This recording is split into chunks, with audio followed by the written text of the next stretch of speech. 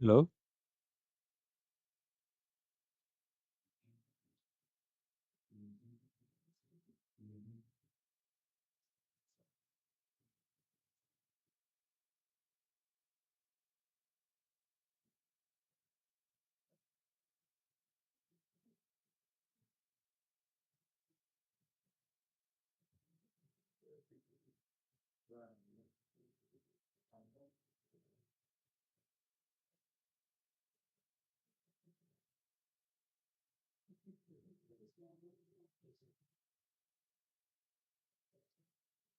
Ladies, gentlemen, please be welcome to today's side event, ACE for the Future, Youth Participation in NDC Development, organized by Jongo within the Action for Climate Empowerment Working Group, or ACE Working Group, with participation of Imperial College London, Bangladesh University of Engineering and Technology, and Plant-Based Treaty Asia, and of course, Jongo members. My name is Alan Hernandez, ACE Working Group member from Jongo, and I will be moderating today's session.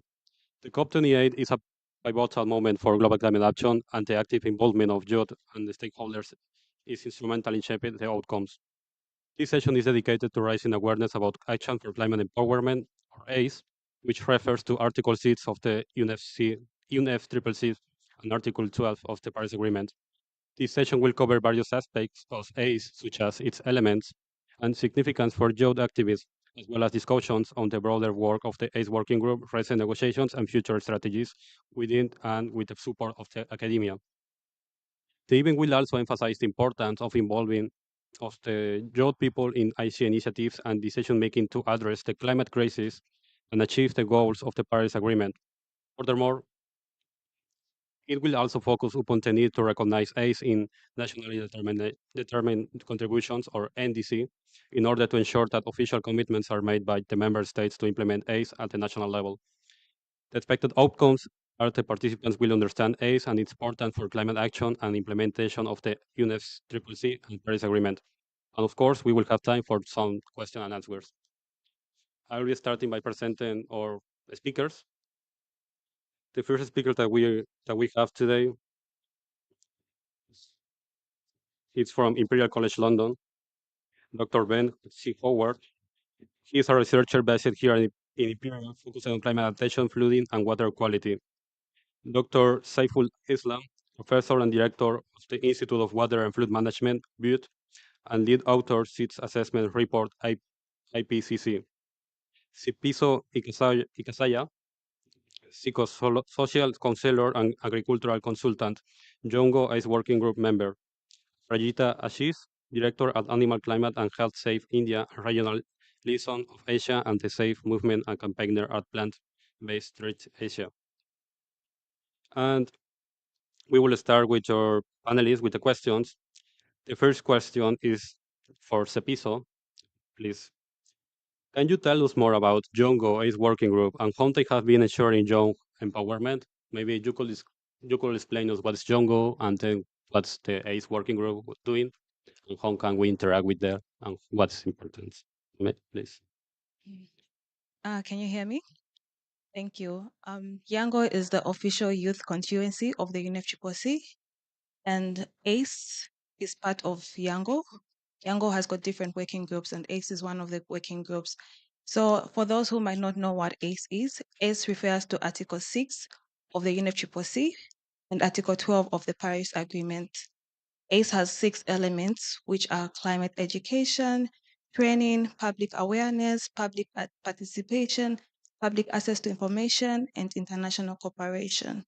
So if, for example, in your community or your country, if you're holding, you're building capacity, you're offering climate education, whether it's on agriculture or sustainable development goals, you're offering training, public participation, you're raising awareness, and also international cooperation. As long as you're doing all 6 elements of ACE, then you are doing ACE. So the ACE working group, this year, how they've tried to include youths is we had an ACE Youth Forum. It's been happening from 2012. First one was in person, then we had an online one, and we also had one this year This year's S Youth Forum focused on the action plan, on how youths can engage with their national focal point and implement the action plan. Because for the next 4 years, from COP27, ACE has no negotiations. So we're building capacity of youths, how they can implement all the 6 elements of ACE in their country, how they can take part in the action plan. Because national focal points play a very big role in the NDCs. So for youth to get involved with the NDCs, need to go through their national focal points first. And so we built the capacity for them to learn the importance of why we need ACE included in the NDCs. And also just to give them a brief description of the roles of their national focal points, because mostly national focal points are just appointed by the UNFCCC and they do not know their roles. So our whole goal is for the youth to help the national focal points, to have a national ACE youth focal point, to help the national focal point, but not to replace, so that we can be able to implement the action plan that's going to happen for the 4 years. Thank you. Right. Thank you very much for your assistance and for your activities at Jongo and for promoting youth activism in this framework. Next, we are going to have the participation of Professor Saiful Islam. Please, you have a presentation. Yes, thank you. Yes, sure.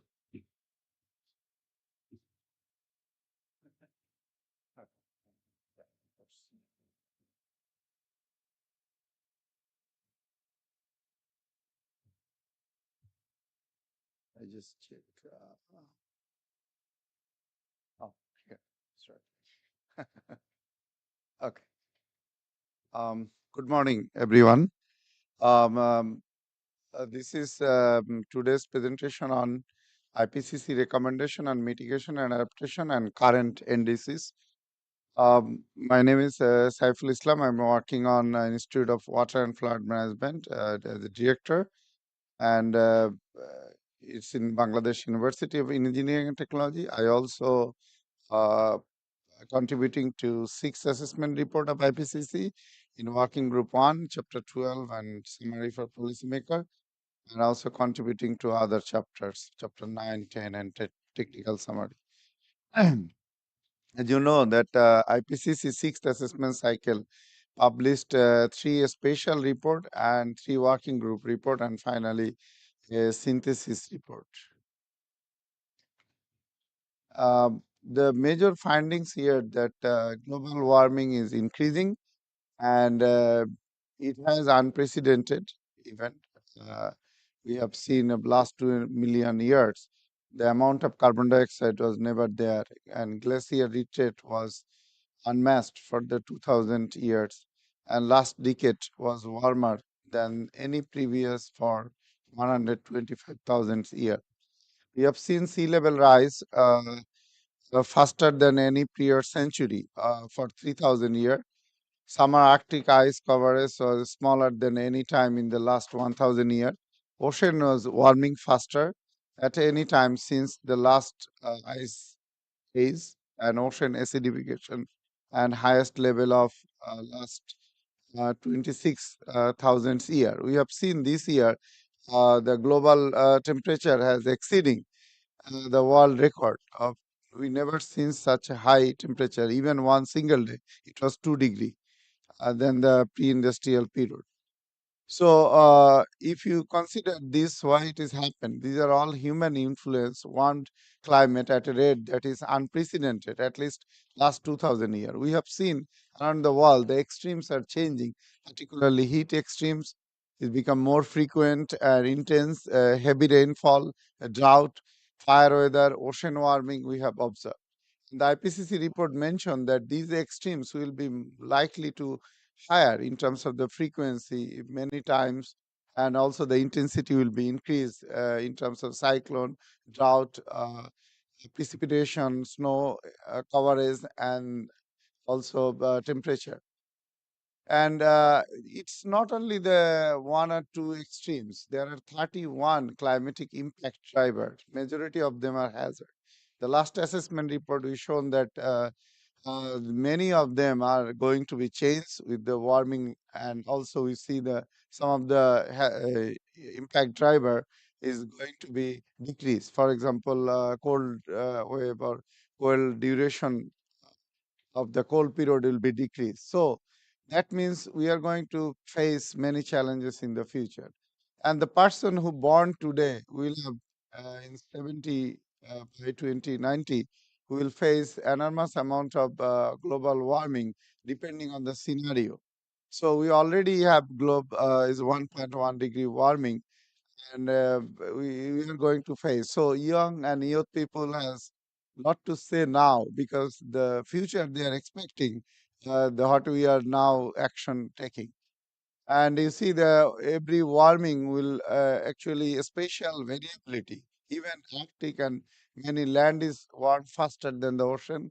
You see that even 1.5 degree warming could have 3 degree warming in other some of the places. Already we see major cities experiences more than 2 degree warming.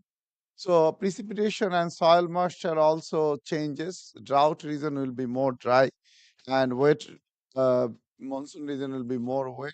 So wet region become wetter, and soil moisture stress will put a lot of stress in the African and precipitation lack regions.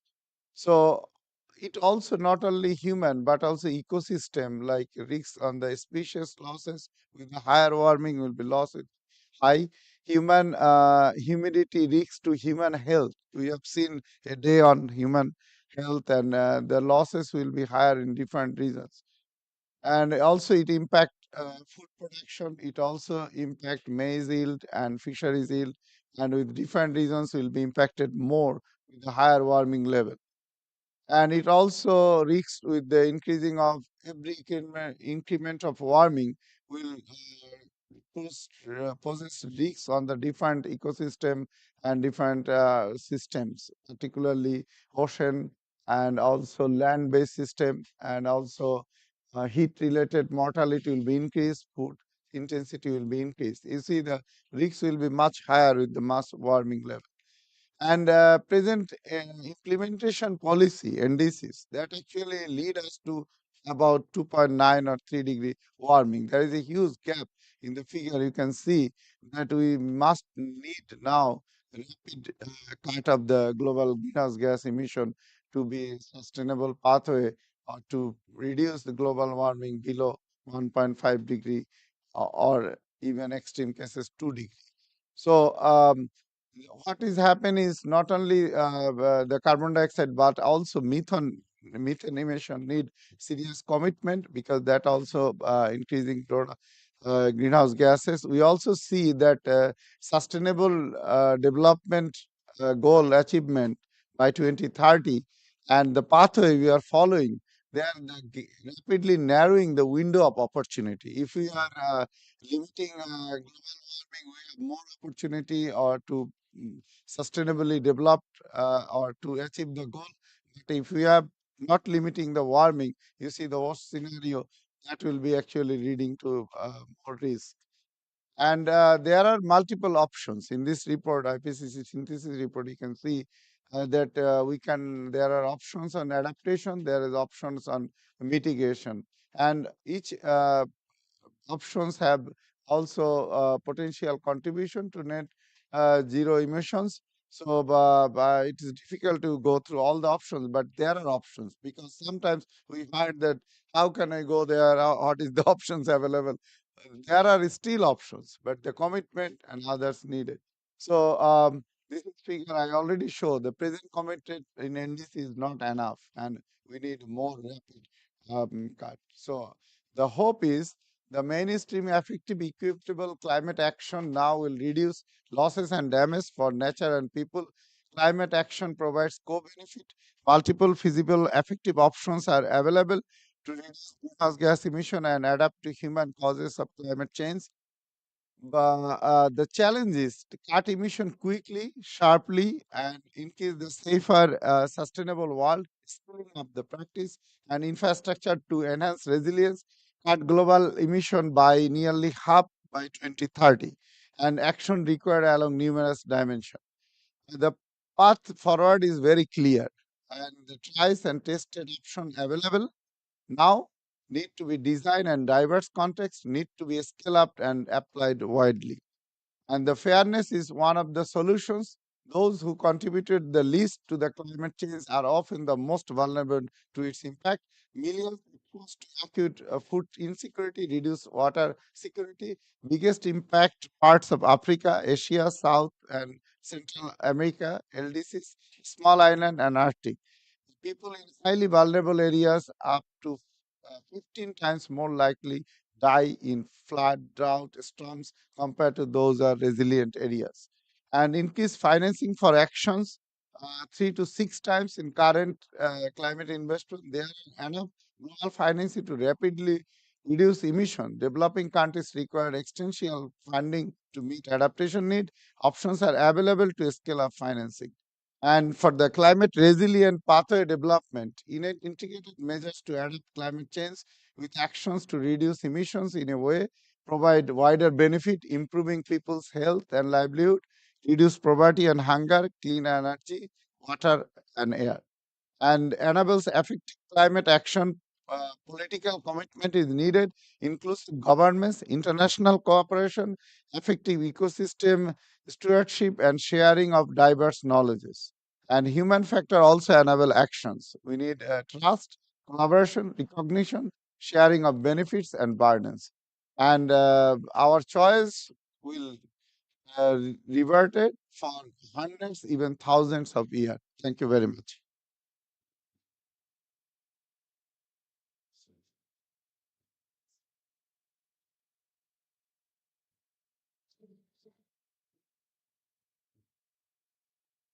Thank you very much, Professor Saiful, for your incomes and your IPCC recommendations for mitigation and adaptation, as well as the current NDC fulfill the Paris Agreement. How the NDC fulfill the Paris Agreement target. Now we are going to pass with Professor Ben, Dr. Ben, from Imperial College London. The question is, how can academia and research institutes play a role for equitable and effective youth participation to fulfill the NDC's objectives, goals? What are your perspectives, your thoughts? Can you share it with us, please? Thanks, Alan, and thanks for Younger for organising the panel. I'm not a professor yet, unfortunately, just doctor. But yeah, I think that youth participation in climate action and in achieving the NDCs is foundational, really, to meet the ambitious targets that we've set on mitigation and adaptation that Professor Islam's nicely outlined for us. And we need to do that in order to avoid the catastrophic impacts of climate change. And I think that empowering young people is one of the really huge opportunities to accelerate climate action and to scale up the action that we're taking on climate now. And there's a few reasons for that. The first is that the world is a young place and the people in the world are young, especially in the global south, where the worst impacts are likely to be experienced, as Professor Islam outlined for us. So, can anybody guess what is the median age in the population of Africa? The median age. Any guesses? One of our panelists like to take a guess? 70%. Good guesses. I think the median age is 18.8.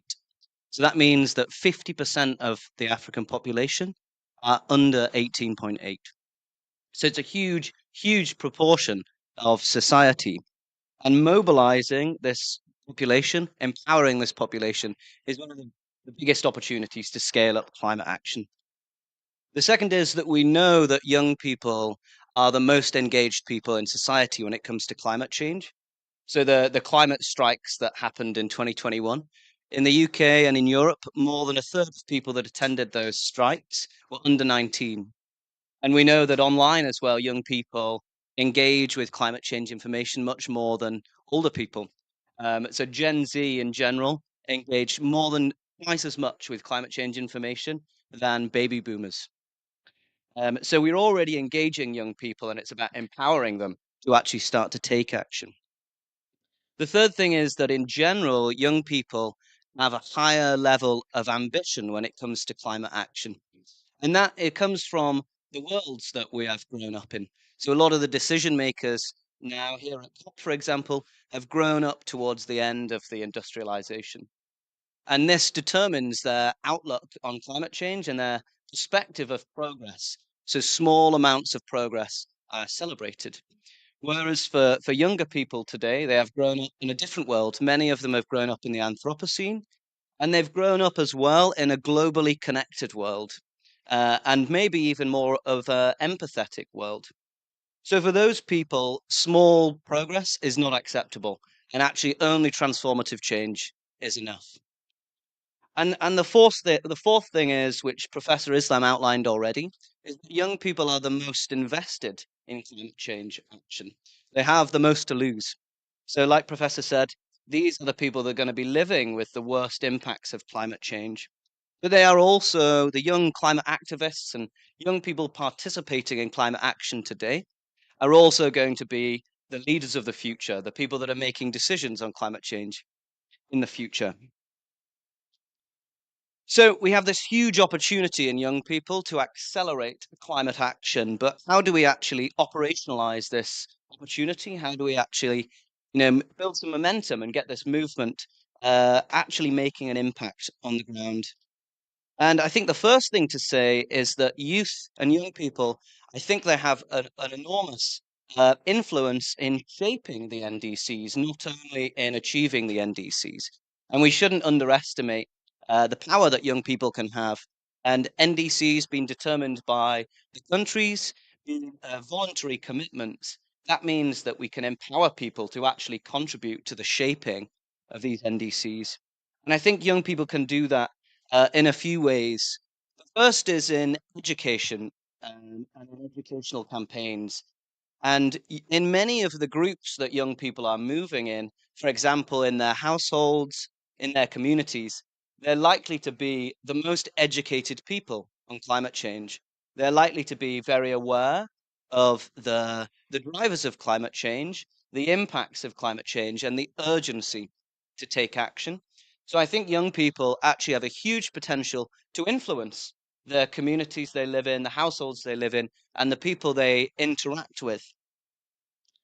And then the other thing is mobilization events, things like protests and strikes.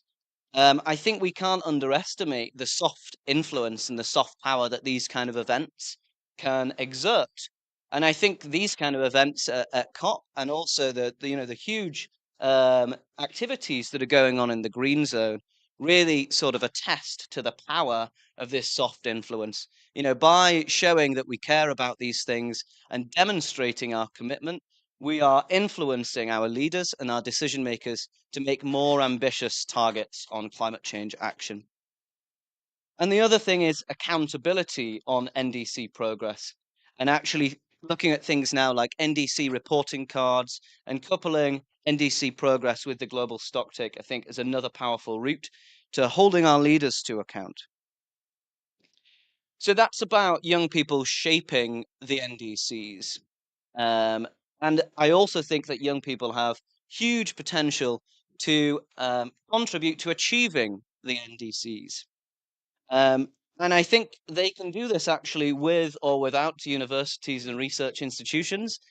But research institutions and universities have a huge potential to catalyze climate action, and one to empower more people, more young people to contribute to climate action, but also to equip those people and make their action more effective so that we can deliver climate action more quickly, more effectively, more equitably, and more sustainably. So I'll talk about some of the ways that I think universities can do this. And some of them are quite obvious, I think. To start with, education. It is what universities do, right? So we can start there. Um, and universities already do this, and I think there's some more things they could do. So universities have a real channel to equip young people with the skills and the knowledge that we need to address climate change. Um, and that is climate change across all sectors. So I think that we need specific courses at university on climate change, on sustainability, on climate action. And actually, we are seeing more and more courses. Anecdotally, from a UK perspective, the number of climate-related courses that are announced every year is really increasing. And this really comes from a supply and demand sort of situation. Green industries are some of the fastest growing industries, and they're expected to grow by 9% over the next 10 years. And universities really recognize this gap in the market to equip people with the skills and knowledge that we need to fill these roles. So we need very specific courses on climate change, but also actually when we think about the SDGs and we think about mitigation measures and adaptation measures, they also, meeting those, achieving those, also requires quite specific skill sets. So, for example, my master's is in environmental forest management. So I worked in the forestry sector briefly. And in the UK, and I'm sure around the world as well, our politicians are making huge commitments to tree planting. And actually now, tree planting targets are part of party manifestos. And there's almost a race to bid more trees, to commit to more tree planting. But the reality is that there's no way that we can deliver that. And there are multiple reasons, but one of them is a massive skills shortage in the forestry industry. We just don't have the people on the ground that are able to design sustainable, environmentally friendly forest management plans that work with communities. We don't have the people that are going to plant the trees. We don't have the people that are going to manage the forests and cut the timber. So there's a huge skills shortage. And I think that universities have some part to play in one, addressing climate specific roles and courses specifically on climate change, but also courses on achieving the SDGs and adaptation and mitigation measures. So there are people that are going to do very specific climate change courses at universities. But as we know, climate change is actually intersectional. It is going to affect all industries. It's basically affecting everything and everybody's lives. So we actually need to embed climate change education and sustainability education within all our courses at university. So it needs to be cross-cutting. We need to allow people that are doing courses in law or in business or in mathematics to take elective modules in climate change. And it needs to be core of all our courses at universities. The other thing is non-degree style education. So we have these people coming through the typical 3 or 4 year degree style courses, but also we have people that need to access climate change education that are not at that stage in their lives, that don't have access to these courses, or that need this knowledge for a different reason.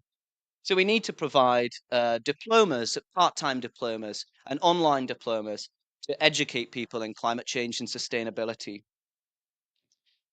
And then also, our courses at university, especially in the UK, are in general geared towards producing researchers. And I think this is obviously a good thing for producing researchers at university, which is the other key role of universities. But actually, we also need to equip people with the skills, experience, and the knowledge to work in other elements of climate change apart from research, whether it is in business or policy or practice. So we need to think about embedding that in the courses that we run at universities. And actually, I think this needs to start from before a university experience.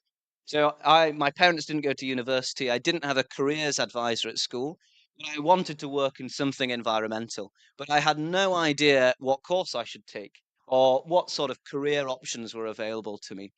So I think we need to embed um, climate careers in careers advice at school, so people know if they want to work in climate change, then these are the options that you have. And I think actually this is especially important in a world of climate anxiety amongst many young people. And opening up these options, these pathways to contribute to climate action, I think offers a way for people to feel empowered. The other thing is research at universities, and that is the other main function of universities, is to produce research to push the bounds of knowledge and understanding. And I think we need to continue to improve our knowledge of climate change and the drivers of climate change, but also the solutions, like Professor Islam suggested. And we need to find ways to actually engage young people in research. Um, And that can start at the undergraduate level, creating more opportunities for undergraduates to contribute to research programs, to contribute to primary research. The other thing that universities can do is innovation and entrepreneurship. We need to create environments and ecosystems at universities that really push and facilitate, encourage young people to think about, green industry, green business ways, and industry solutions, innovative solutions that can help us address climate change and help us deal with the impacts of climate change. And creating an ecosystem like that, universities are a great place for this to happen. Many of these innovations are happening in the university, and actually creating things like hackathons, competitions, project competitions, networking spaces, lab space, accelerator programs. This needs to be a key role of universities to accelerate and to scale up the innovations that happen there. The final thing I'll talk about is opening channels for youth to directly contribute to decision making and to policy forums. And we have a lot of young people wanting to work in climate change, but the question is who is listening? And I think that universities can be a place where we not only teach young people to talk about climate change, but we actually listen to them and we bring them to the center of decision making. And I think we can do that by having things like youth advisory boards at universities and creating panels and discussions for young people to contribute to, and having channels for young people to contribute directly to policies at universities. So these are some of the ways that I think universities can contribute to accelerating climate change impact, especially for young people. And like I said, we need to move beyond not only empowering young people to start talking about climate change, but actually starting to listen to them. And after all, they are the people that are going to be most affected. Thank you. Dr. Ben. We really appreciate your talks, your inputs, and we are glad to have you here for with this shared vision and how young people can interact with the world and the next decisions in the world. Now we are going to pass with Aprajita. So, can you give us an example how young people have worked in the climate action to ensure a successful implementation and how they can play their roles in order to achieve climate goals? Thank you, Ellen. So yes, so we are working on ground with a lot of youths around the globe with a campaign called Plant-Based Treaty, and we have been successfully transforming a lot of universities also and addressing them to change their food system and the canteens and what you said, Dr. Ben, that yes, it is intersectional because when we talk about justice, it should be justice for all, whether we are talking about food justice or climate justice, or also when we talk about forest, people living in forest, about animals and indigenous people, is justice for them as well. And yes, so we have this global campaign called the Plant-Based Treaty, in which we are addressing food system. We are keeping food system at the forefront to combat climate crisis, and especially holding animal agriculture accountable for the climate crisis, and especially when it comes to methane emission, as we know that it's around 36%, which it varies from reports to reports, but it's a major contributor to the greenhouse gases. So, in the plant-based treaty, we have demands like relinquish, redirect, and restore. When we say relinquish, it's no land use change.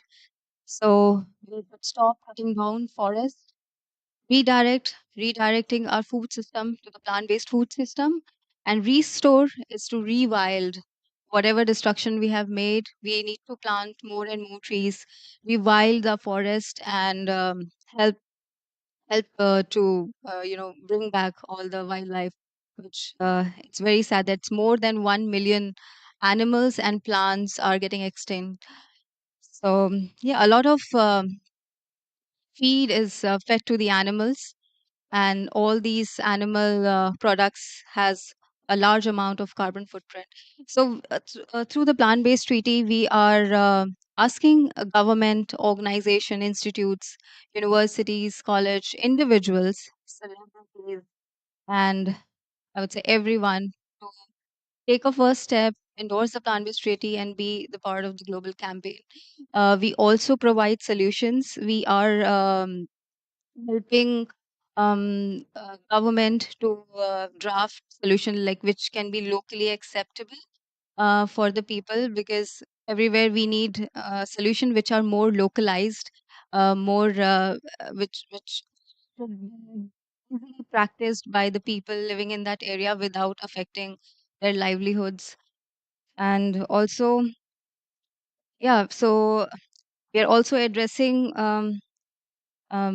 education, why we say we have a plan-based treaty internship program, which we have collaborated with one of the campaigns of Youth for UNICEF, which is Youth for Water Plus. And with them, we are educating hundreds of students of universities, and also sometimes we get people of coming from different backgrounds as well for this, which are like teachers, teachers and professors. They also join this program, and recently we got people from the bureaucrats, and also uh, one of the judge of one of the state judge has also joined this our program. So in this program we have experts, like scientists, and also from different backgrounds, um, animal rights activists to people educating about diversity, equity, inclusion in any movement, whether we are building it for food system, food justice, or climate justice, or animal justice. So it is also very important to educate youth that how to build movement and how to take it forward and how to be really effective. So we have experts all in this program. We are doing that. And when we talk about food security, we are also trying to talk to government at the local level and trying to change the menu in their cities, where like which is publicly run, and we are trying to introduce more plant-based food products into it. So yeah, banning live export, honest labeling, and also subsidizing plant-based food system at the local level. So yeah, I mean, we have just started 2 years ago, and this plant-based treaty has been endorsed by a lot of member of parliaments in India, in UK, and people are taking it seriously because we are seeing changes. And so far we have got so many new people coming up and joining us who had no idea about what's like how all these greenhouse gases are causing carbon, like so much of warming of climate. So this is something really educating people a lot. And now through this internship program, it's like more we are asking people to do more action than more talking. So it's 20% theory and 80% groundwork. So that is also something which is really good going so far. And yeah, this is all we're doing. Thank you. Thank you very much, Prajita, for your talks and for your inputs. We are not going to pass to the question and answer sessions. In the case that the audience have some questions to ask to our panelists, please be welcome to do it. Any question you would like to add? All right. In that sense, I would like to actually ask a question for you all. I would like to have your talks for 2 minutes, 3 minutes, each of you.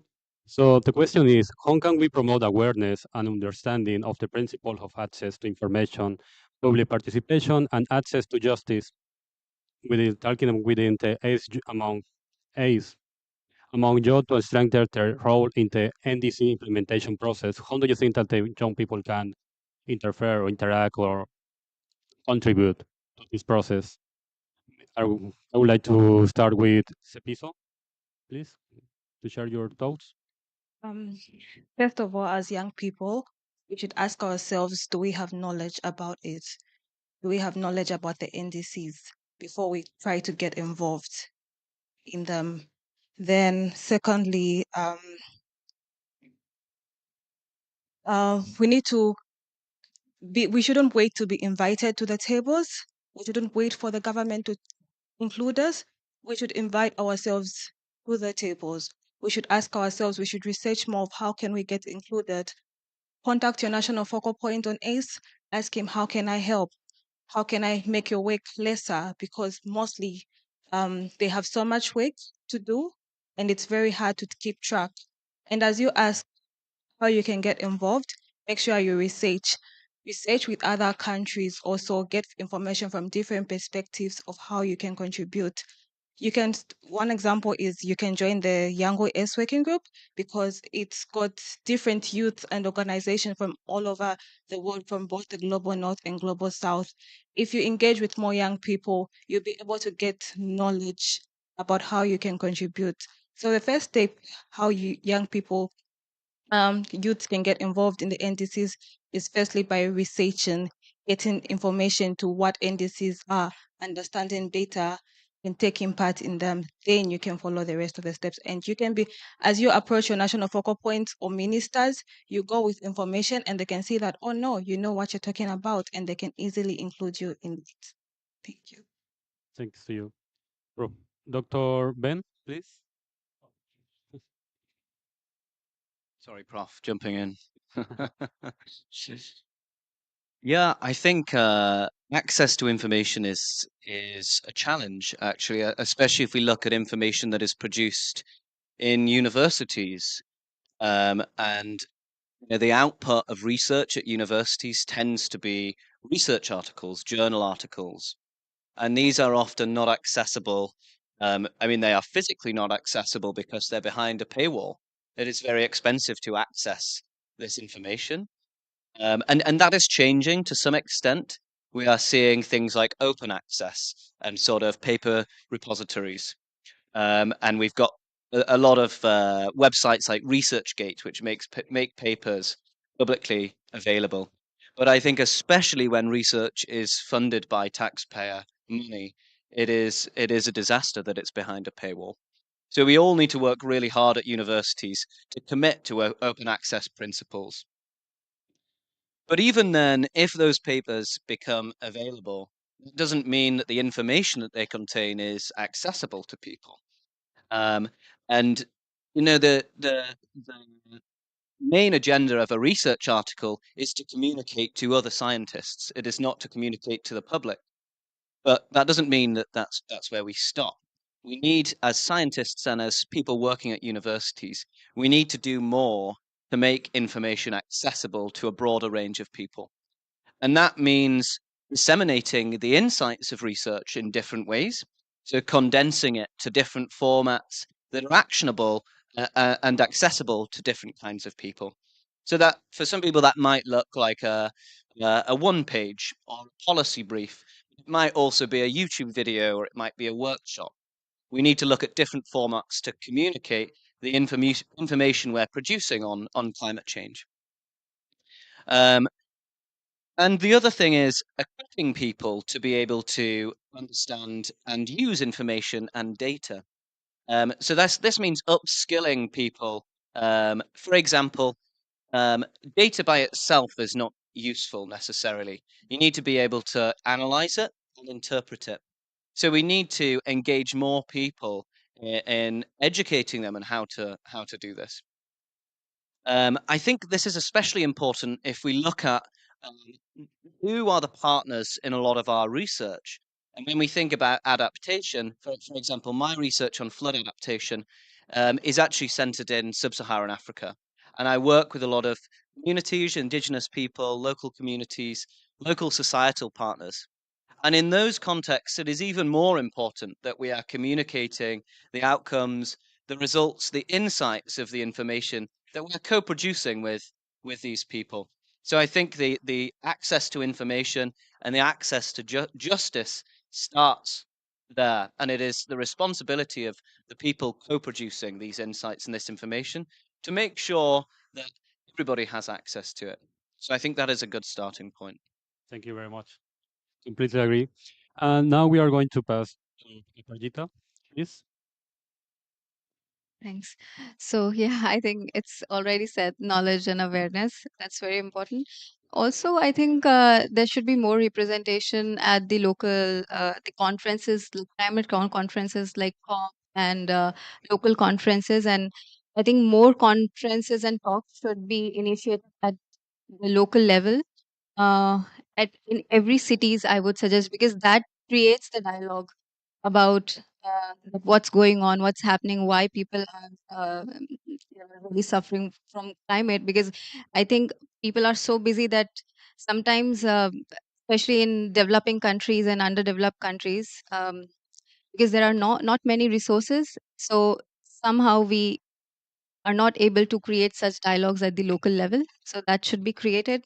And also, we need to also open a space to have an interaction, direct interaction with the politicians, because I feel it's really hard to communicate with the people who are representing us at the global platforms, and we had to come to COP to get one-on-one, you know, talk with them. But if we are in our country, it's really difficult. So, so yeah, I think that is that should not be should not feel hesitant while talking and to their politician and holding them accountable, that hey, why this is going this way, and asking them more questions about it. So yeah. Thank you very much. Now we are going to go with Professor Saiful, please.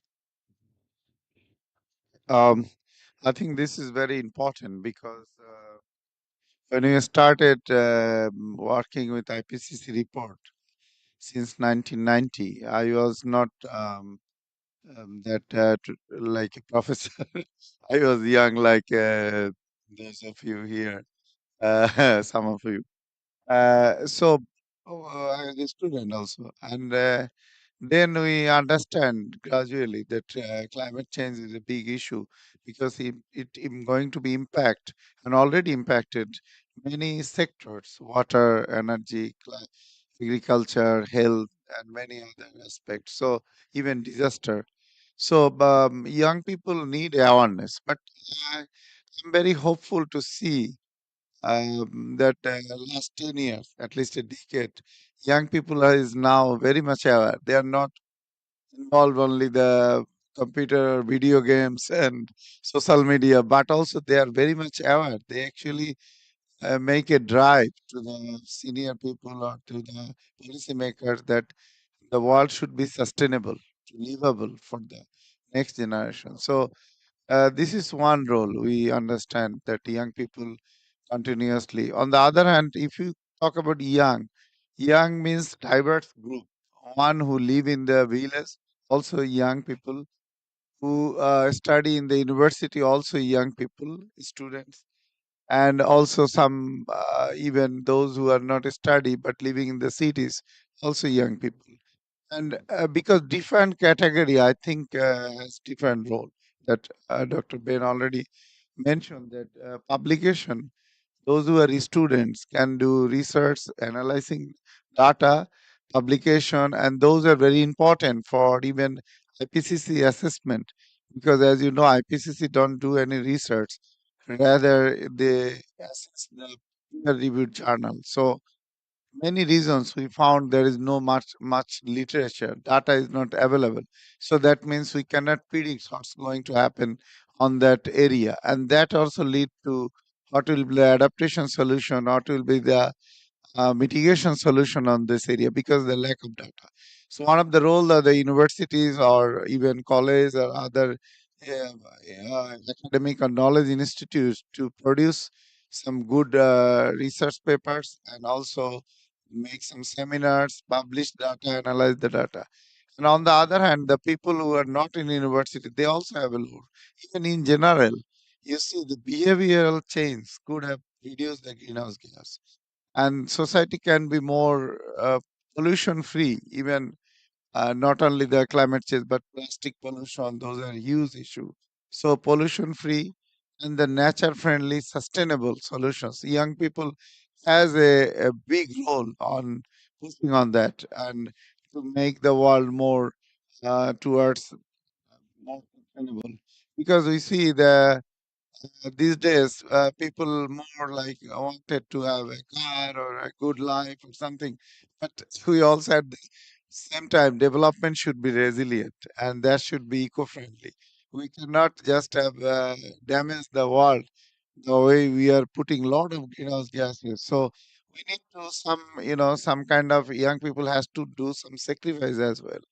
And the young people also let the senior people or the older generation that young action today will make us next even 100 or 1,000 years will suffer from that, will have consequences. So please be rational and make it more, I think, friendly for the next generation and livable for the next generation.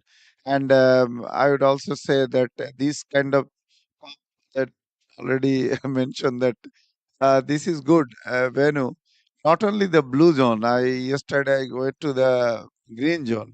I found a lot of things with young people can learn, and from there, at the very childhood, they knows that these are making the environment worse or that can impact the environment. So this kind of events could have happen in many reasons, not only the COP, so that young generation can be influenced and understand what is the issues.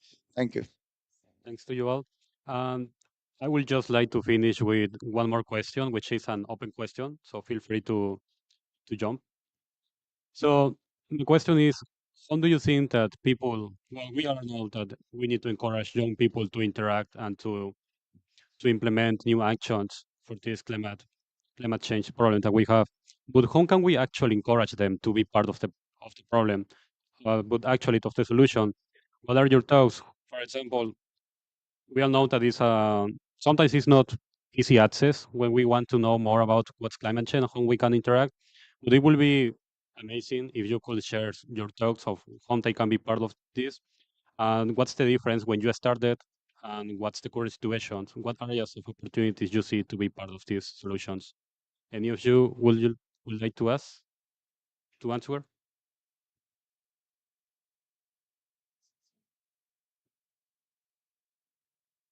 Well, I think first of all there are the personal choices that we all make. And we've heard about the plant-based treaty, and we need to emphasize to people that these choices made by enough people can really make a real difference.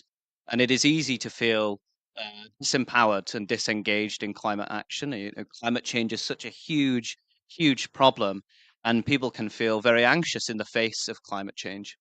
But I think a way to address that anxiety is to make people feel empowered and help them know that the choices they make really do make a difference. And ultimately, it's not just the single choice itself and the impact of a single choice. For example, going to a plant-based diet. It is the influence that that choice has on your peers and on your communities. And actually, this is the only way that we can scale this up and create a movement that moves the whole global society towards making more sustainable choices. But that starts with individuals. So I think that is a starting point. And then the other thing is something that I already mentioned is to offer people channels, routes, pathways of how they can work in climate change, work in sustainability, or how they can bring elements of climate change and sustainability into whatever work they are doing. And that's not always so obvious, I think, for young people or for older people. It's not always very obvious how you can get into a career like that. So I think we need to make sure that people understand the ways that they can spend their work and their working lives contributing to climate change. That is 80,000 hours that we spend in our working lives, and there's a lot of good that can be done in 80,000 hours if only people knew how to do it. Sure. Anyone else would like to add something? All right.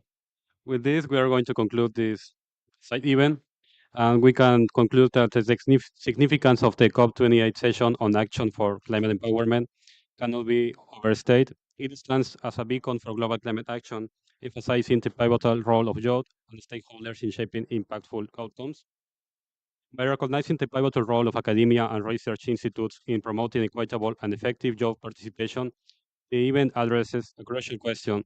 It underscores the need for these institutions to serve as catalysts, providing platforms for youth involvement and amplifying their voices to fulfill the objectives of the NDCs.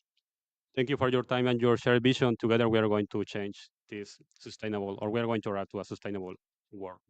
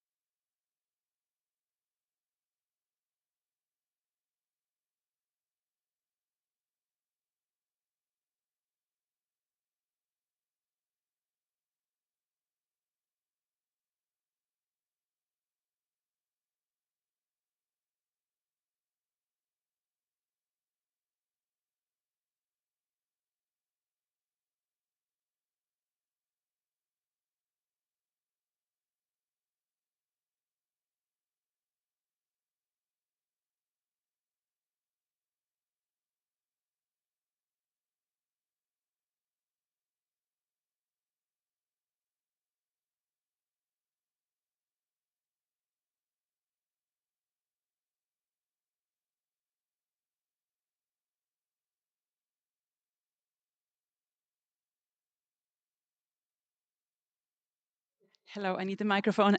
Welcome to the SDG Pavilion. This is where we talk about the Sustainable Development Goals. And we're here specifically to talk about Act Now, which is the UN campaign for individual action and what individuals can do to drive change. And I'm here with three amazing young change makers. And it's also Youth Day here at COP, so a very busy day for you all. So thank you so much for making the time. Let's start with you, Melati Wijzen. You call yourself a full-time change maker and movement builder. And at the age of 12, you founded Bye Bye Plastic Bags. Now you have a new enterprise going called Youthtopia. Tell us how you are driving change, how you are getting youth involved and really making a difference in the world. Yeah, well, first of all, I'm really happy to be here and to sit alongside such incredible change makers. So thank you for having me. My journey started 10 years ago. And when I look back at 12-year-old Malati, I had no idea what the word change maker meant or what an activist looked like. It was just doing the right thing. And I think that COP is also such a space where we see individuals, especially here at Youth Day, so many young people who are leading by example because it's the right thing to do. And that's where individual action kind of stems from, this knowledge and this feeling of wanting to do everything in our power to take action. So when I started at 12 years old, the simple idea of change was to make our island home of Bali plastic bag free. And it was a lot more complicated than we had envisioned. A lot more was in it took a lot more, and it involved a lot of lessons learned by doing, of how to build a team, how to create a campaign, how to speak to politicians. But finally, in 2019, thanks to the effort of so many like-minded organizations, Bali implemented a ban on single-use plastic bags, straws, and styrofoam. And today, my work is revolving more around Youthtopia, so focusing on youth empowerment through peer-to-peer education. And that's really because I believe that we all have the ability to create change, but some of us might not know where and how to start. And that's really what my focus in the change space is all about, how we can learn from the 10 years of change making from my personal story, but also from so many of us to share that so we can accelerate the change we want to see. Amazing. And empowering youth and getting others on board to drive that change is also what you're doing, Lalitya Acharya. Thank you so much for being here. You are the founder of NERID organization to tackle the water crisis. Tell us more about that. Yeah, absolutely. Thank you so much for having me again. It's wonderful to be here. My work specifically focuses on UN SDG number 6. That goal is talking about water. And the water crisis is something that affects nearly every single part of the earth, both developing as well as developed countries. And it is a problem that is going to only be continued to be exacerbated the more and more the climate crisis continues to grow. Specifically, I was inspired by a family trip to India, which is where I'm from ethnically and where I was born. And there, really, access to water is extremely limited. My family and I would boil the water, filter the water, do everything that we possibly could. And still, we would always get sick from drinking contaminated water. I have a background in science, specifically artificial intelligence, and I wondered how could I integrate the water crisis and AI together to develop some kind of tool to help mitigate the crisis. And what I learned was that active detection systems are critical. So we need to be able to identify contamination in water distribution systems before it spreads. Right now, the biggest indicator that something is wrong with water is when people start to get sick, and bad public health is not the indicator that we need to have. So I developed a device that's able to use artificial intelligence to detect microbial contamination in water distribution systems. I'm working on implementing it in my hometown in the United States, as well as in India and in Nepal. And based on that, I also continue to focus on education, STEM, and water education to help make people more aware about the crisis and also to empower other youth activists to think creatively, to incorporate science in their work from a young age. And lastly, our organization also uses legislative initiatives to help codify access to clean water as the human right and necessity that it is. That's a great segue also over to Alessandra. I mean, not the education, technology, that's what very much what you do through the A World mobile app. Tell us more. Yeah, absolutely. So, just like Lalita and Melati, we built A World because it comes from our personal experience. We actually come from the fashion industry, and after seeing one of the factories that was manufacturing fast fashion, we saw the impact that this industry had on people and planet, and we said, okay, we need to try to empower people to take individual action. strong believers into the individual action. We wanted to build a digital platform that can help you take single actions and show you the impact behind these actions, which is extremely important. We wanted to build something positive, something that guides you on a day-to-day, something that sits in your pocket, and use a digital experience that can impact millions of people from all over the world. We believe that live sustainably means exactly three things: understanding and tracking your carbon footprint, but then growing your knowledge, and then taking action to reduce your carbon footprint is key. And this is all under the SDG umbrella, and now it supports, we know that it supports the Act Now campaign, the campaign for our common future. We use different levers to engage with people and citizens from all over the world. We know that people want to be part of a community of like-minded people, but they also want to see others taking action too. It's extremely important. We kind of mirror behaviors when we just because we're human beings. I want to track my progress and see that I'm doing better, so that makes me feel better as an individual.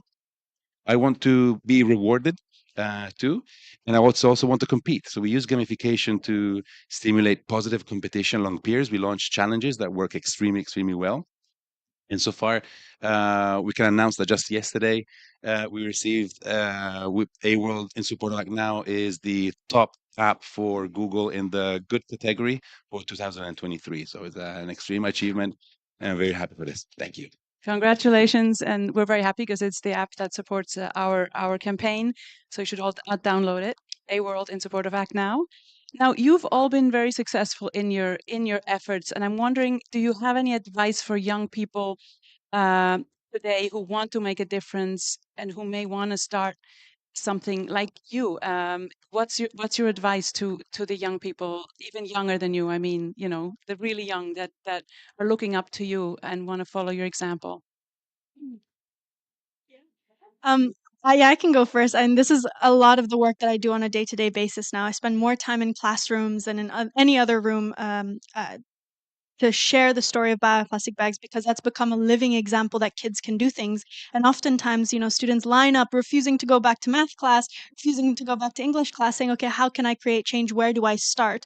And I think my biggest advice as well is always that when we look at something like climate crisis, it can feel so overwhelming. You have no idea where to start. And I think task number one is just to focus in on what is around you. And I try and implement the 1 meter bubble concept. So imagine if we can break it down and say that you are responsible for 1 meter around you, 1 meter in front, 1 meter to the left, 1 meter to the right. And your responsibility is to make sure that everything that comes into that 1 meter bubble, whether you go to school, whether you're at home, whether you're in your community, that everything in that 1 meter feels safe, is aligned with your values, and is living to the concept of sustainability. Imagine if we all embraced and implemented the 1 meter bubble concept. And I think that's part of the breaking it down. We have to make sure that being part of the solution feels tangible. The last thing we want to feed more of is the climate anxiety that so many of us in our generation already feel. So, yes, it's important to acknowledge that we want to take action, but the first step is also always looking internally, seeing how you individually in your spaces around the world can take care of that 1 meter bubble.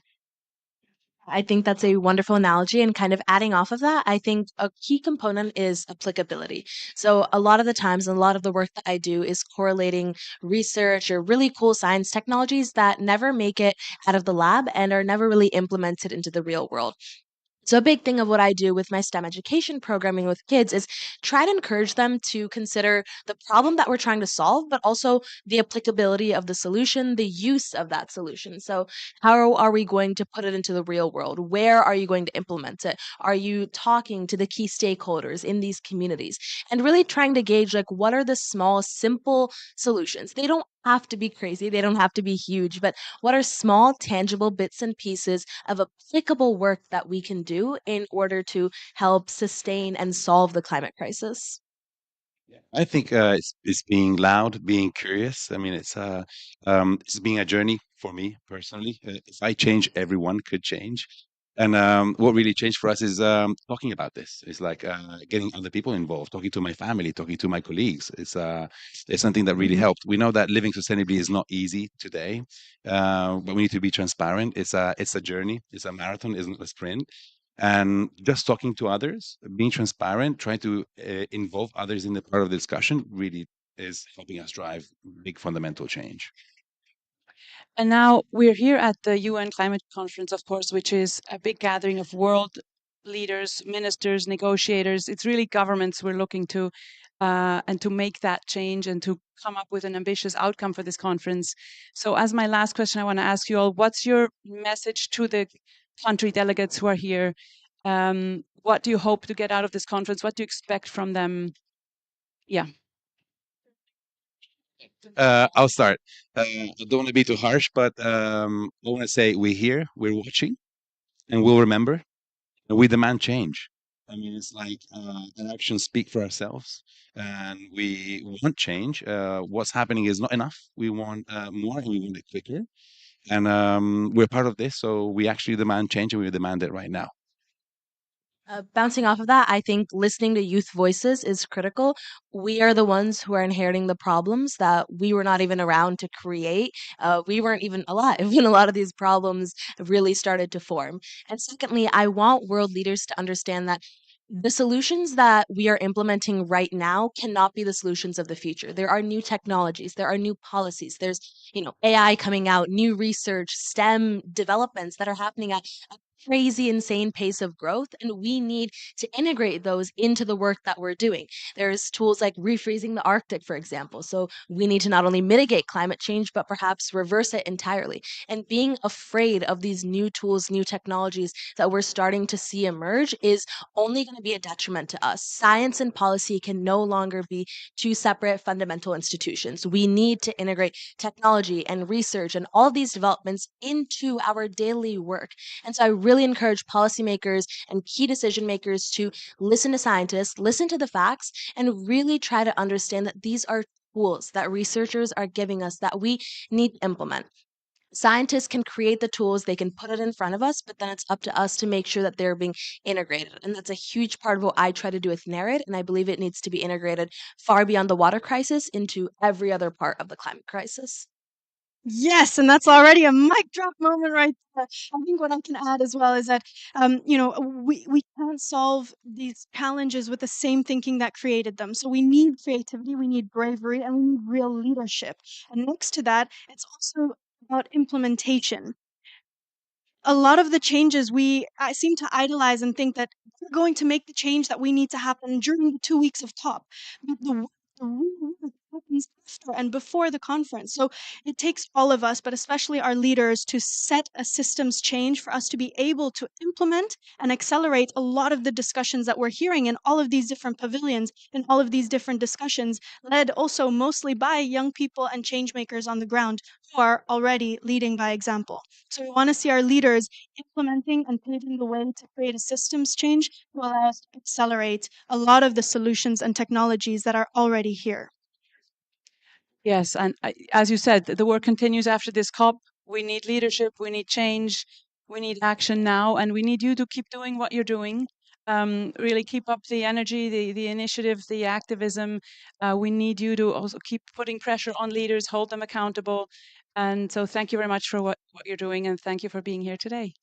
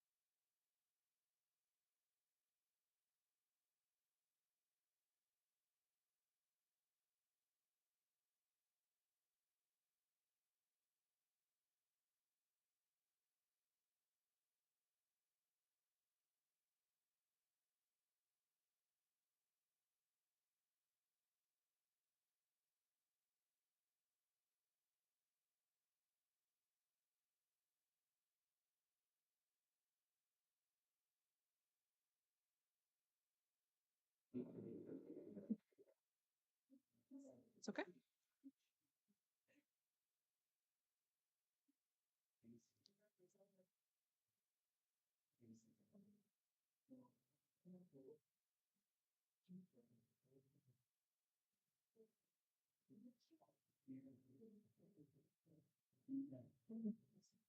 Ladies and gentlemen, esteemed delegates, and dedicated advocates for our planet's future, good morning and warm welcome to each and everyone who is gathered here and joining us online at the COP28 side event on climate and canopy, amplifying action for SDG 13 on climate change and 15, life on land, through primary forest conservation. My name is Annette Berzinha Rodrigo, and I'm from IUCN, International Union for Conservation of Nature. I'm project manager at the Center for Conservation Action. And it's my profound honor to welcome you today and to facilitate this critical conversation on the future of our primary forests, the lungs of the planet.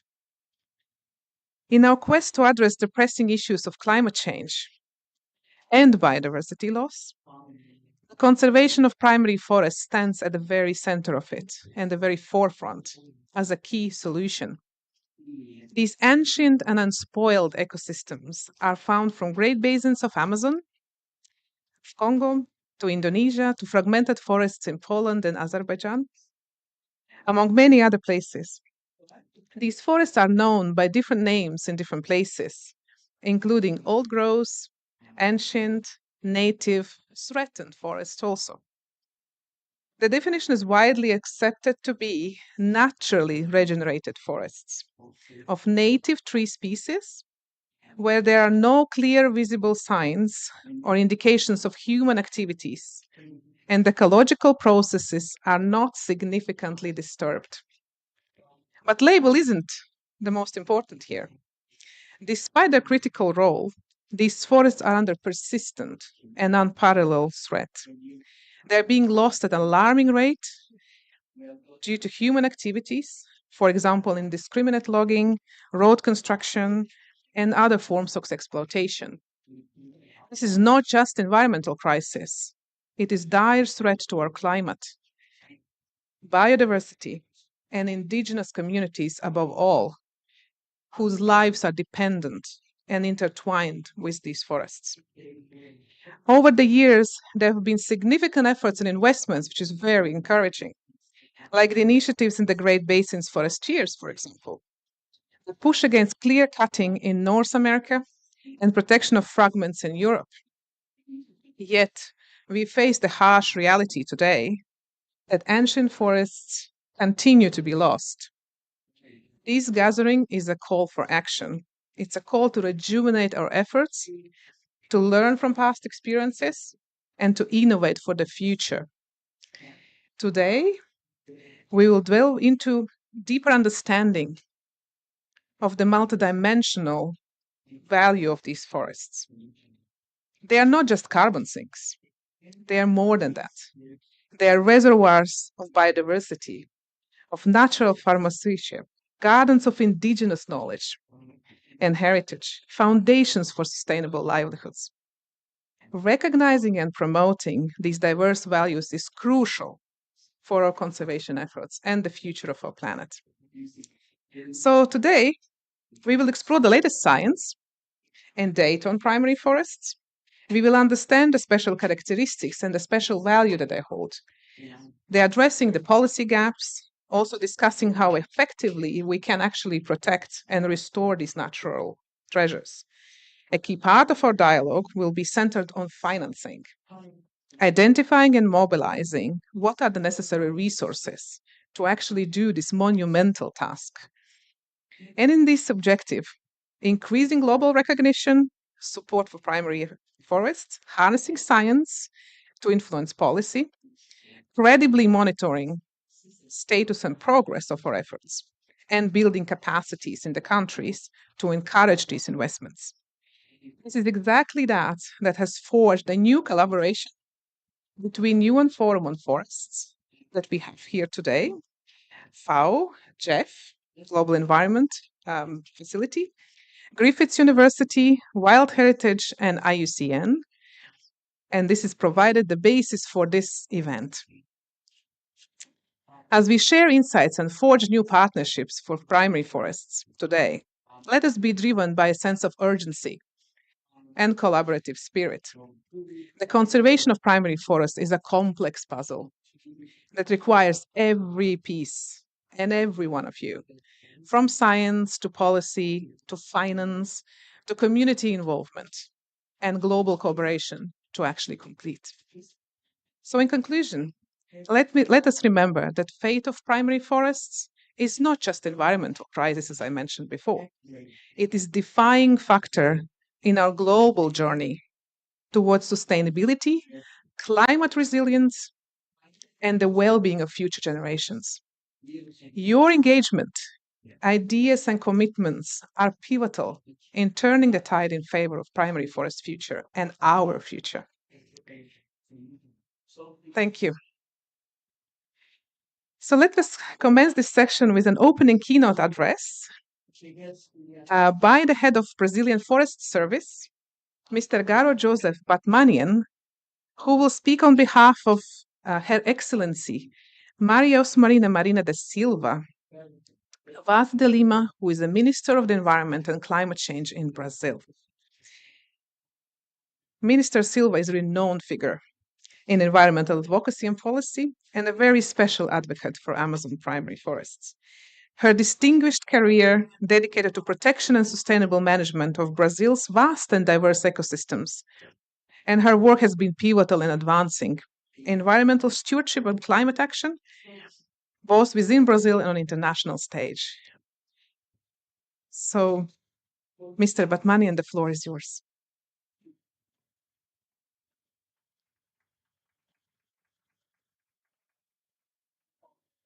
Thank you. Yes, I don't look like Marina, Minister Marina. I don't speak like Minister Marina, and I'm not nearly as good as she is or inspirational as she is, but that's all you have.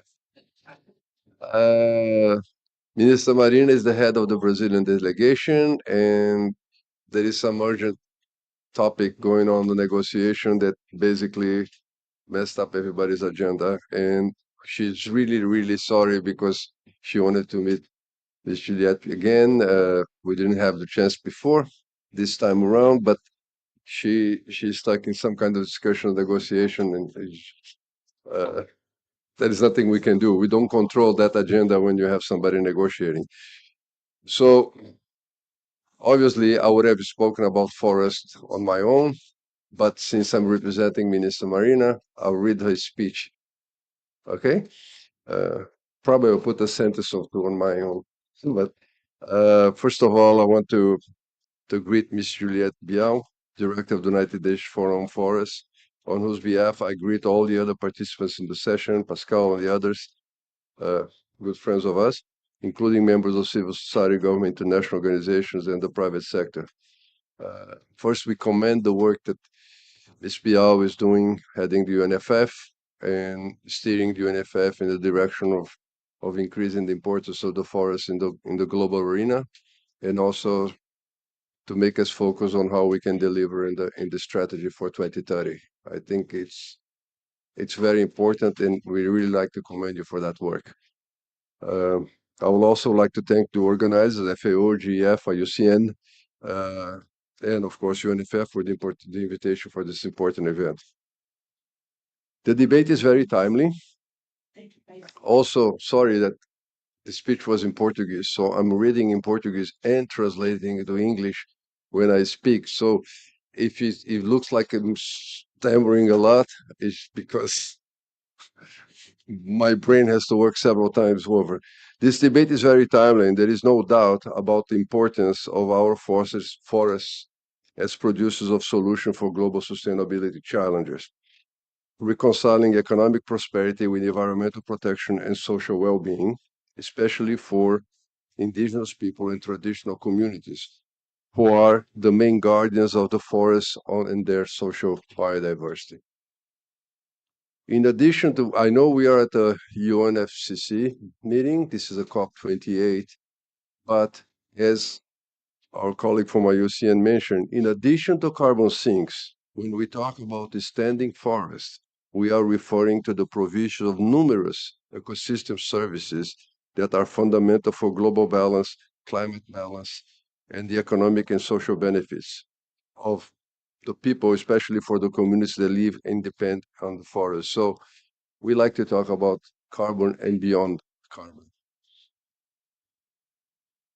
The event today is about SDG 13 and SDG 15. But to connect the objectives of SDG 13 and SDG 15, we have to work cross-cutting. What we seek is to transform what we seek, and I think all of us have to seek, is to transform the development model with climate being an umbrella. But it's an umbrella for the sectorial environmental actions. The forest is essential for this task, and I'm adding that I've seen all the SDGs, and forests are mentioned in 8, 10 SDGs directly. So the forest is essential for this task as it connects several elements, and such as the SDG 6 for protecting ecosystem related to drinking water. Those that have seen SDG 6.6, it says conserve and restore ecosystems, especially mountains, forests, and wetlands. So it is, we shouldn't be corner ourselves in SDG 13 and SDG 15. Forests are important for many of the SDGs as a basis of it. And I think we have to make that more clear to people because it increases the importance and the value of SDG, of forests.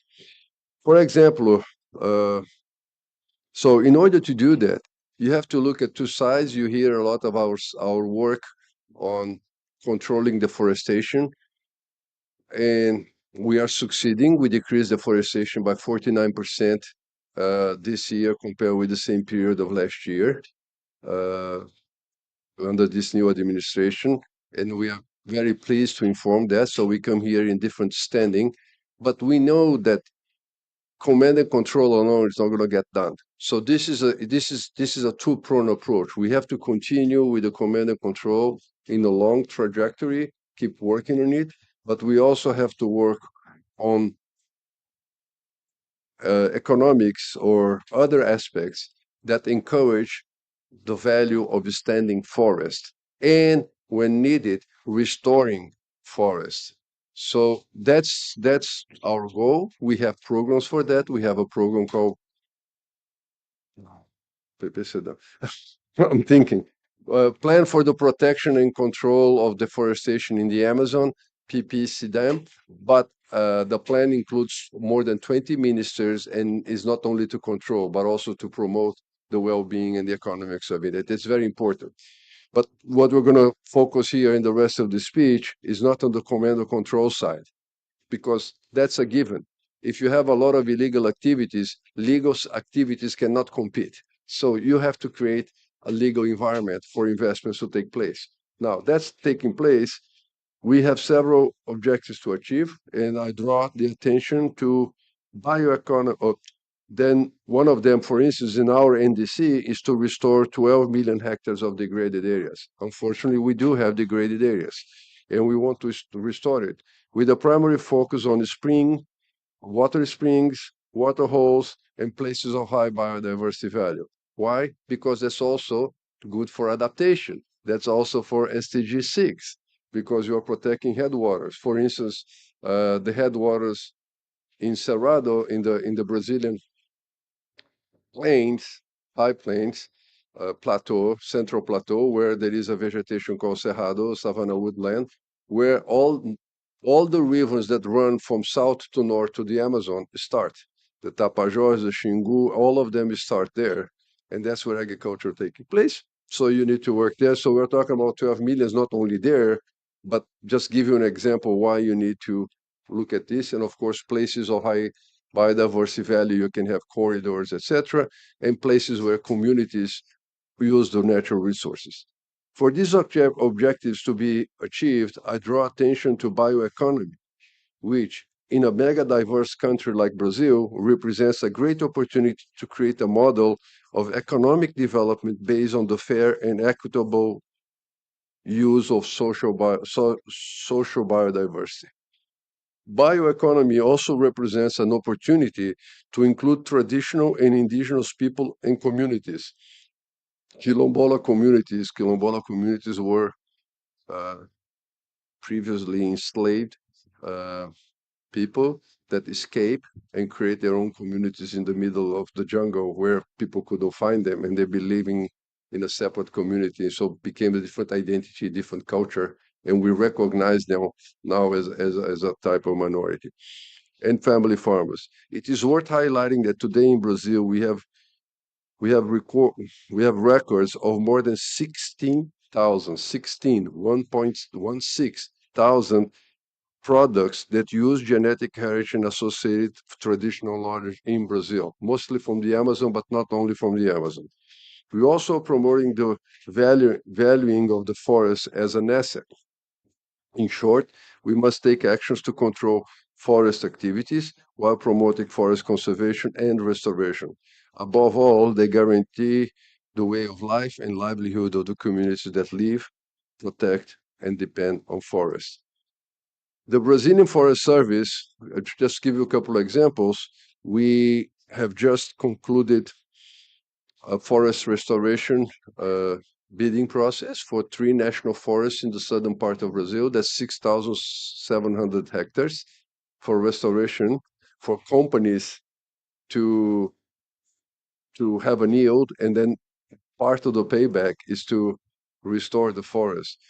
I'm pleased to say that we received the bids are between 13 and 69% above the minimum price that we established. So it is attractive. That's for restoration. So we're starting now the restoration part of it. Now, the Brazilian Forest Service, that's where I work, has already granted 1.4 million hectares in 8 national forests in the Amazon. That's for timber extraction. And when timber forest management, and when we talk forest management in Brazil, is not deforestation. It's 4 trees per hectare every 30 years. You harvest 4 trees this year 31st, you go back and harvest 4 more trees. So it doesn't show in the map as the deforestation is not deforestation, is valuing the economic asset of the trees. So we have 1.4 million hectares in 8 national forests. We have 22 concessionaires. And these are projects that conserve the forest while generating income and formal jobs in cities with a lower human development index. Finally, we have an enormous common responsibility to prevent the environmental imbalance in our regions from reaching a point of no return. And in the Amazon, that's very specifically the case that if we clear more into forests, the ecosystem will be in a point of no return. So making a national and international efforts to combat climate change and biodiversity loss imperative, balancing the activities to curb illegal actions, but also finding ways of economic activities and other types of remuneration for payment for environment services, etc., to value standing forests and making standing forests something that people want to keep. Thank you very much.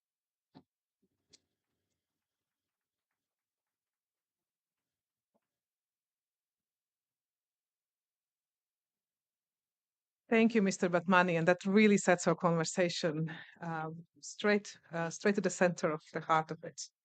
And yeah, the minister's experience and leadership are invaluable guidance to all of us on primary conservation, primary forest conservation. So thank you very much. Now let us continue with an address from Giulietta Biao, director of the United Nations Forum on Forests. So Giulietta is a director, and she really has an impressive career spanning over 32 years, and she has managed intricate projects in different parts of the world, across Africa, Latin America, Canada, focusing on environment, livelihoods that we spoke about today already, and gender equality. as a groundbreaking figure, really. She has been the West Africa's first female forester, pioneering participatory project management. She held pivotal positions, including director and regional representative for Africa in UNEP, roles also at IUCN, and government appointments such as Benin's Minister for Environment. And her remarkable journey, really, marked by a PhD in public policy and administration and esteemed awards, continues to shape global conservation efforts. So we're really honored to have you, Julieta, here. The floor is yours.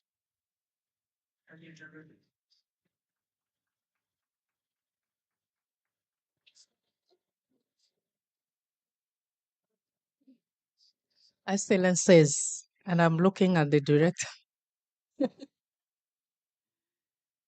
Distinguished delegates, Executive Director of ITTO dear sister, esteemed colleague from the CPF, the Collaborative Partnership on Forest, ladies and gentlemen, I'm pleased to extend to all of you a warm welcome to this event entitled Amplifying Action for SDG 13 and 15 through primary forest conservation. The purpose of this event is not only to remind the distinguished delegate of the importance of forests, but it's more importantly to remind the distinguished delegates and partners of the importance of forests as a climate action. We all are aware that we must accelerate our efforts to conserve primary forests and their landscape. These forests are the guardians of our planet's health and play a critical role in mitigating and adapting to climate change, harboring biodiversity, sustaining the hydrological cycle, and providing a myriad of benefit to local communities. Primary forests are carbon rich. Tropical primary forests alone are estimated to store over 141 billion tons of carbon. Without the irrepressible contribution of primary forests and intact forests to sustainable development, any of the sustainable development goals and global forest goals may not be achievable. Despite their critical contribution to addressing the global challenges, there is still insufficient recognition and understanding on the importance to conserve primary forests globally. This lack of understanding and integration of the values and benefit of primary forests in forest financing strategies, national budgets, and global policy agendas has led to the inadequate prioritization, contribution to ongoing deforestation, and loss of vital ecosystems.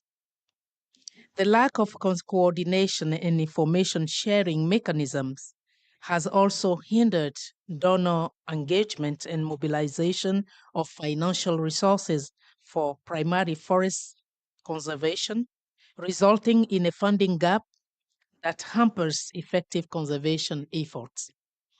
At the same time, there is a momentum being built to address these critical challenges facing the conservation of primary forest. In March 2023, the UN Secretary General presented an all hands on desk climate action acceleration agenda to supercharge efforts to cut emissions and mobilize support to keep the goal of 1.5 degree alive. In October 2023, leaders, experts, and scientists from the Amazon, Congo, and Southeast Asian forest basin countries met at the second summit of the three basins and emphasized the need for cooperation and knowledge sharing across these regions to protect these tropical forests. In August 2023, leaders from 8 Amazonian nations sent a strong signal to step up the efforts by agreeing to create an alliance to protect the world's largest rainforest. To achieve the SDGs, the global forest goals, and the objective of the Paris Agreement, we must enhance our support to implementation, particularly to meet the capacity and financial needs of developing countries. In this context, I'm pleased to share that the UN Forum on Forest Secretariat is joining forces with our partners from the International Union for Conservation of Nature, IUCN, the Global Environment Facility, GEF, and the Food and Agriculture Organization of the UN FAO, along with Wild Heritage and Griffin University. As countries began to prepare the next cycle of their national climate plans and nationally determined contributions, this collaboration aims to facilitate and stimulate financing for primary forest conservation by establishing robust donor-recipient dialogue and coordination mechanism and providing information on financing opportunities. Through capacity development and information sharing, the collaboration will raise the visibility of primary forests among stakeholders, policymakers, and the public, transforming their perception and ensuring inclusion in forest financing strategies, conservation initiatives, and the global policy agenda. Dear colleagues, the forthcoming 90th session of the United Nations Forum on Forests will be held from 6 to 10 of May 2024 at the UN headquarters in New York.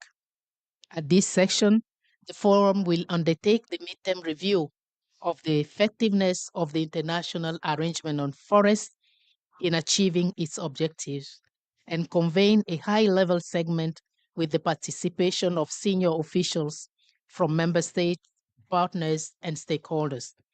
During the UNFF high-level segment, the forum will identify priorities and call for action to address critical challenges, including the conservation of primary forests, and it is expected to adopt a declaration. In this regard, discussions at today's event and our ongoing collaboration will provide a relevant input to the UNFF 19 discussion. I look forward to a lively exchange during the course of our discussion today. I thank you for your attention.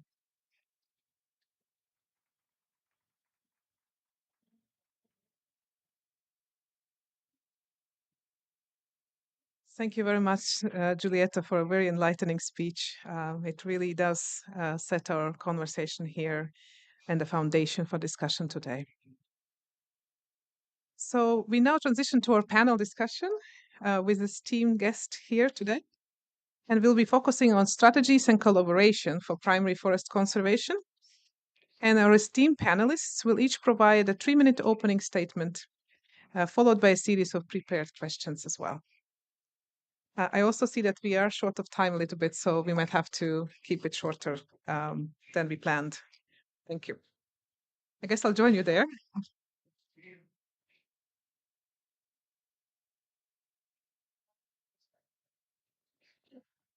So our first panelist is Pascal Martinez, who is a senior climate change specialist at the Global Environment Facility. And he joined the Environment Facility several years ago already.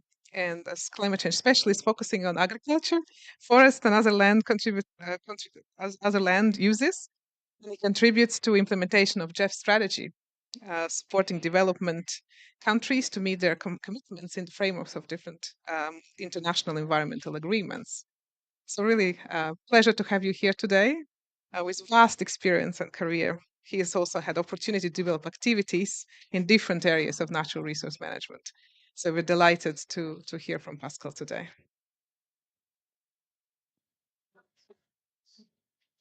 Thank you very much for the invitation, for the opportunity. Dear colleagues, dear Juliette, Garo, colleagues from FAO and City and UCN. Very, very happy to be here and the opportunity to highlight the importance of primary forest. The forest is very, very important for the GEF, logically because it comes across the Rio Conventions. And the GEF is a financial mechanism of the Rio Conventions. Since its inception, the GEF has funded massively and through grants, not loans, grants, the sustainable management, conservation of forest. It's about more than $4 billion for the last 30 years, more or less, in 700 projects, more or less, which is more than 25 projects per year on forest. So it's quite significant. And so this is the reason why it's very important in the GEF strategy. It's about 25-30% of GEF investment, more or less. And the last it has been growing since GEF inception. No, it's more and more after cycle after cycle.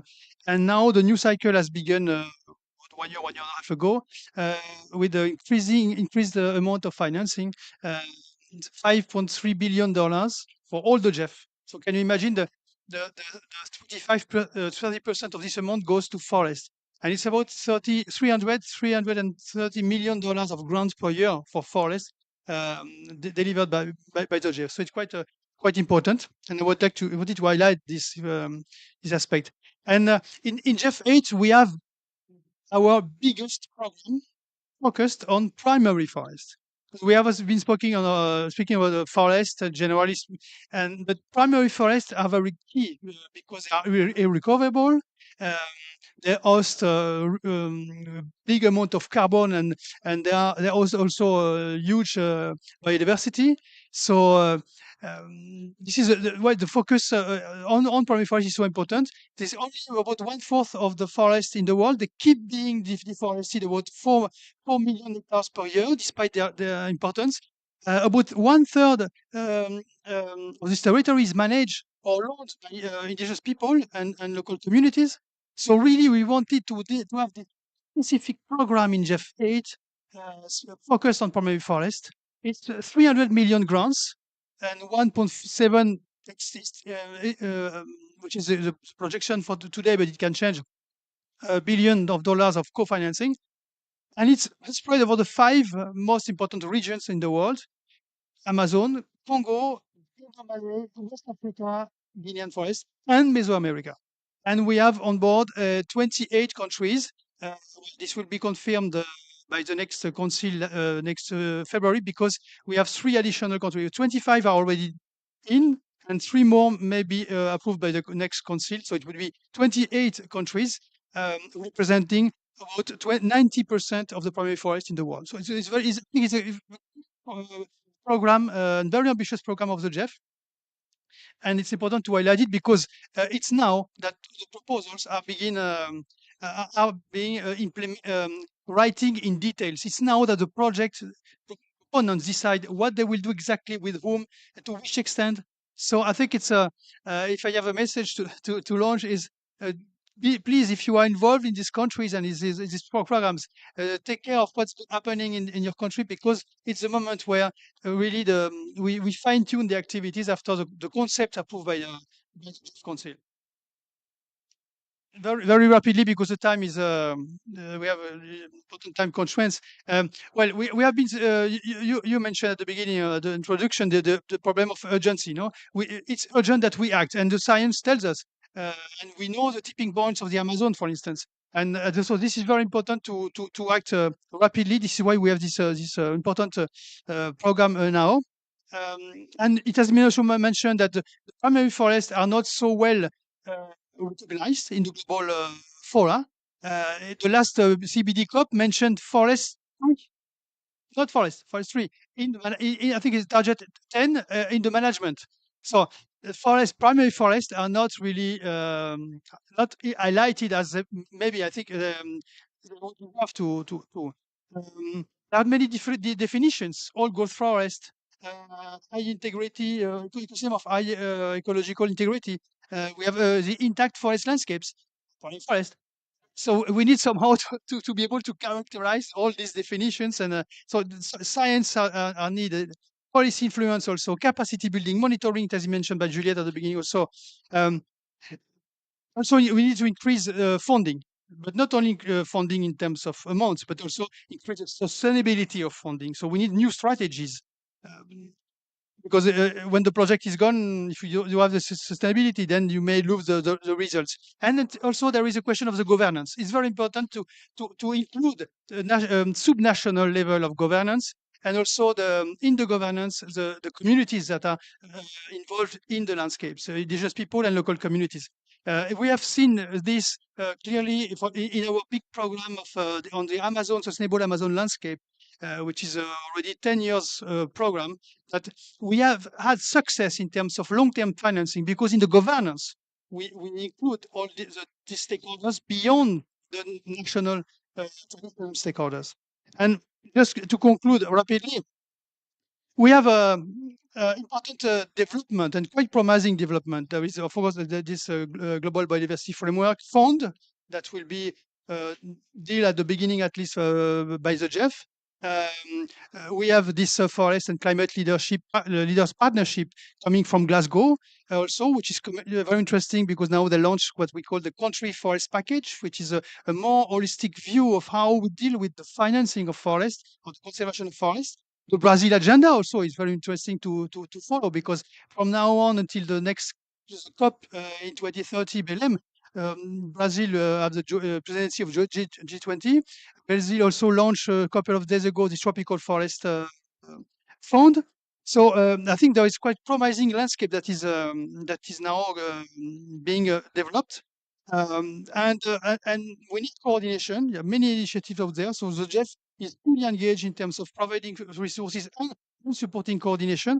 And I would like to finish saying, my former director, he said that there is no effective action without informed policy. And there is no informed policy without solid science. Action, investment, policy, science. This is really the three pillars where Jeff tried to push the agenda today to achieve finally sustainable impact on the ground. Thank you very much for attention. Wow, thank you, Pascal. That's really very enlightening, especially touching about the holistic view, the different levels, and really a nice segue to science. And here we have today Professor Brendan Mackay, who is director of Griffin's Climate Action Beacon at Griffiths National University. And he has over 300 academic publications in fields of climate change research and biodiversity, as well as related topics in environmental science and policy. So he's also actually was the coordinating lead author of the 2022 IPCC 6 assessment report, Working Group 2, which was particularly focusing on impacts, vulnerability, and adaptation. So, Brendan, I have a question to you today about the role of primary forests in climate mitigation. So, can you tell us a bit more about the value of these forests for mitigation and reducing emissions? Yes. Thank you. Thank you. So the microphone's working. You can all hear me. Thank you. I've got a bit of a croaky voice, so and I can assure you that your translation of Portuguese to English is orders of magnitude better than my translation of English to Portuguese. So you did very well. And I'd like to thank all the delegates for coming, and also pay my respects to any First Nations people with us today, and pay my respect to their elders, past, present, and emerging. So have a very important role to play in what we're talking about today. And we've heard everyone has spoken about the multiple ecosystem service benefits that come to forests. The point I want to make with this slide is that primary forests provide superior ecosystem services to secondary regrowth forests and degraded forests and plantation forests. As our distinguished first speaker said, if you wish to log a forest for its wood, there's economic value in that, but there's trade-offs, right? There's trade-offs with these other values. So what we haven't done well to date is, in a policy environment and even in a science environment, recognise and measure and differentiate the superior ecosystem service benefits provided by primary forests versus other forests, all of which provide benefits, but none quite as good as primary tropical forests. And I will just add that with the definition of primary forest that you heard when we talked about no visible impact of humans, we're talking about modern industrial commercial land use, right? All these forests are the traditional lands of Indigenous people. They've lived in harmony with those forests for millennia. What we're talking about is the impacts of commercial logging, of roading, of burning. In the wet tropics does not naturally burn, right? Any fires you see in the Amazon are started by humans. Clearing for ranching, etc. They're the sort of human impacts we're talking about. So this map we produced especially for today. It's based upon some recently released Earth system data from the European Space Agency, which is mapping above ground living biomass forest carbon. And we've joined that with a global soil carbon database produced none other than the FAO. So thank you, FAO. And when you put them together, you can see that tropical primary forests alone have about 257 gigatons of carbon in the above ground living biomass and soil. What's a gigaton? It's a billion. Okay. If you convert that to CO2 equivalents, it's actually a trillion. It's actually a trillion tons of CO2 equivalent stored in tropical primary forests around the world in the living biomass and the soil. But only 19% is in a protected area, as defined by the IUCN categories 1 to 6. So there's 80%, which is, if you like, at risk. And compared to these other forests that we've talked about, they store, primary tropical forests store about 50% of all the carbon stored in tropical forests. There's about a quarter in forests subject to some level of land use disturbance, such as what our distinguished speaker spoke about, and there's a quarter in more severely degraded forests. And this is a really important point. The main mitigation benefit of all ecosystems, and especially forest ecosystems, is that they remove carbon in the atmosphere and accumulate it in these reservoirs, right? And it's the accumulated stock of carbon that's kept out of the atmosphere, which is actually the mitigation value. The UN system of environmental economic accounting, ecosystem accounts, calls this carbon retention value of ecosystems, and it's treated as an asset value. This map is actually showing the density of forest carbon per hectare. It also, and the green is tropical forests, the orange is temperate forests, and the blue is boreal forests. And it shows that temperate and boreal forests are largely the sovereign responsibility of the global north. Tropical forests are, very much the responsibility and fall within the sovereign domain of the least developed and emerging economy countries in the global south.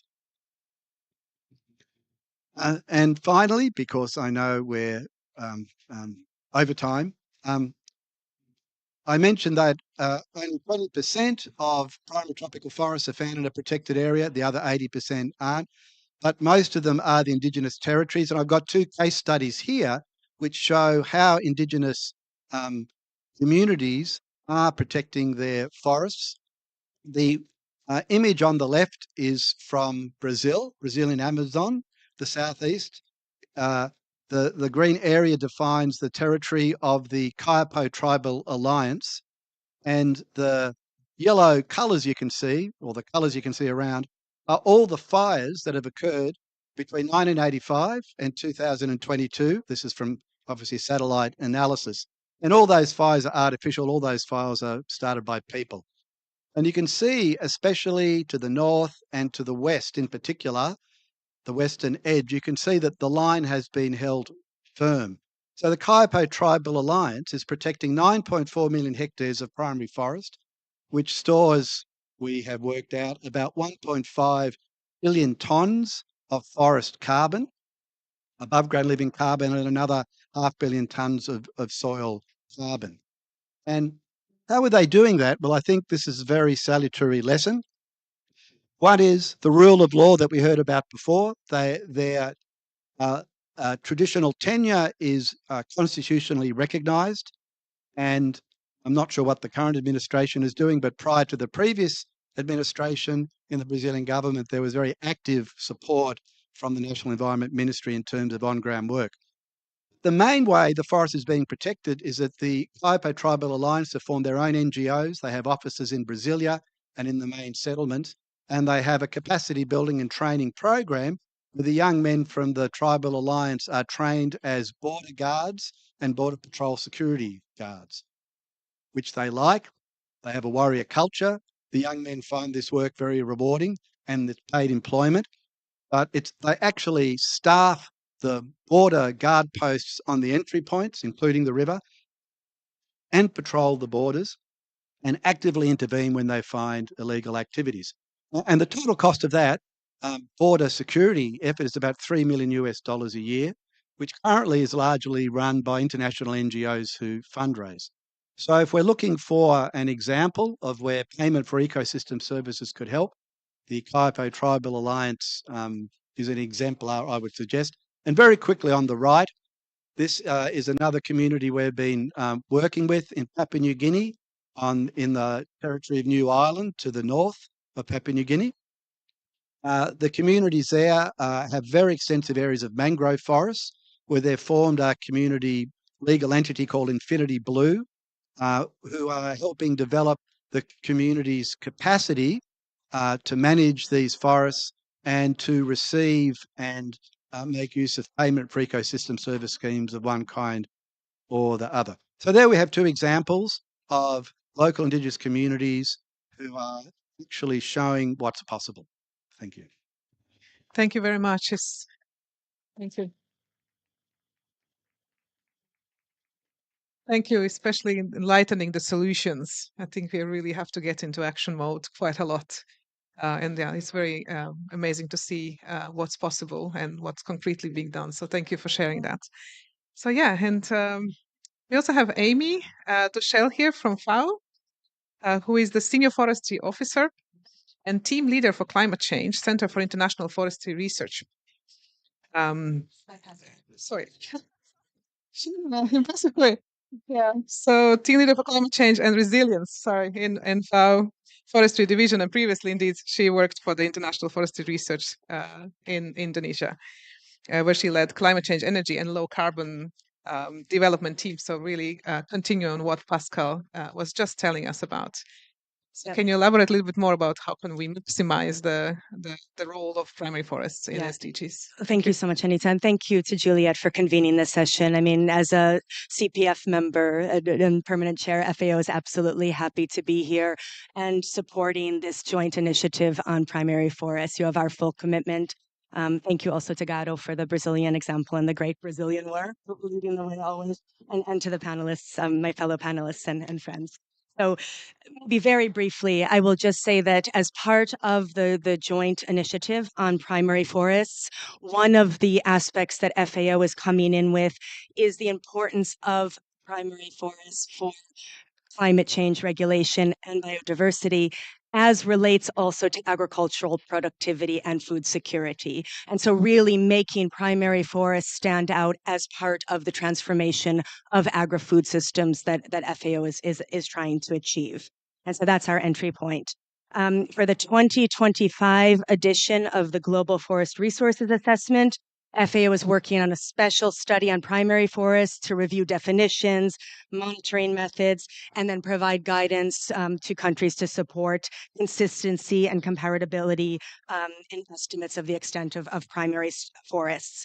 Very soon, I hope as soon as next week, we will release a policy paper on the critical significance of primary forests for climate change mitigation and adaptation based on the latest science. And I'm pleased to meet Professor Mackey in person because we drew a lot on your work for this.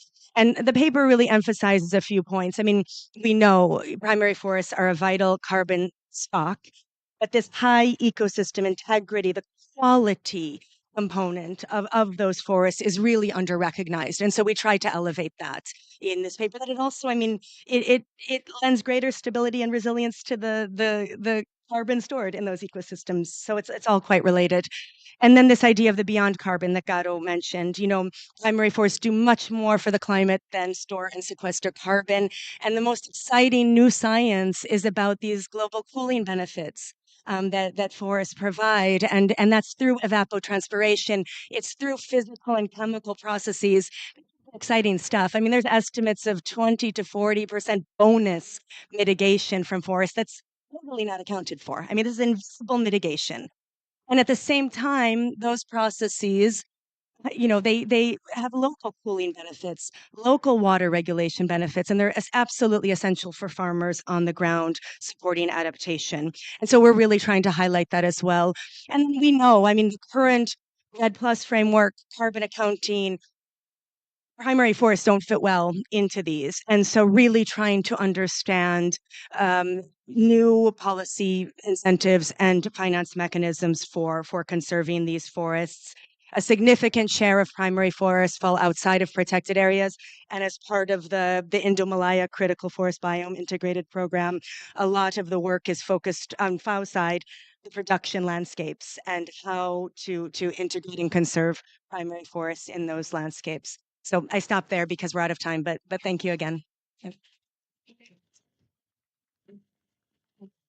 Thank you, Amy.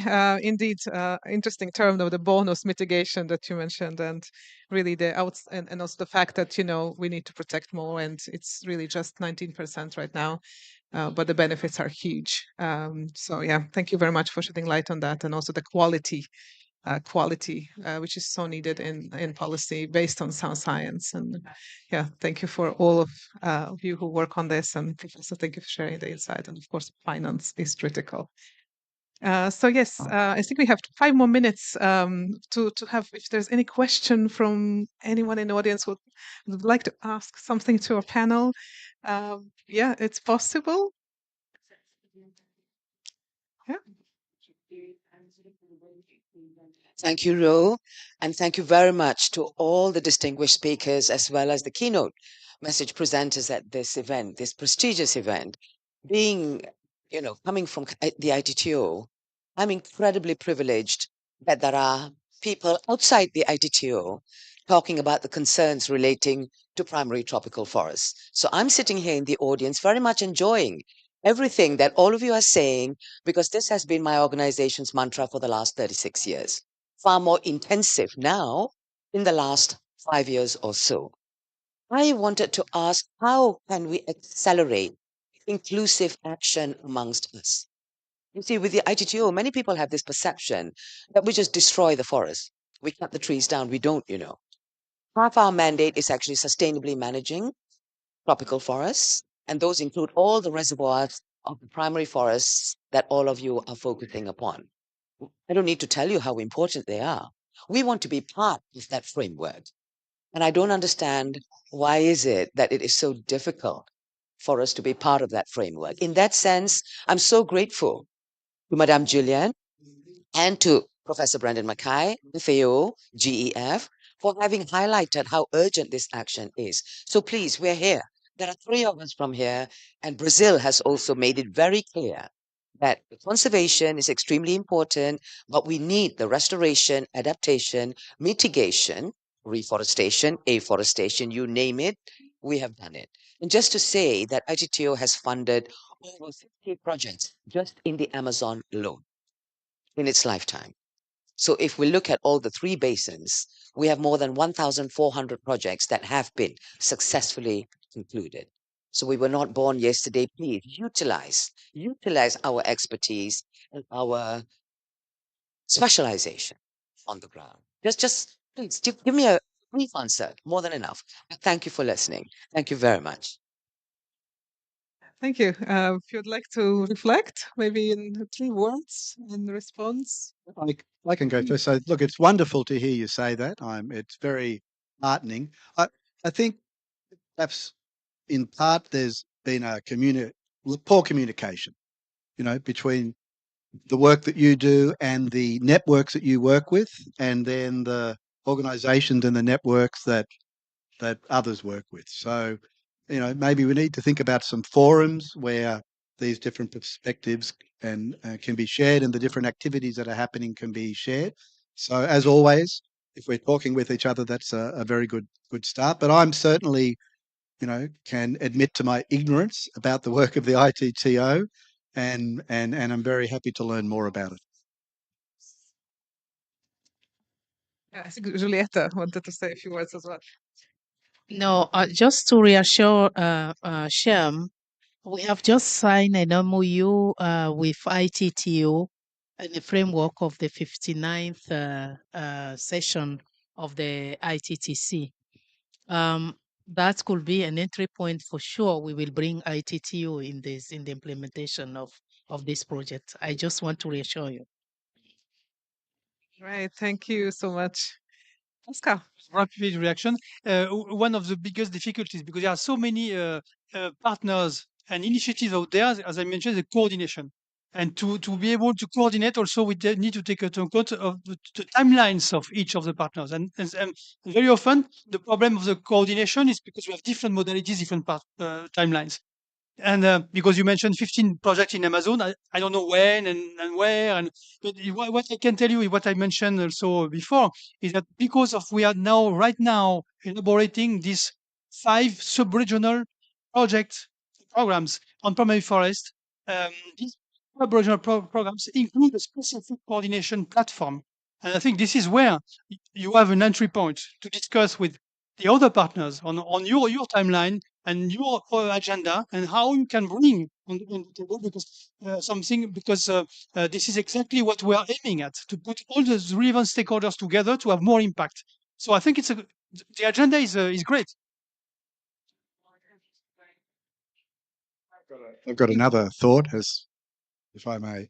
So I think it is possible to find kind of points of contact where there are these co-benefits. So one of the big challenges for protecting primary forests is at the transition.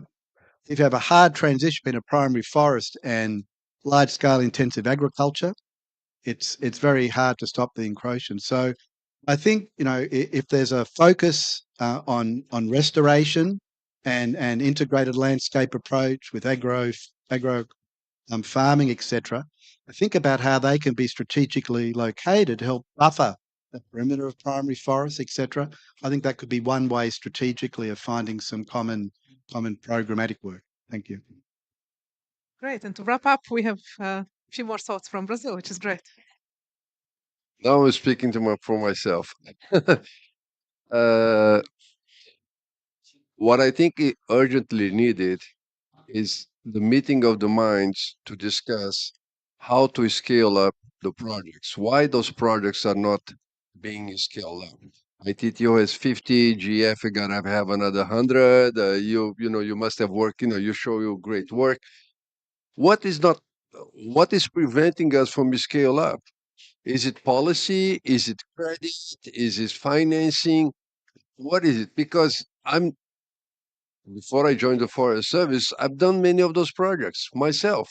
And we call it pilot or demonstration, but we never have a good plan to make that scale up to the size of the demand of the country. So we work one indigenous land, but that doesn't work for all the indigenous land. We do one park, but it doesn't work for all the parks, because either because the system is not very good, requires 5 PhD per hectare, that's not going to work, or because there is no credit or something like that. So it would be interesting, maybe it's not to create a new pilot, but UNFF convey those that are the best pilots, the best practices, and look around, using a landscape approach, what is needed to scale those up.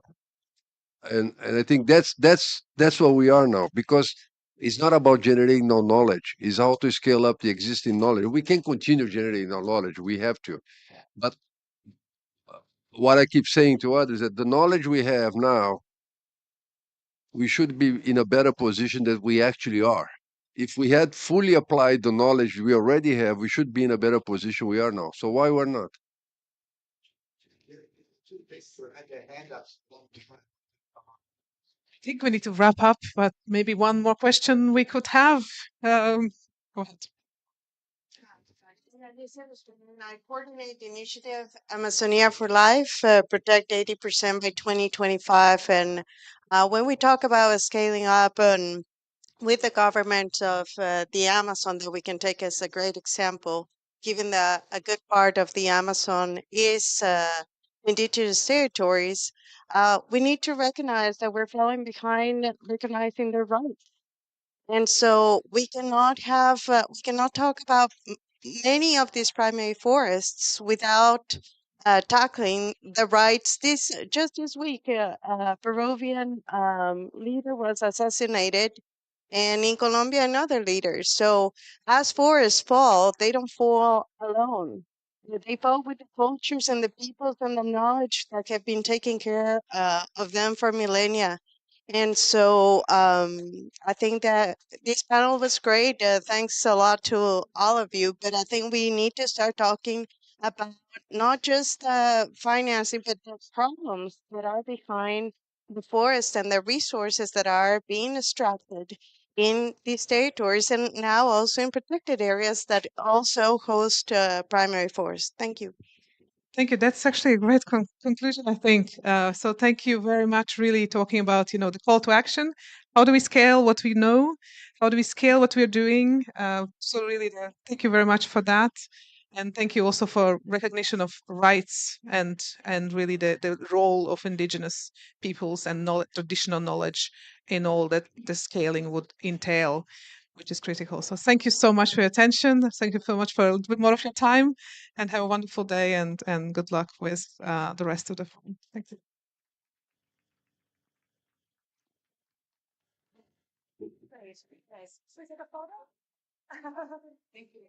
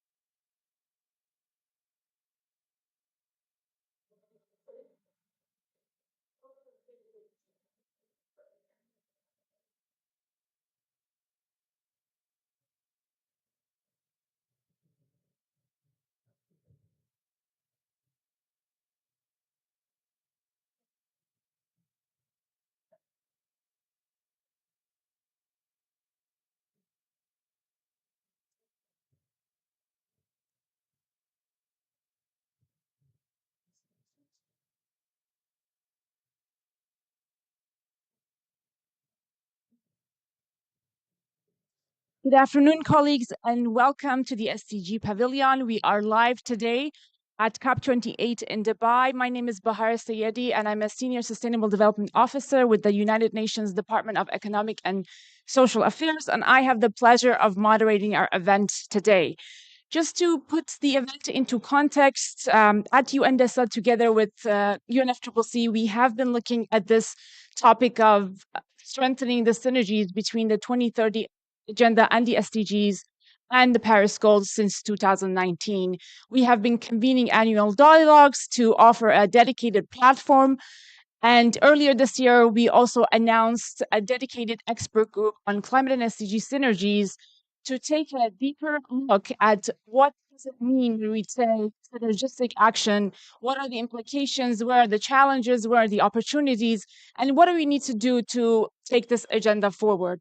Now, one of the key findings from the reports that the expert group produced, which was launched, by the way, in September this year, was that there is a growing body of evidence that suggests pursuing 2030 agenda and the SDGs together with the Paris goal will lead into greater results with more cost-effective solutions. However, despite the evidence that we see, we do not see sufficient progress on the ground when it comes to translating this evidence into policies and into action at all levels. So this is why we're here today. We want to have a conversation on this particular topic. And we have with us the co-chair of the expert group on climate and SDG synergies, who will do an overview of the report and will tell us more about the key findings. And then we are joined by a number of experts here who will shed light on this topic from their own perspectives, including some additional members from the expert group. Before we get started with the presentation and the panel, however, I would like to ask my colleague, Mr. Alejandro Kilpatrick, to come here and provide opening remarks. Alejandro is the manager of capacity building subdivision in the means of implementation division of the UNFCCC. Alejandro, the floor is yours.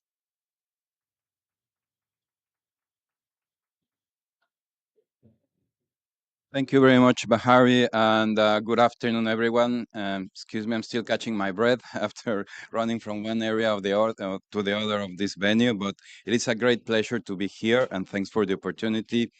We have a long-standing collaboration with UNDESA on these topics, so we're very committed to continue this work in the context of these reports and promoting these spaces for these very useful dialogues. So, and these discussions today here in this event couldn't come at a more pertinent time. We're here, we just heard him from the plenary, if you were able to follow it, and a strong appeal from Mr. Simon Steele and other countries on really move forward at this COP in terms of substantial outcomes, meaningful outcomes from the global stocktake. It's similar. We know that there's a stark reality that only 50% of the SDG targets are on track. So we have that, and we have the fact that the Paris Agreement is not on track. And now we have the opportunity here, the global stocktake, to course correct, as mentioned by Mr. Steele. So, and as mentioned by Bahari, the climate actions, and also quoting our Secretary General, Mr. Antonio Guterres, he urges a course correction, emphasizing that climate actions in the 21st century are the greatest opportunity to drive forward all the sustainable development goals. So the first global report on climate action and SD synergies highlighted what was mentioned by Bahari, and we look forward to the second edition of that report that will come towards the end of next year. And we'll, of course, take note of the outcomes of COP28 and further discussions. So again, it's a turning point in the issue of synergies. It's interesting because we know synergies are happening when you go at the project level. You cannot design a project for climate completely standalone when you're looking at a territory or an ecosystem. So the synergies here are there at the project level, but there's still much to be done at the policy level, trying to fully integrate the synergistic approaches in policies, trying to break down the siloed approach, and also something that we've also seen is how to improve the coherence and coordination also of partners when working with countries and promoting the synergistic approaches. For example, we at the Climate Change Secretariat were closely working with secretariats of the other two Rio conventions, the CBD, Convention on Biological Diversity, and the Convention to Combat Desertification, on a joint MEA capacity building program. To precisely that, to help countries, to policymakers and other stakeholders, not only understand what synergies are, I think we have a common understanding what synergies are, but rather how to make them more effective. Sometimes, at least in the context of multilateral environmental agreements, the reporting is an issue. Different conventions have different reporting cycles. Some of them share financial mechanisms, or others there, and that puts a burden sometimes on countries that have small institutions or focal point institutions. So the intention is to help those stakeholders provide a space for exchanging lessons learned on how to do synergistic implementation. And we will be launching that program here at COP28 in a few days, taking into account that next year we have COPs for the three conventions. But just as an example, and of course, they're all linked to the SDGs. We cannot disconnect them. The implementation, we have the triple crisis, has been mentioned before, and they're all related to the Sustainable Development Goals. So here in this event, I see you have very interesting questions that will be discussed and will shed light on this aspect from the experts. So I think it's not about this reiterating synergies are important. Synergies are there. They happen at the project level. It's just how to scale them up and better integrate them into the proper policy frameworks, both at national but also at local level. And I think that's also important to highlight. So having said that, I won't keep you from the discussions, which I'm sure will be very interesting. Thank you, and looking forward to continue collaborating with you and DESA, and wish you very successful deliberations. Thank you.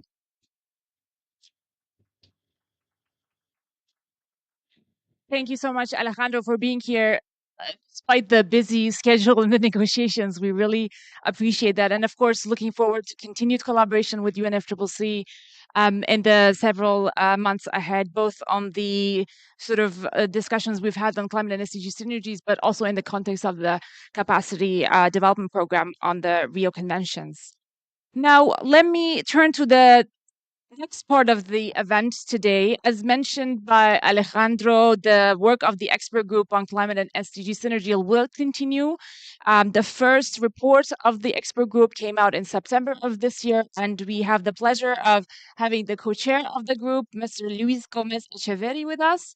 He is the Emeritus Research Scholar from the International Institute for Applied Systems Analysis, IASA.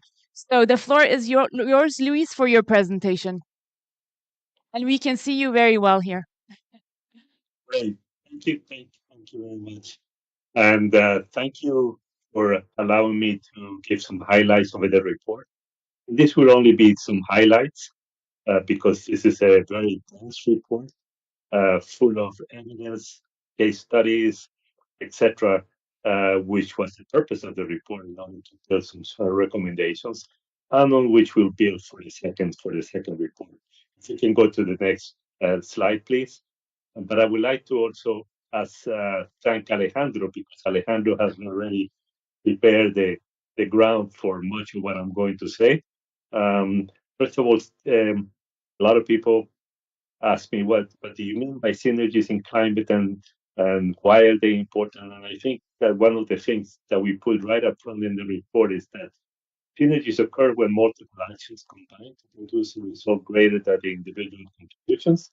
And in the case of climate and SDGs, if we do this, we're amplifying the impact and make it greater, quicker, and more impact, of course. If we can go to the next slide, please. So the main message of the report is that we must solve the climate emergency and sustainable development challenges together, or we will not solve them at all.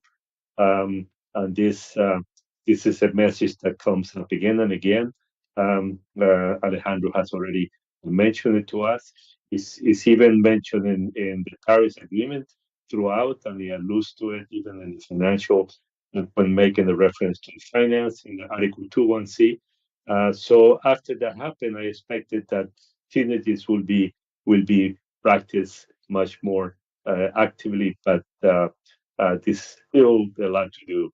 If you can go to the next slide.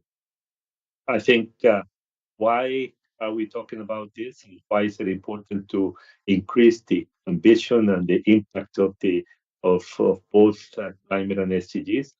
It's because of what Alejandro already mentioned. The halfway through the 2030 agenda, the SDGs are not on target, and the climate change and the climate crisis is worsening, with GHG emissions continue to rise.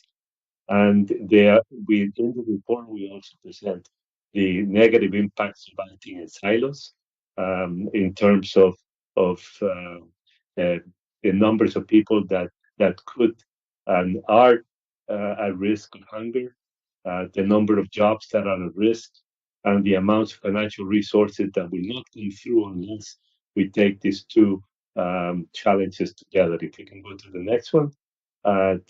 We have the evidence. We present a lot of evidence in the report, and obviously that's the richest part that hopefully will invite a lot of people to look at the report, scan it, and scrutinize it, because there you will see much of what already Alejandro was alluding to.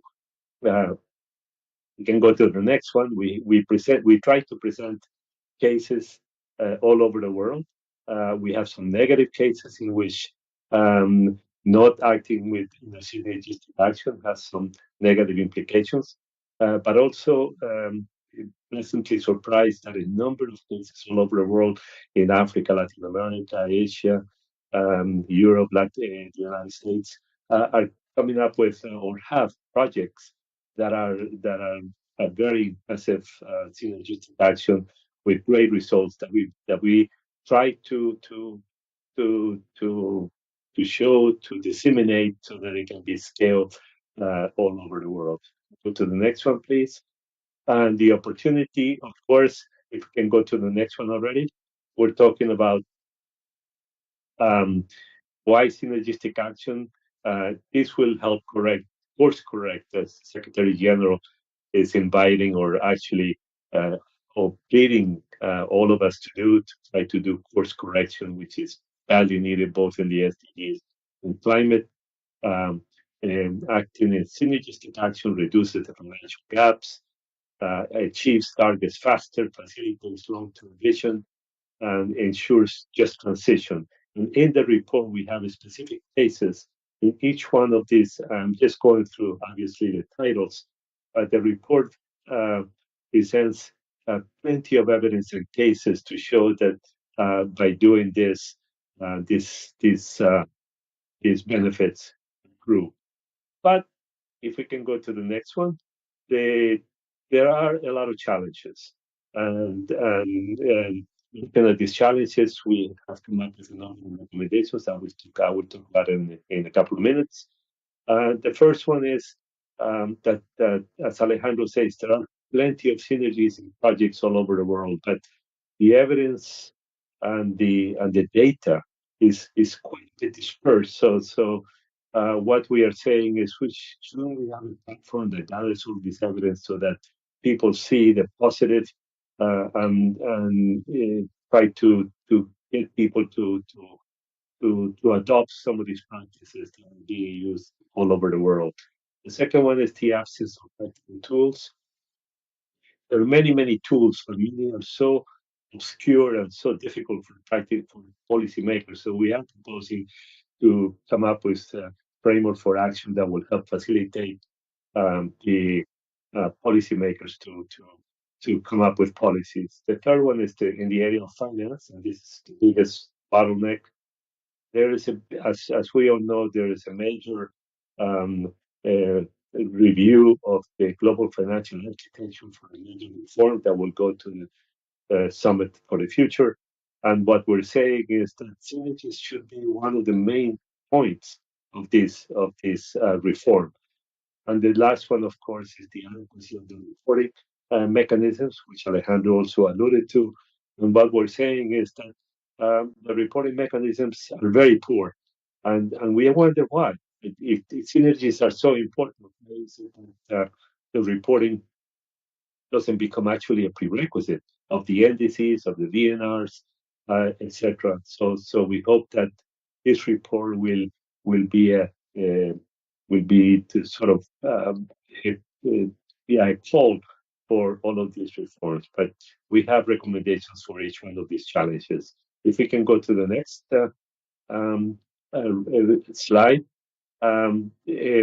One of the points that we also make in the report is that the synergistic action is really context specific, and localization of progress and impacts is extremely important.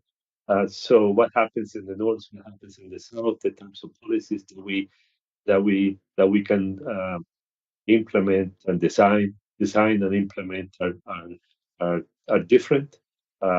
We speak about the localization, urban setting being that some 80% of the population by 2050 will be in cities. We think that this is a great setting for promoting synergies, and we are going to dig into that deeper in the next report. The last one is, of course, that we really, really, really need tailored financial mechanisms.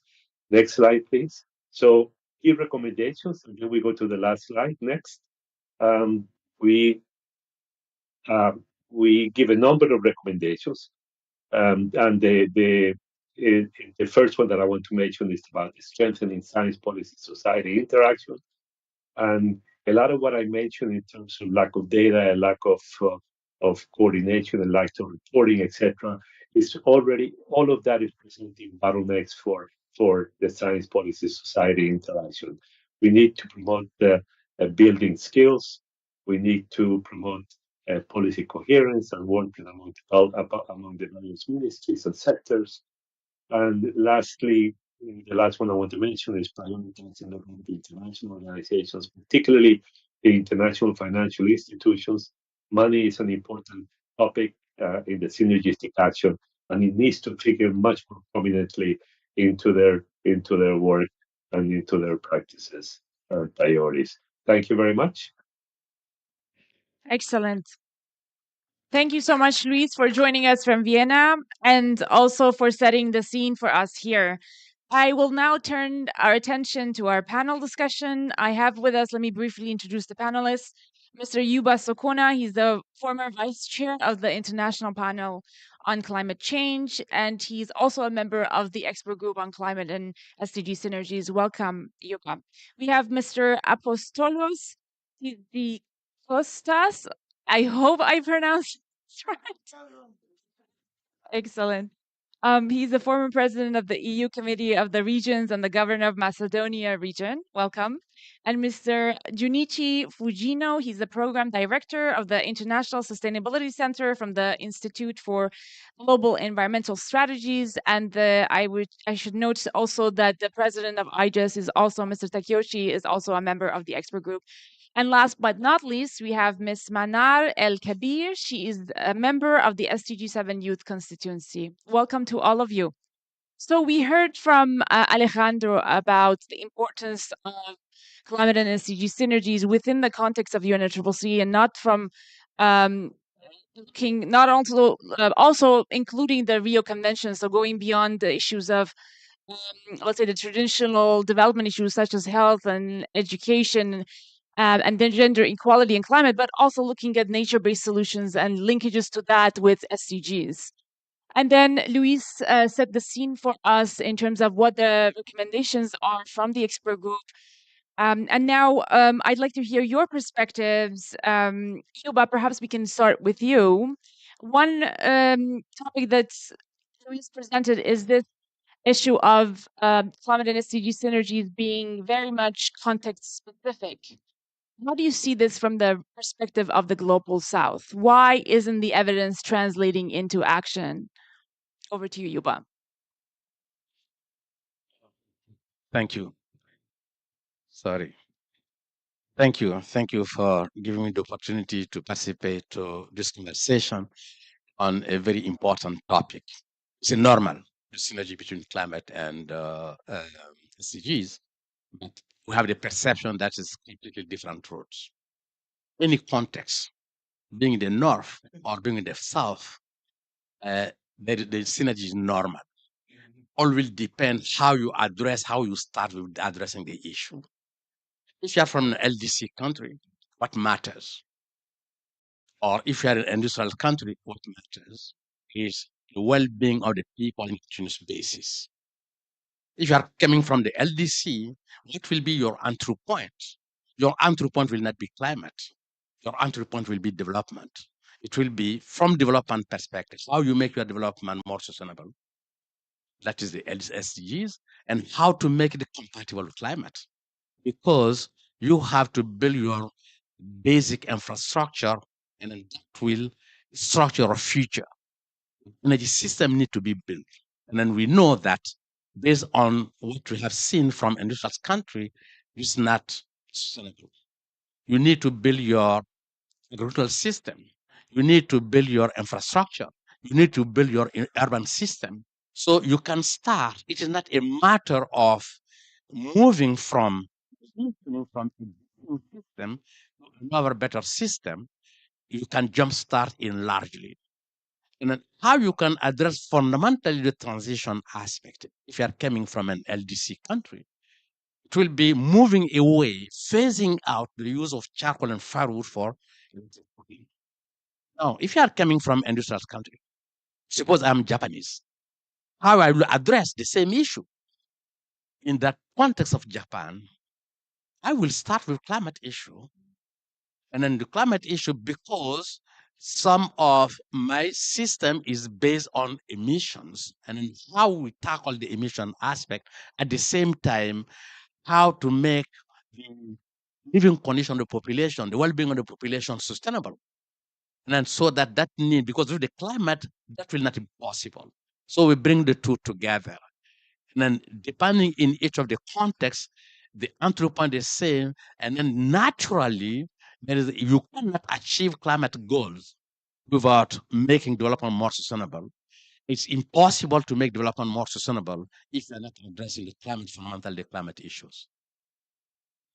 Excellent. Thank you so much, Yuba, and for clearly articulating how the SDGs and climate action are intrinsically linked and one cannot be achieved without the other, no matter where in the world we look at this example. So, over to you now in terms of sort of your perspectives and what you're doing in IGES, how to sort of address this barrier on the disconnect between evidence, policy, and society. Yeah.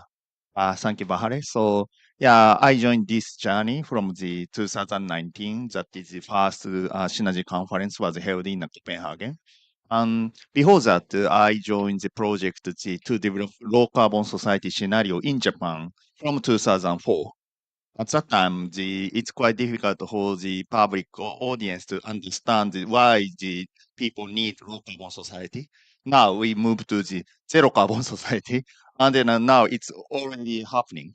Still, we need the kind of value or context, not only the climate sometimes, but also how these synergy can contribute to a better life or better employment or better health. And then now I joined the project in Japan to develop the 100 decarbonization leading areas. It's kind of to develop zero carbon zone in a city up to 100. We already select 74 sites where to achieve zero carbon by 2030. Very challenging. I'm a acting chair of evaluation committee member. And then when we have this project, we ask the local government to develop the proposal. And then we also ask private sector, bank, or citizens to join this activity. Otherwise, the things happening on the ground. So we need the teamwork and then also finance. Japanese government prepare some subsidy, but it's not enough. So then now we try to develop the showcases in Japan, up to 100 area. And then we'd like to share these lesson learned to the in Japan, but also the Asia Pacific or also the South. So now it's our challenge from beginning the transit from the just the concept, but to the real case. So now we try to develop such the showcases. Yeah. Excellent. Thank you so much, Junichi. And you mentioned cities, which leads me to my next panelist here, Apostolos.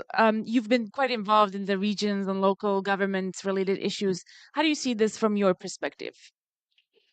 Well, let me start by introducing myself first. I'm the elected governor of Macedonia in Greece, northern Greece, and also the vice president of the European Committee of Regions. What is the European Committee of Regions? It's the official institution of the EU representing the 240 regions and 90,000 municipalities of European Union. In other words, we are representing the 1 million elected politicians on the regional and local levels. So, why am I so much interested in what's happening with climate change? Because Greece, as you know, is a Mediterranean country. I live there, and I, as governor, have witnessed this past year phenomena that shows us that the climate crisis not only is here, but is moving much faster at all levels. We experienced in central Greece 2 months ago a flood that has never happened for 200 years in the European continent, according to the scientists. We are experiencing every year more and more bigger, every year bigger wildfires. And the same goes for all Southern Europe and the Mediterranean area.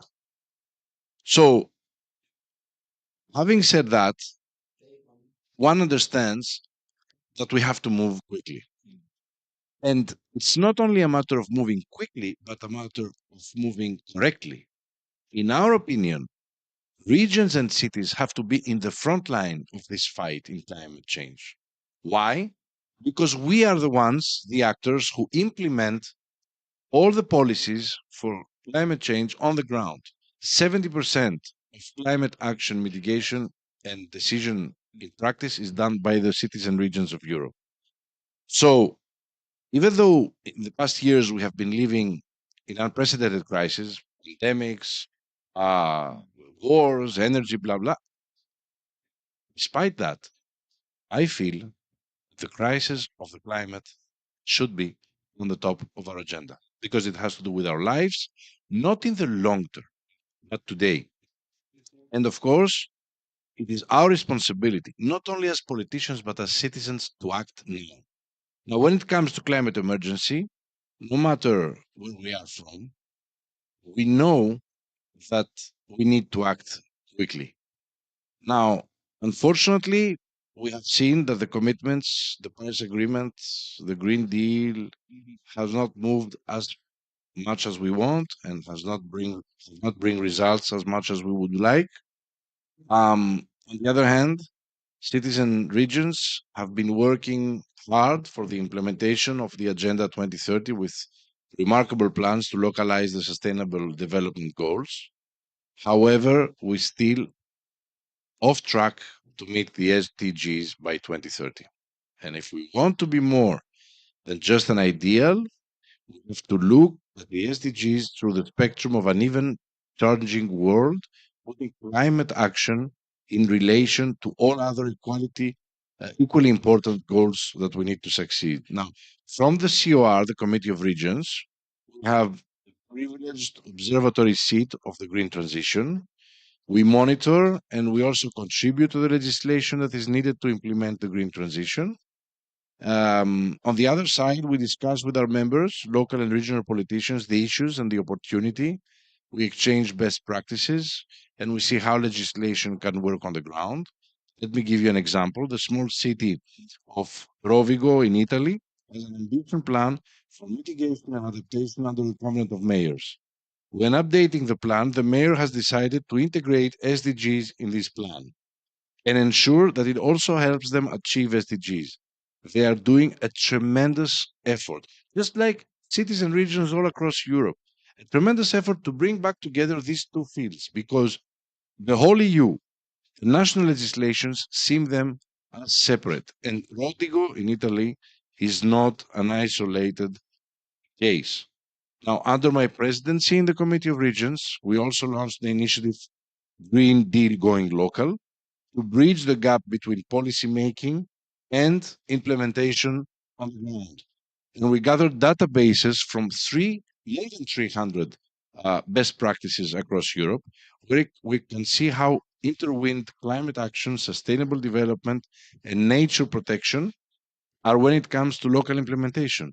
And with our map of best practices, we can help today's cities uh, move on, move forward, and actually help each other on the respect of climate change.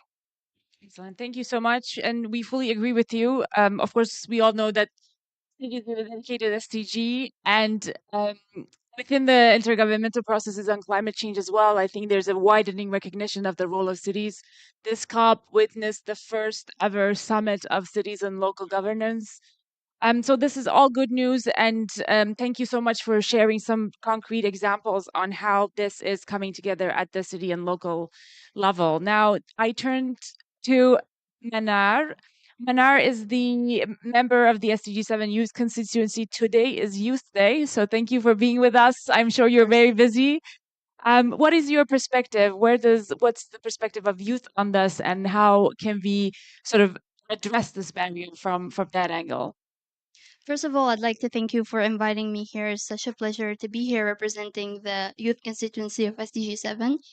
And I cannot emphasize enough on the youth and importance of youth and engagement in these high level conferences and in this climate conversation. I believe that youth have a lot to offer to scale up the current action. And as the science is telling us, we need to act quickly but also correctly, as mentioned before. There are so many things to be addressed, and I think that building um, strategies to reinforce communication between what I call three pillars for the climate action, which are the scientific research, the policy making, and also the social engagement. Trying to bridge the gap between these three pillars is so important to help us stay on track of the 1.5 target. So I would say it's really, really important to empower youth and to scale up existing solutions, because what we're seeing today, it's not a lack of solutions. Solutions are there, but how we can take those solutions and scale them up to in order to keep us on track with the climate agenda that we put together. So I think it's really important to have the youth part of the conversation, and I also believe that the whatever action is being taken now, it will determine our future and the future of the next generation. So it's really important to know um, our way to get to our target that we put together. Um, so yeah, thank you. Thanks, Manar. So we heard from all of you on how we could perhaps look at this issue of the interface between evidence, policy, and society from different angles, from the perspective of the different contexts, from the perspective of cities, from the perspective of youth, from the perspective of those who are involved in policy making, but also the scientists, the analysts, and now for this round, and as Luis mentioned, in 2024 we will have the second edition of the expert groups report, and that one will really focus on how do we go from evidence to action. So we'd like to hear your sort of recommendations and suggestions on what needs to be done to go quicker, but also correctly, as it's been the theme of what you all have been saying. So we can take your suggestions into consideration as we move towards the development of the second edition. So perhaps, Yuba, over to you first. Sure. Okay.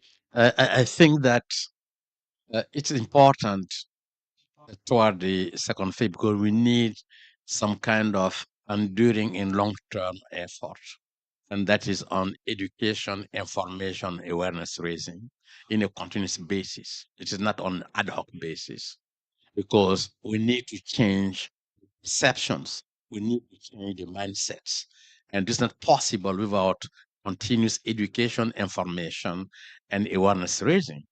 This one fundamental element. Second fundamental element, and I think that we need to revisit the financial mechanism because, as Luis correctly put it, finance is one of the critical barriers, and then the finance mechanism are in silos.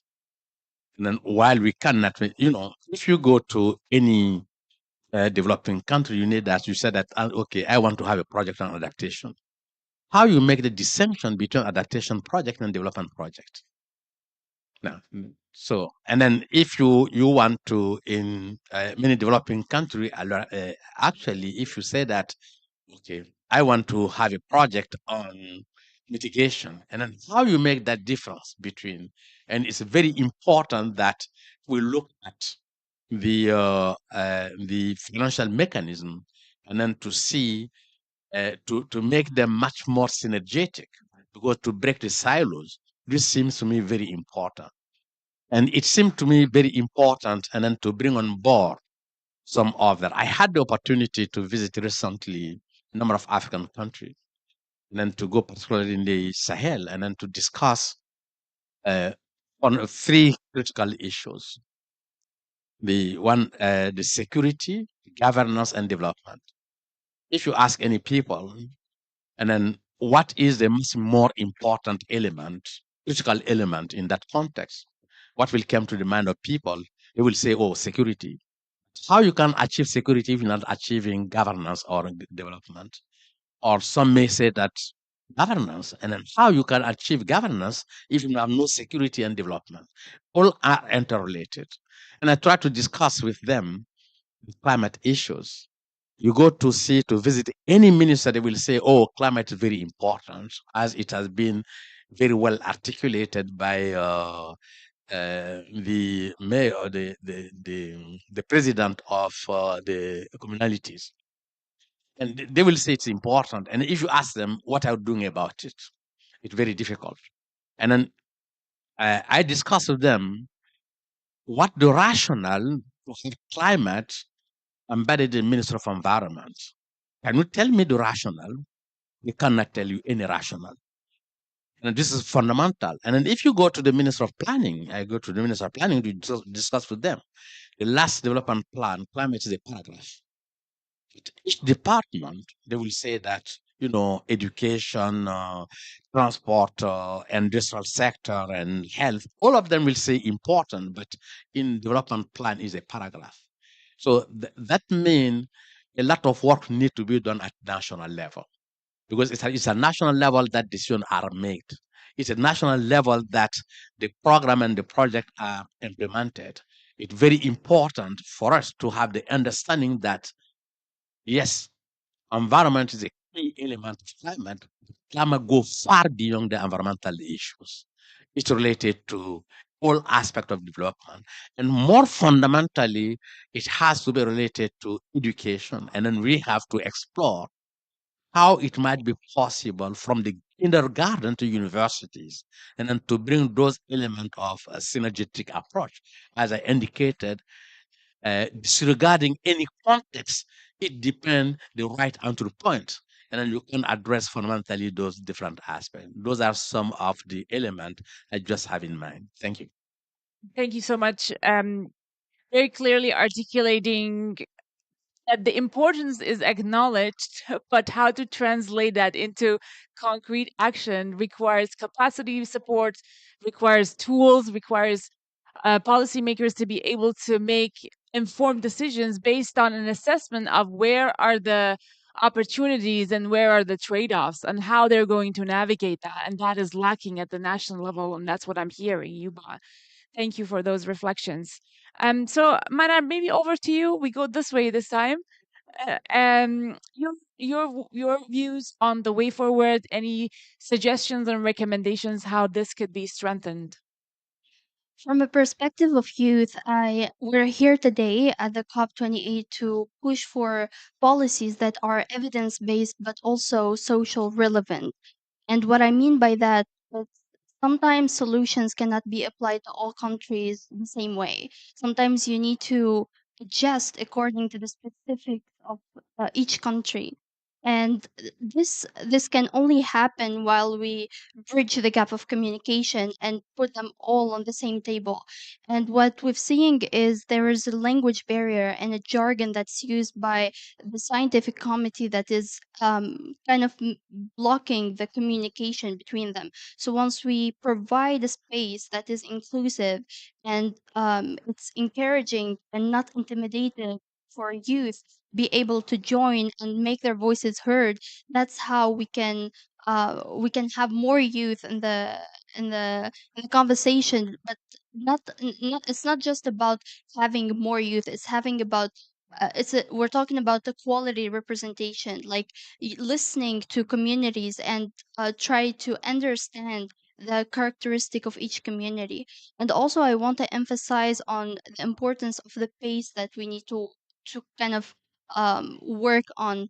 What we're seeing today, there's existing solutions that are proven to be efficient and that are proven to be um, helping to keep us on track of our target, but also they are not they cannot be scaled up because of a problem of financing, for example. And we saw in the presentation how one of the things that we need to work on is to reform the finance architecture so that what we're seeing today, the funds that are being giving from to countries that are vulnerable in the front line, how we can create mechanism that will allow those funds to reach the grassroots organization, to reach the communities that are struggling and that are impacted by the global crisis. So how we can create that, it's when we sit down on the same table, we talk about it, and we provide a space for everyone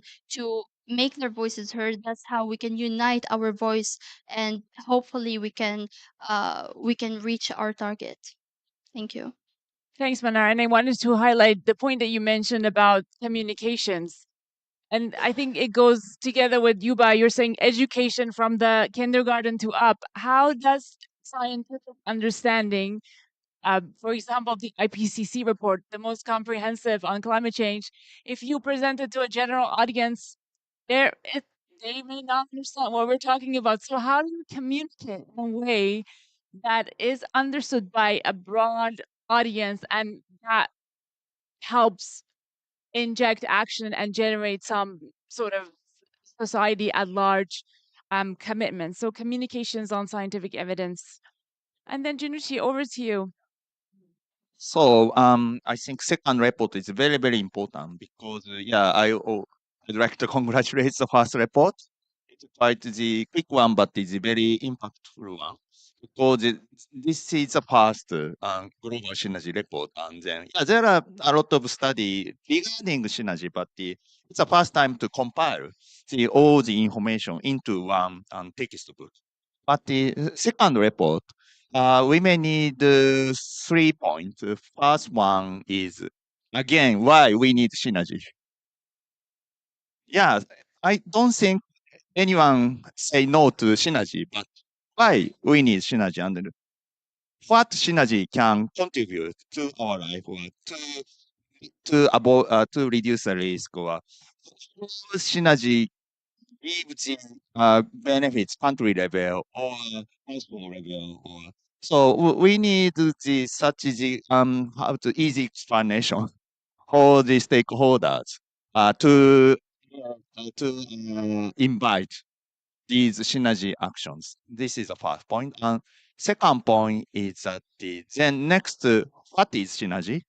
How we will evaluate the synergy? What is the strong point or what is the point we need to revise?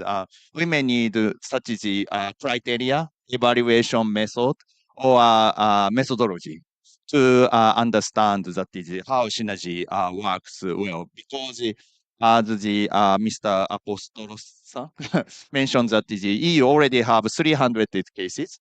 But yeah, next challenge is that how we will extract the principle or methodology from such as 300 cases, and then how we can copy these good practices in a South or in a any country.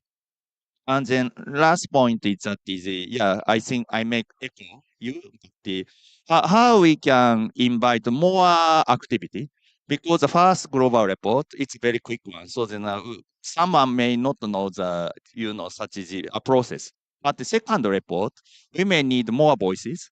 For example, here is my colleague Yuji Mastomi-san. He is an expert on adaptation, and then he supports the Asia Pacific adaptation network. So yeah, we need such as existing the network, existing the researchers or the activity. But how we will compile these kind of good the activity in the well sorted the context. So yeah, how we will use such as the AI technology or new technology to compile existing the information, but we also need to develop new evidence to speed up these synergy actions. So yeah, I'd like to raise up these 3 points. Thank you. Excellent. Thank you for pointing out particularly a more sort of wider and inclusive of other key sectors and key issues that may be of high relevance into the process. And we certainly will have to think about how best to do that.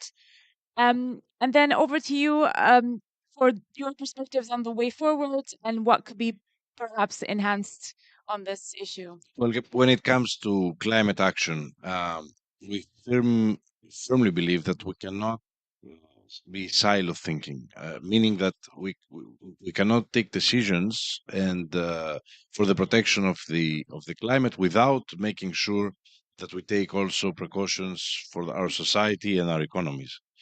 So, in other words, we believe that the climate objectives and sustainable development goals is absolutely crucial. And it's now time to streamline the effort at all levels, starting from the global level to promote a more forward looking approach that really fosters implementation. The UN, in our opinion, must lead the process by taking two brave and forward looking decisions. First, bringing together climate and biodiversity protection and sustainability, of course. And the second, creating a framework that can listen and include the voice of cities and regions, because again, without cities and regions, we cannot implement this on the ground. This is why I really would like to welcome the very important work of the expert group on climate and SDG synergies and their inspiring report. I believe it shows the way to go at global level, but also the best approach for implementing sustainability in our cities and regions. It is food news, and a second edition will be released. It's very good news, in which I hope to see even more emphasis on the role of subnational authorities. As the European Committee of Regions, we stand ready to contribute to this discussion. Of course, in partnership with all the associations and all the organizations that we have been sharing our vision, also in view of the very important summit for the future that is coming up. We will be working in the coming months on an opinion towards a global Green Deal, harmonizing global frameworks for climate change, biodiversity, and sustainable development. It will be an opportunity for us at the highest level of the Committee of Regions to gather all different voices in this debate and bring it to the attention of the decision makers at global EU levels. So, in other words, what we feel and what we believe is that indeed it is time to move forward now. We have no time to lose. We have already lost a lot of time. But at this point, it's critical to make sure that we know who does what, when, and how. In the regions and cities, if they are provided with adequate funding and technical support, can really make the difference when it comes to climate action. Thank you. Thank you so much. And Luis, I'm sure you're smiling because this is something you've been advocating for so strongly. In fact, the co-chairs have proposed a number of focus areas for the second edition, and cities has been continuously coming up as one of the main issues that should be highlighted as part of the second edition. And we certainly rely on your expertise for that. Colleagues, we don't have a lot of time. Maybe one or two questions, if there's any, before we close. Is there anyone in the audience who would like to ask a question? Excellent. Please go ahead. Do we have a mic?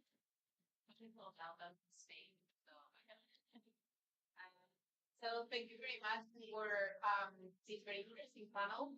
I fully agree with what you were saying, but I'd like to add, because we are talking a lot about problems, but as always, I struggle with the solutions. So I would like to add more some specific solutions and how would you see this thinking out loud? I come from the private sector, so I did myself when I was that's the energy and technology here on implementation of solutions that measure the distribution of power globally. And how do you see the role on the private sector or on this puzzle? And then we're talking about all those synergies that sometimes are very difficult to identify.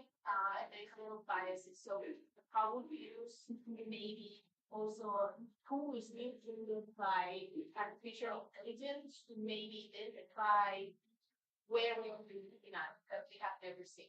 So it's a big private role and the artificial intelligence. Great question. Anybody wants to tackle?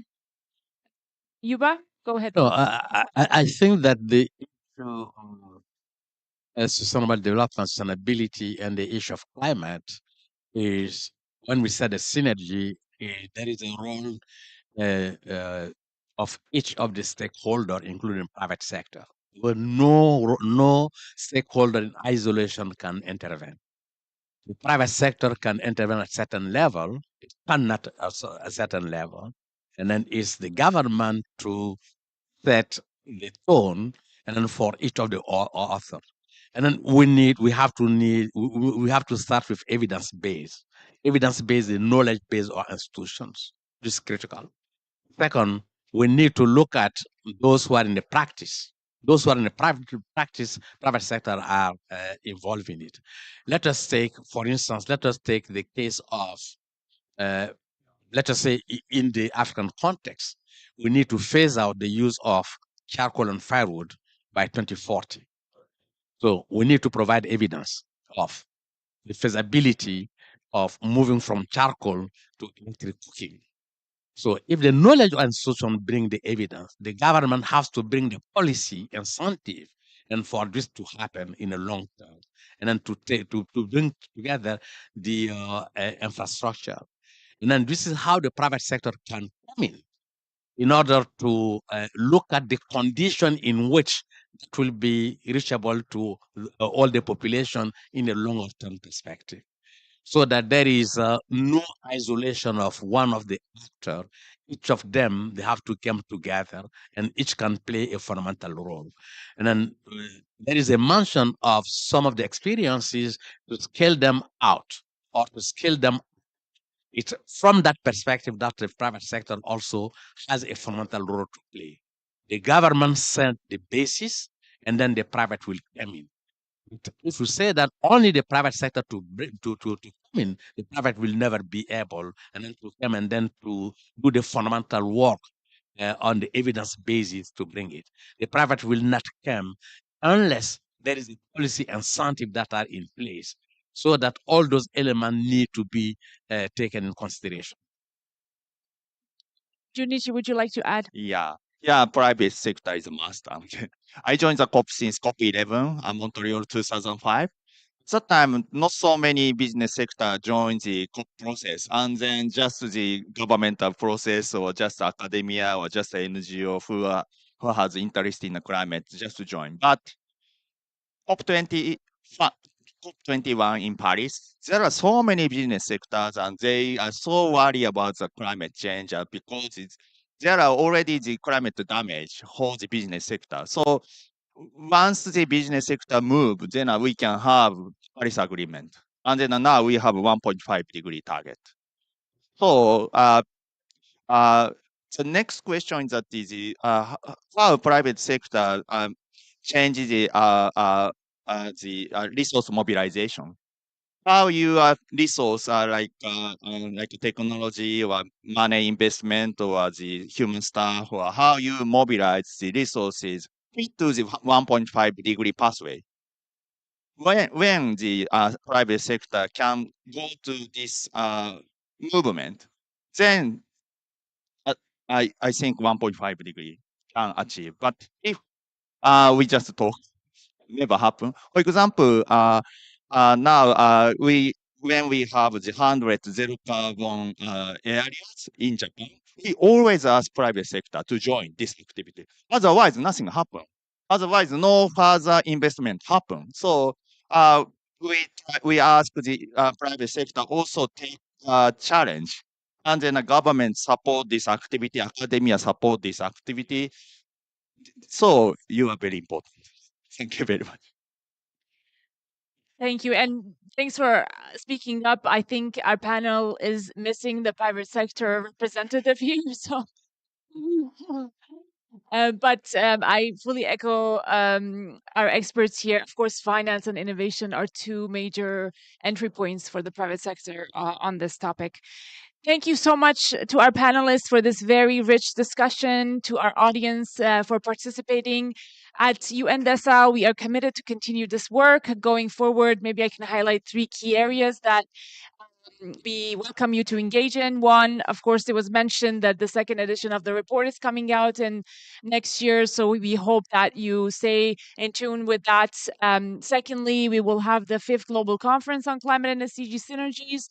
That's happening next year as well. We'll share the more information in terms of the location and date in due course. And lastly, we do believe that this issue of climate and SDG synergies needs to be elevated at the political level. We have a number of countries who are working very hard on this. There are a number of opportunities. Next year, for example, in July, there's the high-level political forum that will review SDG 7, SDG 13. SDG 13 is the SDG on climate change. There's an opportunity to look at this particular issue of climate and SDG synergies. Then the future, the Summit of the Future was mentioned multiple times. This is happening in New York also as part of the General Assembly in September. And again, it really is an opportunity to look at what needs to be done to amplify joint up implementation of the SDGs and climate action. And of course, we see more and more discussions around equality, just transition in the COPs, which means we will continue to have these dialogues going forward, COP29 and beyond. So thanks again for joining us, and we look forward to having you in our future events. Thank you. Very much for coming.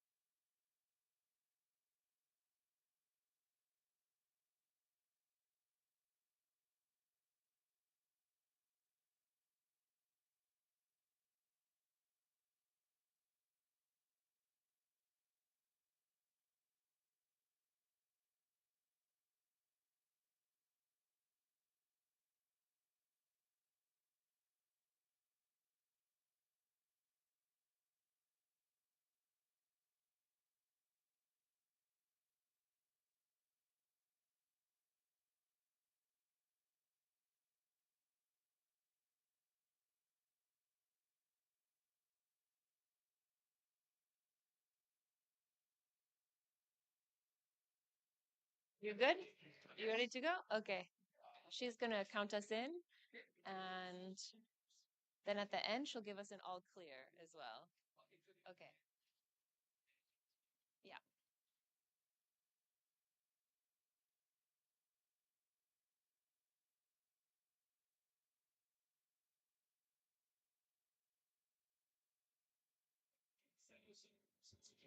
Hi, everyone. Welcome to the SDG Pavilion at COP28 in Dubai. My name is Ariel Alexevich. I'll be the moderator for this next session, where we're going to look at another one of the articles in the Natural Resources Forum, which is a sustainable development journal. And we're having a special issue on sustainable water and energy solutions. And I'm delighted to be here with Sebastian Groh, the CEO of Soulshare in Bangladesh, who is one of the co-authors of one of these pieces. So, Sebastian, thank you for being here, first Thanks, of all. Ariel, for having me. Yes, it's our pleasure. And so the title of the article that you contributed to is called Swarm Electrification at Scale, an innovative partnership model for sustainable energy development in Bangladesh. So maybe we start there with what is swarm electrification at scale? Yeah, I think it's one of these things which we today refer to as biomimicry, which basically they're inspired by nature, and nature is incredibly smart and things work incredibly well. So we might as well copy a few things from nature and try to implement them for a more sustainable development. So swarm electrification really comes from the power of swarms or schools of fish, like swarm intelligence. And the image we had in mind is if you have those large groups of fish or insects or people, you create incredible power. You have this synergy effect where you learn 1 + 1 is 3.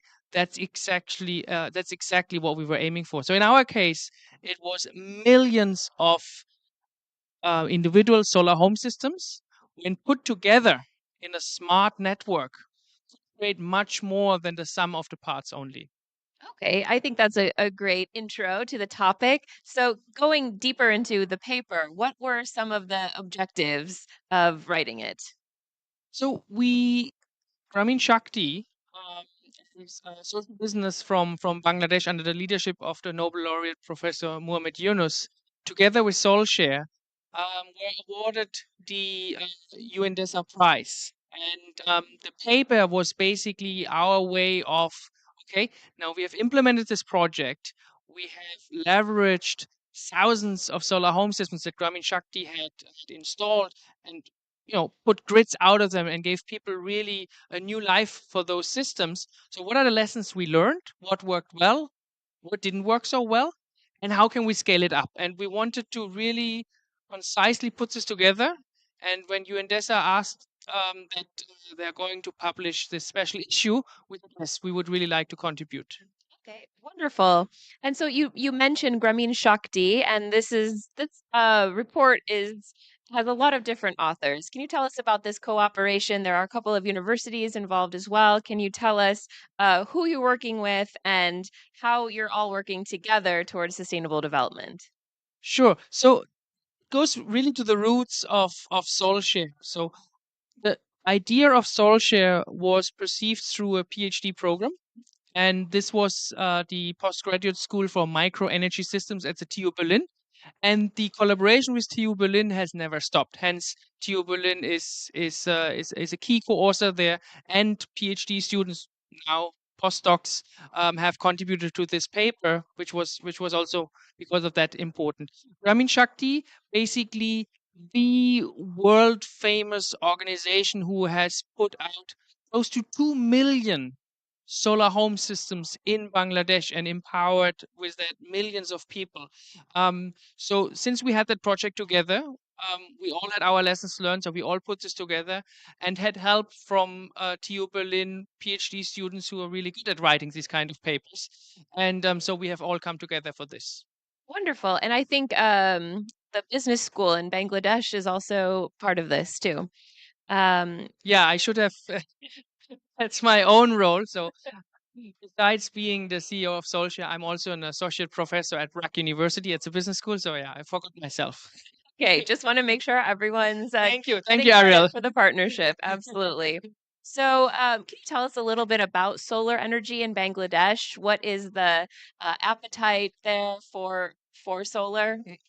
I think we're seeing there a large, almost discrepancy, because on the one hand, you measure solar usually, okay, how many megawatts, gigawatts have you installed? And against that measurement, Bangladesh is falling short. There's only a couple percent of the energy mix, like 2.5, which is renewable, which is really not up to the mark, and it's also not hitting the targets the government has set. But if you flip the equation and say, okay, how many people have access to solar energy as a primary energy source, which means did not used to have access to the national grid, but as a form of electrification to solar home systems, and then through this effort, through the interconnection of solar home systems, then you suddenly get 6 million. It's really 30 million people. That's a mid-sized European country which is fully electrified by solar. So it's a bit of a contrast, but it depends why do you look at people, or just do you look at just sheer size and how big the panels are and how many mega or gigawatts you have. Well, that's really cool. Thank you for sharing that information with us. And I'm wondering if I could ask you how possible it is to scale that up in other developing countries. What do you think? Well, first, we're really trying to scale it up as in Bangladesh as well. What we did is we have by now 130 grids, which are a combination of solar home systems. The fundamental idea, and I think I should make that clear as well, is whenever I, as a household, have more energy than I need right now, I have the option to directly sell this to my neighbor who may not be able to afford any system. And let's say I have at one point in time I need more energy, I can just buy it. And all the settlement is done through digitalization, through my mobile money account. So, and the meter in our case really doesn't show kilowatt hours, as probably you and me know it. That doesn't makes little sense to the people anyhow, but it shows the local currency, which is taka. So whenever I sell, I earn more money. Whenever I buy, it goes down. And with the money I earn from solar, I can buy my rice or whatnot in the market, which is, I think, quite fascinating already. What happened recently, and this is we also addressed in the paper, is that the national grid has expanded and has now reached those last mile houses, at least in the context of Bangladesh. So now we have started to also interconnect those grids, so small grids, with the big grid. So now the people can even sell to the national grid, and they're really proud of that. They're like, we used to be left behind, literally, right? Now we are co-powering the country. This is really impressive. Now, for the replication potential, we do see several other companies, um, be that in Southeast Asia, be that in Sub-Saharan Africa, be that in Latin America. We see all over, we see companies springing up with similar concepts of swarm electrification. We see an increased publications also in other journals. So this seems really to have taken root, and we're quite proud of that. That we kind of initiate something which is an alternative way to look at electrification, with mainly swarm electrification, that you create a swarm which then can swarm also towards the grid, and so that you bridge that gap between being off grid and on grid. Wonderful. And I do want to ask you, what were some of the main challenges you faced in implementing this project? It doesn't sound like it was an easy thing to do. No, far from. A big challenge is really policy. You see, energy is a very sensitive subject. It's this weird thing which is a public and a private good at the same time. So everybody kind of expects to have access to it. But then again, on the private side, you need to recover your investment, and you need to price it and whatnot. And so for us, the question in the beginning was, if we have a peer-to-peer grid, at what rate do people trade? What should be that rate? Or should we make it free floating like a marketplace? And how should that rate compare to the national grid utility rate? Ideally, it should be the same, right? But then we all know there are billions of dollars going in subsidies into those rates. And for me, it's very hard to justify someone who invests into a battery and a panel privately through a micro loan from Grameen Shakti. And then I tell her, okay, now you have to sell this for 5 cents a kilowatt hour. that doesn't really cut the bill. So it's a very sensitive area. And this is, I think, was tricky for us because we need to justify in front of the government, okay, what is the rate? And then they did, well, the main point, I think, is if household A trades with household B, the money doesn't leave the village. It goes from A to B, which is a big difference than if some external investor comes in and tries to extract value from the village, which in our case is very minimum because it's just a trading fee, which we need to keep our infrastructure intact. So that was a big challenge. And then the national grid expansion.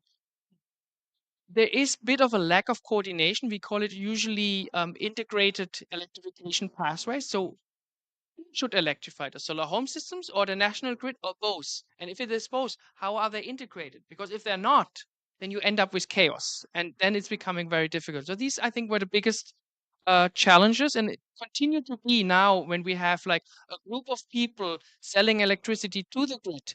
What should be a fair price for them to get? Yeah, absolutely. And Sebastian, let me just ask you one final question, which is we've heard all week here at the SDG Pavilion about some other people projects going on for SDG 7 for clean and affordable energy. Would you have any lessons learned or advice for anyone implementing clean energy systems in another country based on your experience? So I think my personal biggest mistake was that I thought that we are so smart that we can do it bottom up and we can ignore what is happening on the top. It's a very nice, naive thought, and it works to some extent until it doesn't. So, my big lesson learned is as energy is at this intersection of public and private, you need to be able to satisfy both camps. So, you need to have a very strong endorsement and support from the government. It needs to be clear what is your role and how are you helping the government's agenda for SDG 7. If you play your own game, at some point there will be trouble for sure. So I think that's important. But on the other hand, you can also not only rely on that relationship, but it needs to make perfect business sense for the people. Perfect. So I would advise everyone watching out there if you want to learn more about this particular project. I'm sure there's other pieces of advice in it. You guys can all go to the Natural Resources Forum, read this new issue, special issue on sustainable water and energy solutions, and you can go to un.org/DESA, DESA, to find this channel. So thank you for tuning in, and we'll be back later with more from the SDG Pavilion. Thank you. Thank you. Thanks for having me.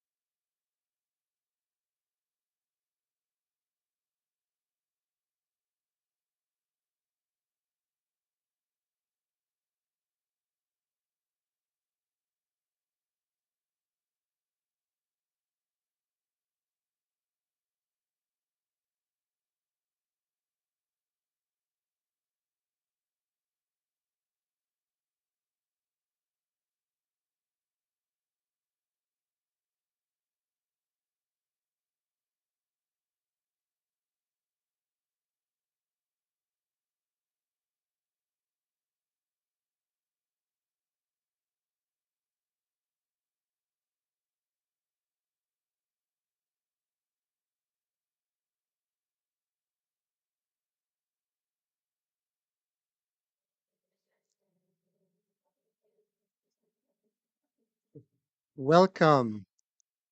Welcome everyone here in Dubai at COP28, and welcome to all of you participating with us from around the world.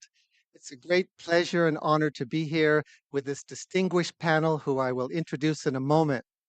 The event that we are holding today is entitled Religions in Action for Forests, Climate, and Indigenous Peoples. Innovations from the Interfaith Rainforest Initiative in Brazil, Colombia, Indonesia, and Peru. My name is Charles McNeil. I'm with the United Nations Environment Program, and it's my great honor to moderate this panel. Before I introduce this panel, I wanted to say a little bit about the Interfaith Rainforest Initiative and this event. And I wanted to emphasize that at UNEP, our vision of how sustainable development will happen is intimately tied to the protection of tropical forests and indigenous peoples' rights.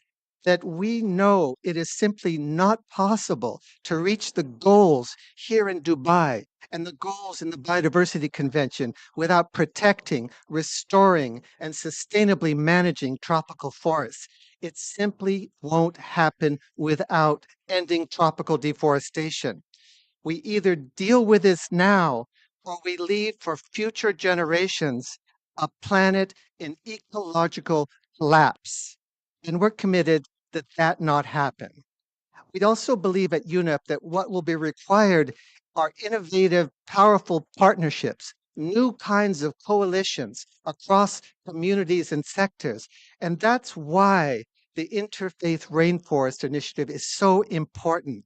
It's the whole point of the Interfaith Rainforest Initiative is to bring moral urgency and faith-based leadership to efforts to protect tropical forests and the rights of indigenous peoples.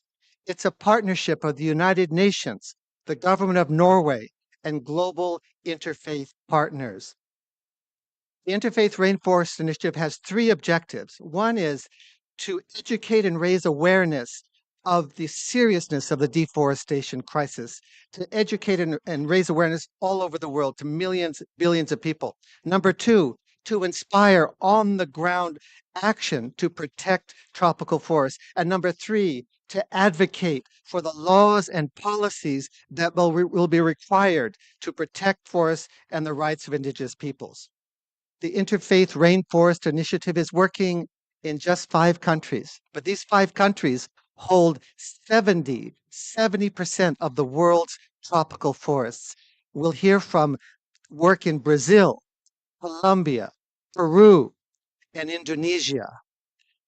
And during these next few minutes, we're going to hear about the strategies and the plans and the implementation of the work in these countries. We're going to hear directly from some really extraordinary people. These are the national facilitators of the Interfaith Rainforest Initiative in these countries. And I think you'll be as inspired as we are by their who they are and by their work.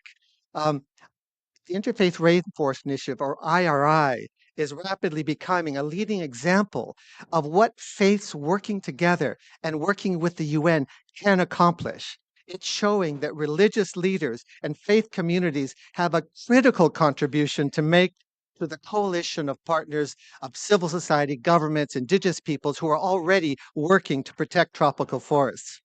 I'd like to now show a brief video with Jane Goodall and the UNEP Executive Director Inger Anderson to say a little bit more in visual terms about the work of the Interfaith Rainforest Initiative. Let's watch. Hi, I'm Inger Anderson, Executive Director of the United Nations Environment Program. Tropical deforestation is among the most urgent challenges of our time. Now more than ever, we need leadership and influence of the world's religions to halt and reverse tropical deforestation. The Interfaith Rainforest Initiative is showing us that there is more commitment across faiths to achieve this goal. We invite all leaders, organizations, and networks of faith around the world to please join us in this mission to protect our future. And now, United Nations Messenger of Peace, Dr. Jane Goodall, to tell us more.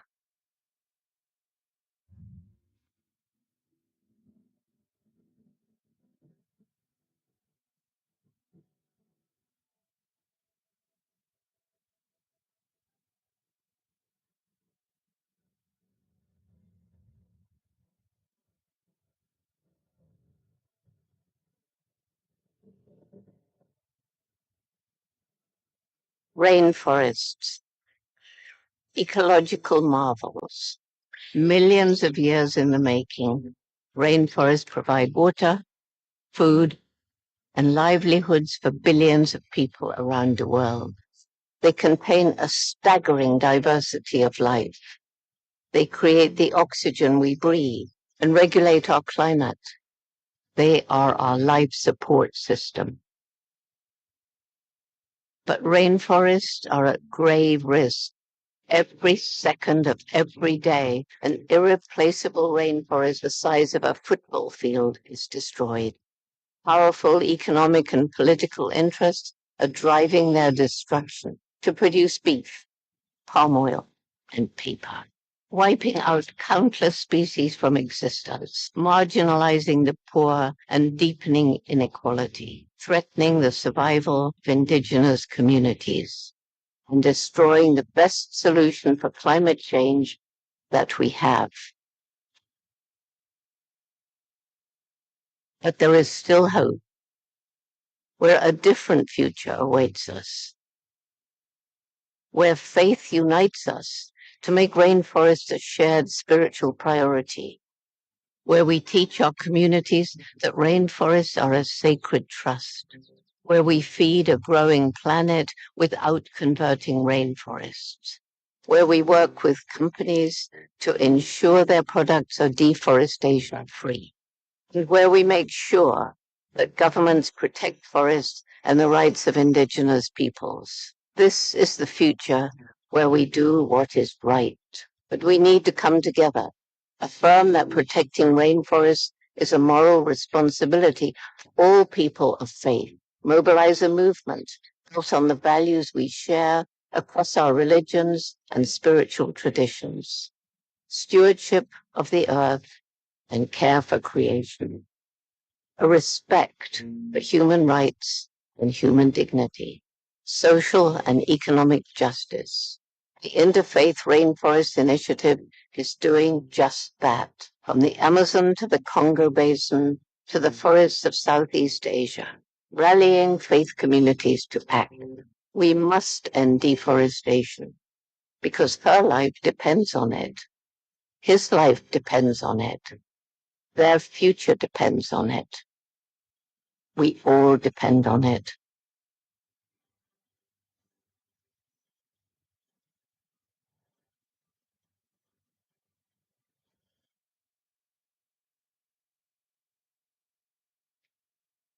Thank you, Inger and Jane Goodall.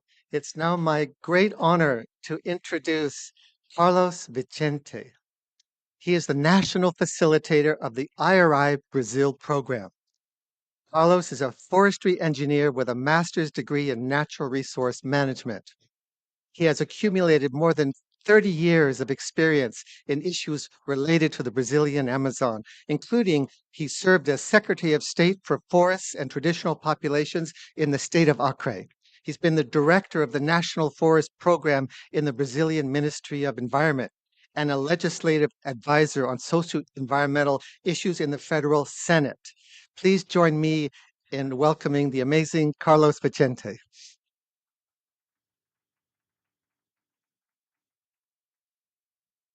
Thank you, Charles. Thank you, everybody, for being here. It's a huge honor to share with you some ideas. In Brazil, almost 90% of the whole population follow religions or spirituality, and the religion influences whole aspects of our lives, personal lives and social lives. And in Brazil, the IRI is seeks to contribute to increase the number of religion leaders engaged in the fight against climate change for the restoration and conservation of the forest, defending the rights of indigenous peoples, quilombolas, and traditional communities, and for the adoption of a sustainable development model in the Amazon, especially.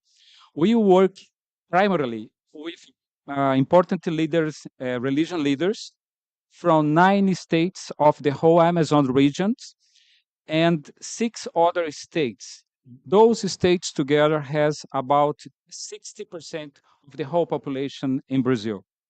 Our programs seeks to involve as much diversity as possible, both in terms of religiosity, spirituality, socioeconomic profile, and political and ideological preferences. So we try to work with everybody. We have 5 action programs: awareness program, training, communication, local action, and public advocacy. In our awareness program, we carry out 2 actions that have proven to be very effective: scientific immersion. We create a space to put together religious leaders and scientists. And the other action is use technology, VR technology. We made a film, Amazonia Viva VR, and you are using this device to create awareness and a strong experience with people in the forest. Scientific immersion are days of lectures, workshops, and visits to laboratories during 2 days and take place at 2 important public institutions in Brazil, 2 scientific institutions. One of these institutions is the National Center of Monitoring and Alerting of Natural Disasters, and the other one is the National Institute of Space Research, INPE. Both institutions are in the same city in São Paulo, and then religion leaders dialogue directly with scientists in a very carefully environment where they can talk about what they believe and where they can learn new knowledges, especially about climate change and the forests. Um, in these 2 years of work, almost 100% of the whole people that participate in our program became very involved with environmental actions. Many of them are developing new programs of climate change or protection of forests in their communities. I would like to invite you to see a short film about this scientific immersion, please.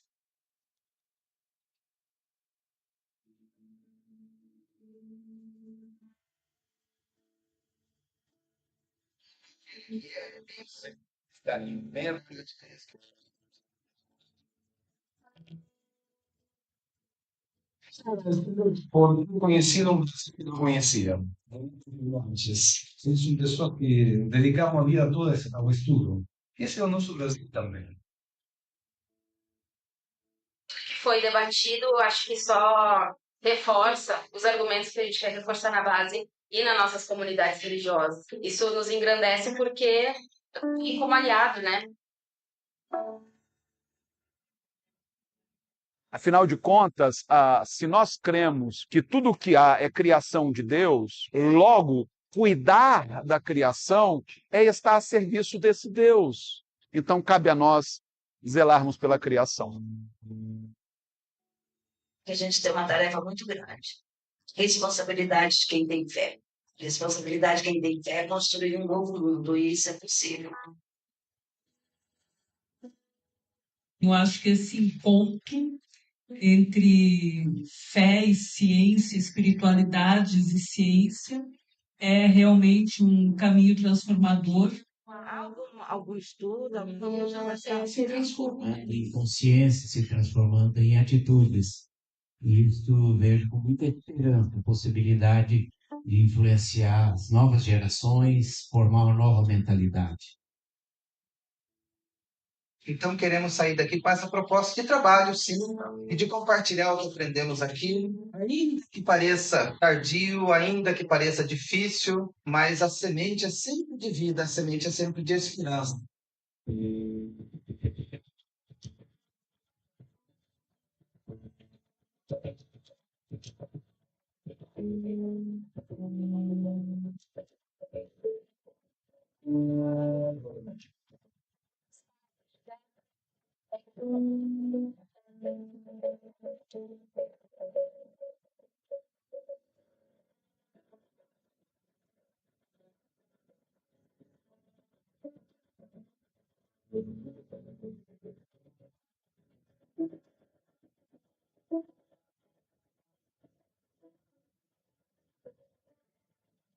Espaços de religiosidade, eles podem contribuir muito, criando espaços de construção desses conhecimentos, né?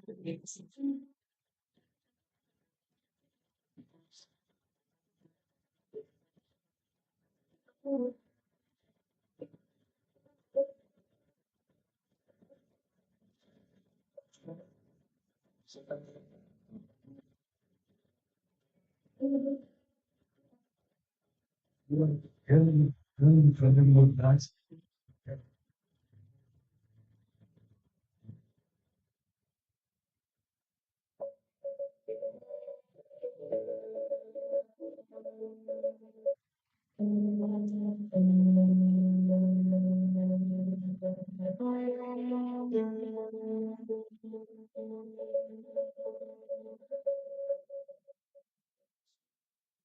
Thank you so much. As we tried to express you with this film is the the importance of this kind of dialogue and connection between science and faith. And we discovered that it creates a lot of happiness because we can have a good channel to spread this knowledge, this new the importance of this the science in the our engagement. The other one action that we develop is use of technology. The screening of the film Amazon Viva offer people the opportunity to feel like they are inside the Amazon forest and to be moved by its extraordinary beauty and the importance of the forest for our life and for the sustaining of life in the planet. The virtual tour in the forest is guided by Raquel Tupinambá, an important female and indigenous leader.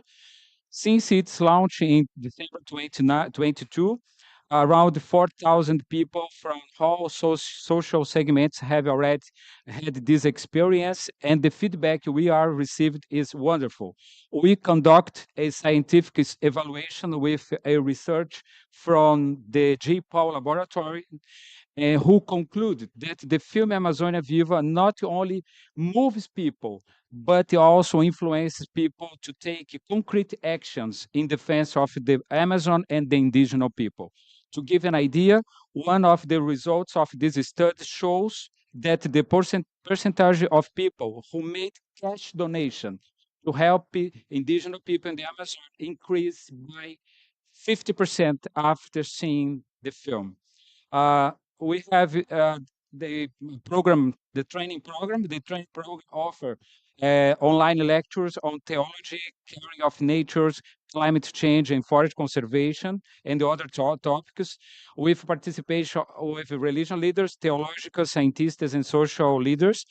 In our communication program, we have we are developing videos from 1 to 2 minutes, sharing message from from religious principles about the care of nature, and call people to action.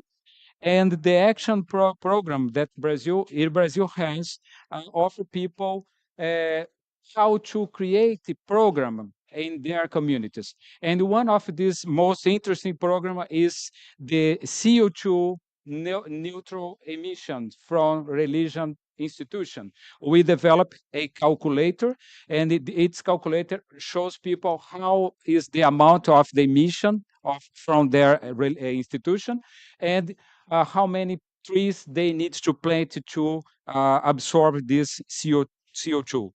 And at our last program is the public incidence program, and we have 4 fronts of action. One of these is participation in mobilization of social environmental movement in defense of rights.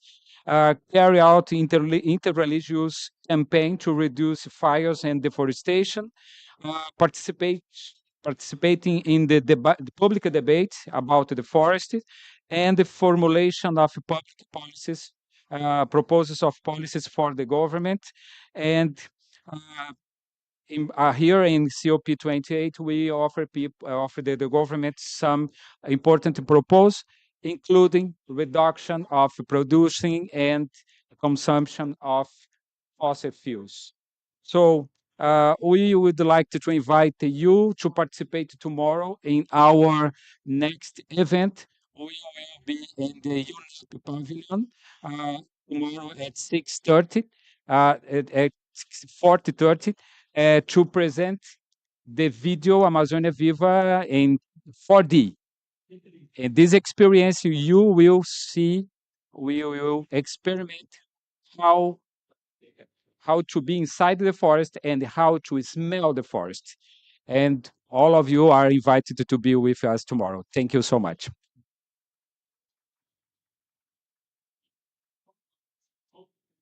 Thank you so much, Carlos. And Carlos has mastered Portuguese and Spanish and local languages. And thank you for your courage to speak in English like this. It's so great that you'll swing out like this. And I think we all know that our entire atmosphere, our entire uh, climate, our food system depends on the Amazon staying in existence. And some 60% of the Amazon, is that right, is in Brazil? Something like that. And the evangelical population, the leaders in Brazil are so important to determine who gets elected president, what people think. And just imagine the educational work that's going on to educate these evangelical leaders about the facts of climate and having them actually incorporate that and incorporate into their lives and into their work. It's actually history making work that Carlos is describing for us. I now want to introduce another extraordinary person. This is Blanca Lucia Echeverri. She is the national facilitator of IRI Colombia, another Amazonian country. Blanca is a human rights lawyer with a master's degree in political science. For more than 20 years, she worked in the Ombudsman's office in Colombia, where she led the defense of the rights of indigenous peoples. She is an advisor to the Interreligious Council of Colombia and a delegate to the Executive Council of the Episcopal Church. She was national coordinator of the Ecumenical Accompaniment Program in Colombia for displaced communities in the defense of their rights and has been a national facilitator since the beginning of IRI. Please join me in welcoming this extraordinary Blanca Lucia Echeverri.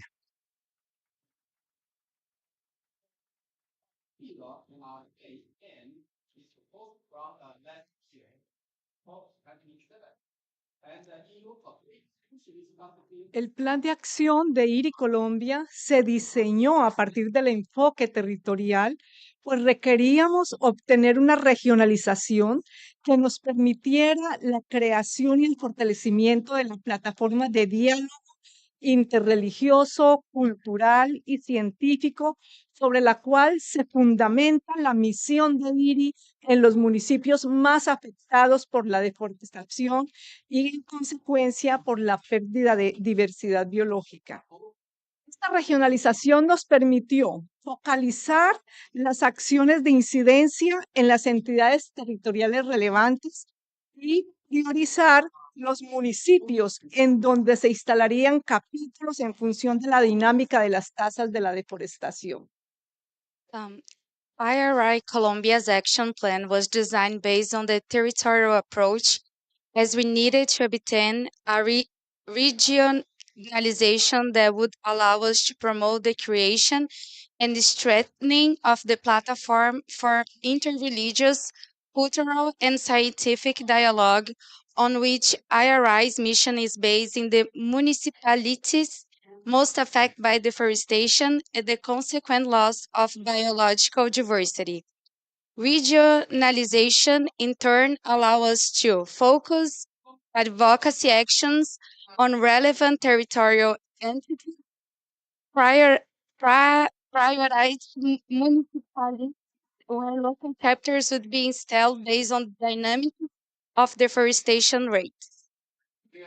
IRI Colombia instaló 42 capítulos en los municipios más amenazados por la deforestación, 14 en centros urbanos y 28 en zonas rurales. Estos capítulos unen a líderes religiosos, pueblos indígenas, líderes sociales y comunitarios, profesores y representantes de las autoridades locales, un verdadero movimiento nacional para la protección de la selva amazónica. Estos capítulos han preparado planes de acción medioambiental y pastoral para impulsar la conservación de los bosques y la restauración de los ecosistemas, así como acciones basadas en la fe que contribuyen a incorporar la protección de la Amazonia como prioridad espiritual en las redes religiosas. IRE Colombia installed 42 chapters in the municipalities most threatened by deforestation, 14 in urban centers and 28 in rural areas. These chapters unite religious leaders, indigenous people, social and community leaders, teachers, and representatives of local authorities in a true national movement for the protection of the Amazon rainforest. These chapters have prepared environmental and pastoral action plans to advance forest conservation and ecosystem restoration, as well as faith-based actions that contribute to mainstreaming the protection of the Amazon as a spiritual priority in religious networks. IRI Colombia ha capacitado a más de 14.148 líderes religiosos en temas de bosques, cambio climático, deforestación, teología de la creación, pueblos indígenas e incidencia política a través de procesos de formación presenciales y virtuales. IRE Colombia has trained more than 14,000 religious leaders on forest, climate change, deforestation, creation, theology, indigenous people, and advocacy through face-to-face and virtual training process. IRI Colombia ha desarrollado también una estrategia de comunicación que trabaja de manera transversal a las actividades de la iniciativa con el propósito de consolidarla como un movimiento nacional por la protección de los bosques tropicales y la defensa de los indígenas, pero también contribuir al cumplimiento de las líneas misionales de la iniciativa.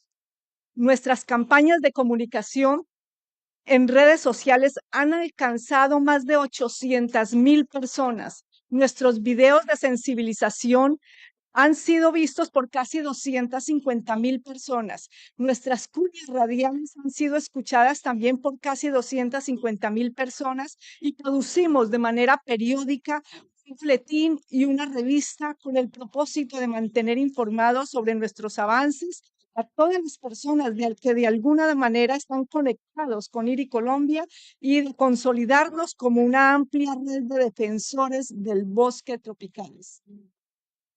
IRI Colombia has also developed a communication strategy that works transversally throughout the activities of the initiative, with the purpose of consolidation it as a national movement for the protection of tropical forests and the defense of indigenous people, but also to contribute to the fulfillment of the initiative's mission lines. Our social media communication campaigns have reached more than 8,000 people, no, 800,000 people. Our awareness video have been viewed by almost 250,000 people. Our radio spot have also been listened by almost 250,000 people, and we periodically produce a bullet and a magazine with the purpose of keeping all the people who are in some way connected with IRI Colombia informed about our progress and consolidating ourselves as a broad network of defenders of tropical forests. IRI Colombia dispone de una estrategia de incidencia política a nivel nacional, regional y local. A nivel nacional, el Congreso de la República, en donde los congresistas que se propone, entre otras acciones, hacer seguimiento y evaluación al desarrollo de la agenda legislativa relacionada en materias relevantes para los propósitos misionales de la iniciativa. En este marco, formulamos recomendaciones sobre la implementación de la contribución determinada a nivel nacional y del Plan Nacional de Desarrollo. La consolidación de la Alianza Territorial para la Amazonia hace parte de las acciones de incidencia a nivel nacional. Esta alianza se propone gestionar la articulación de las acciones de las autoridades nacionales y territoriales de elección popular en materia de defensa y restauración de la Amazonia. IRI Colombia has an advocacy strategy at the national and municipal levels. Advocacy at the national level is proposed, among other actions, to monitor and evaluate the development of the legislative agenda related to matters relevant to the mission purpose of the initiative. Within this framework, we make recommendations on the implementation of the nationally determined contribution and the National Development Plan. The consolidation of the Territorial Alliance for the Amazon is part of the national advocacy actions. This alliance aims to manage the articulation of the actions of the national and territorial authorities of popular elections in terms of defense and restoration of the Amazon. Las acciones de incidencia en el nivel municipal buscan que los líderes religiosos de IRI Colombia participen en forma activa e independiente en las diversas etapas del ciclo de gestión de políticas públicas locales relacionadas con la protección de los bosques tropicales y la defensa de los derechos de sus habitantes. De esta forma, se garantiza que los capítulos locales de IRI tengan la oportunidad de formular recomendaciones y de ejercer influencia sobre la realización de proyectos asociados a la prevención de la deforestación y a la restauración de los bosques. También se garantiza que pueda hacer monitoreo y evaluación del cumplimiento de los planes de desarrollo municipal.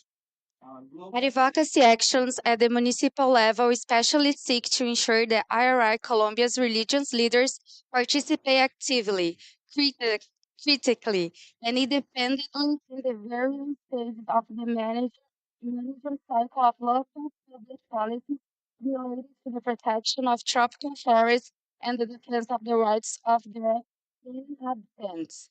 This ensures that local chapters have the opportunity to make recommendations and influence the implementation of the projects associated with deforestation, prevention, and forest restoration.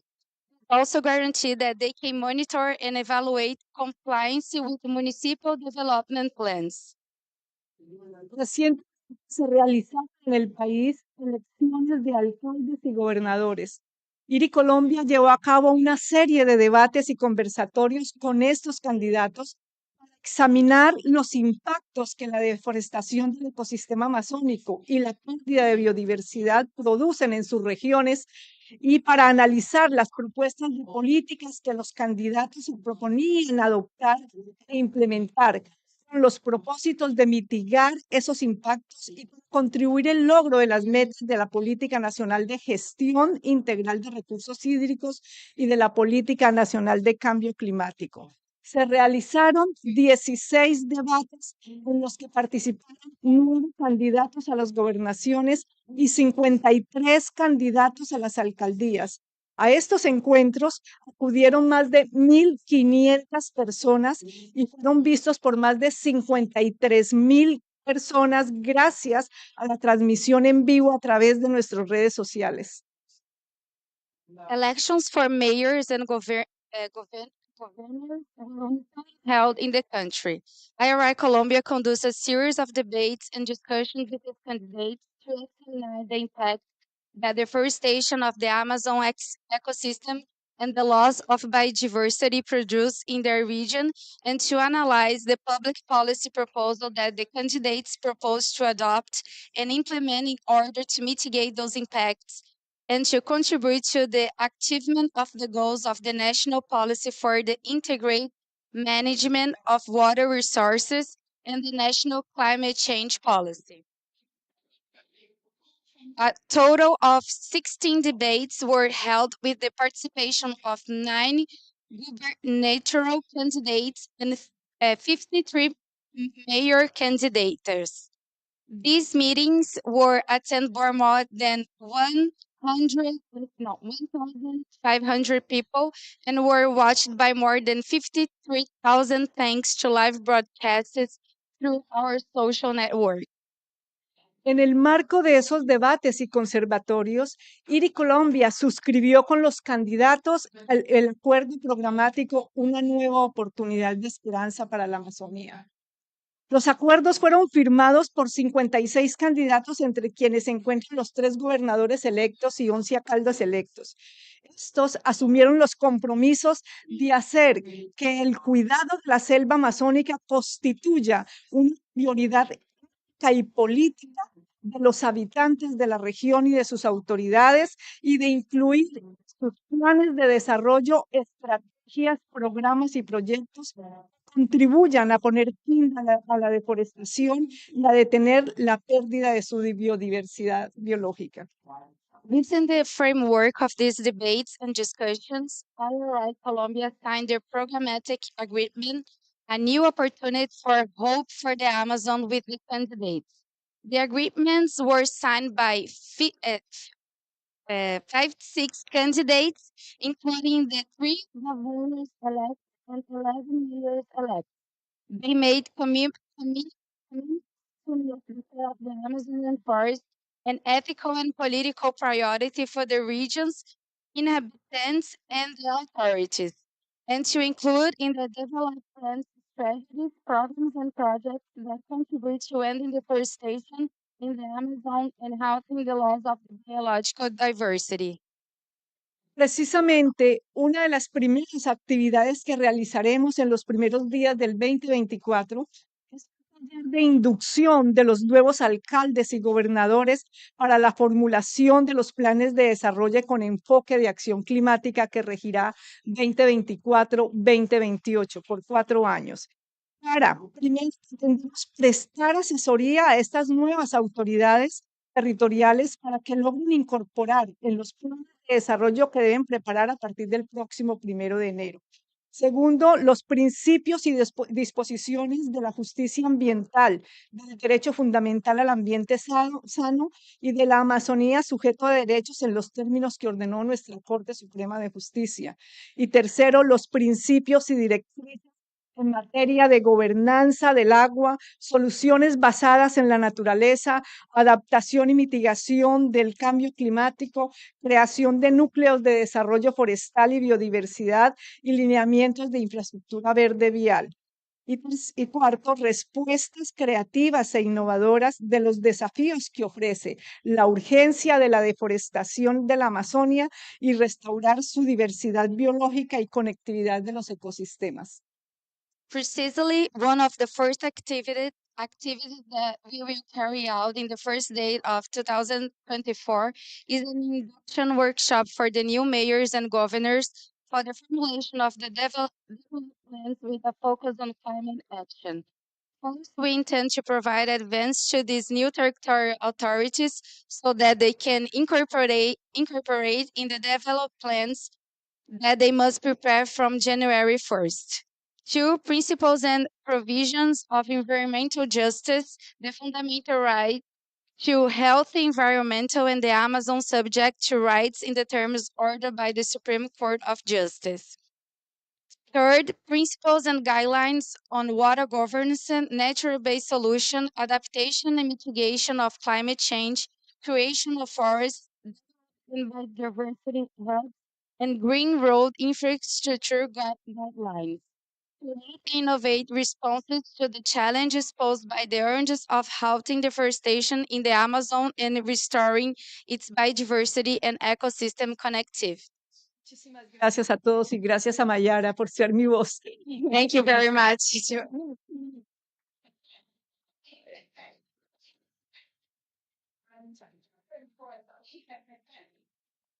Thank you, Blanca. We're beginning to get a full picture of the Interfaith Rainforest Initiative. Each of them work on education and action generation and advocacy and they're not all talking about all aspects of it. But you heard from Carlos how immersing religious leaders in science is having huge results. The innovative virtual reality program is having big results. And from Blanca, you heard about how she's focusing in the 42 regions of the country with the highest rates of deforestation and training tens of thousands of religious leaders.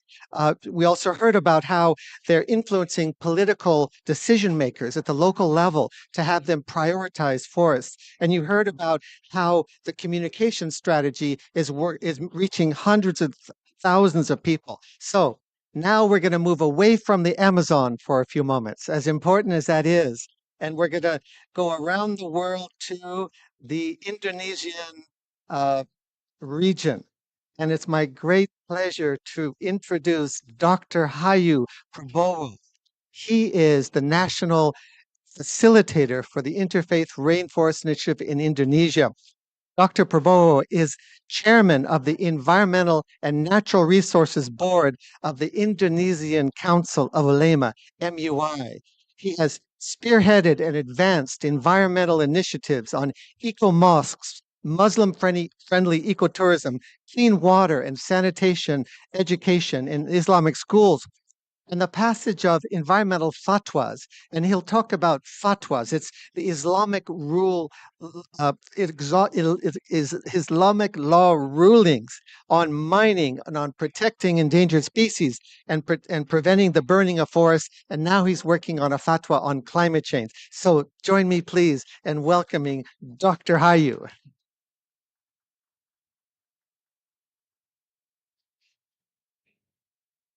Thank you, Dr. Charles. It's honor and principle to me that present to you all. Okay, in this afternoon, I will going to talk about mainstreaming forests into religious organization. Next slide, please. Oh, the right one. Okay. Okay, so this picture shows the launching of Indonesia Rainforest Initiative in 2020, just 1 month before the COVID. So after this launching, we kind of stagnant. But this launching was participated by 200 religious leaders for in Indonesia. So Indonesia comprises about 280 million people, and 80% of it is Islam. And we have 17,000 islands that's spread across the Indonesia. So Indonesia length is about 6 hour flight from end to end. So it's very large country, and this launchings participated by 6 major religions in Indonesia, which is Islam, and then Christian, Catholic, Hindu, Buddha, and Confucius. So those are 6 major religions in Indonesia. And also this supported by Region for Peace and UNIP as well, and RFN.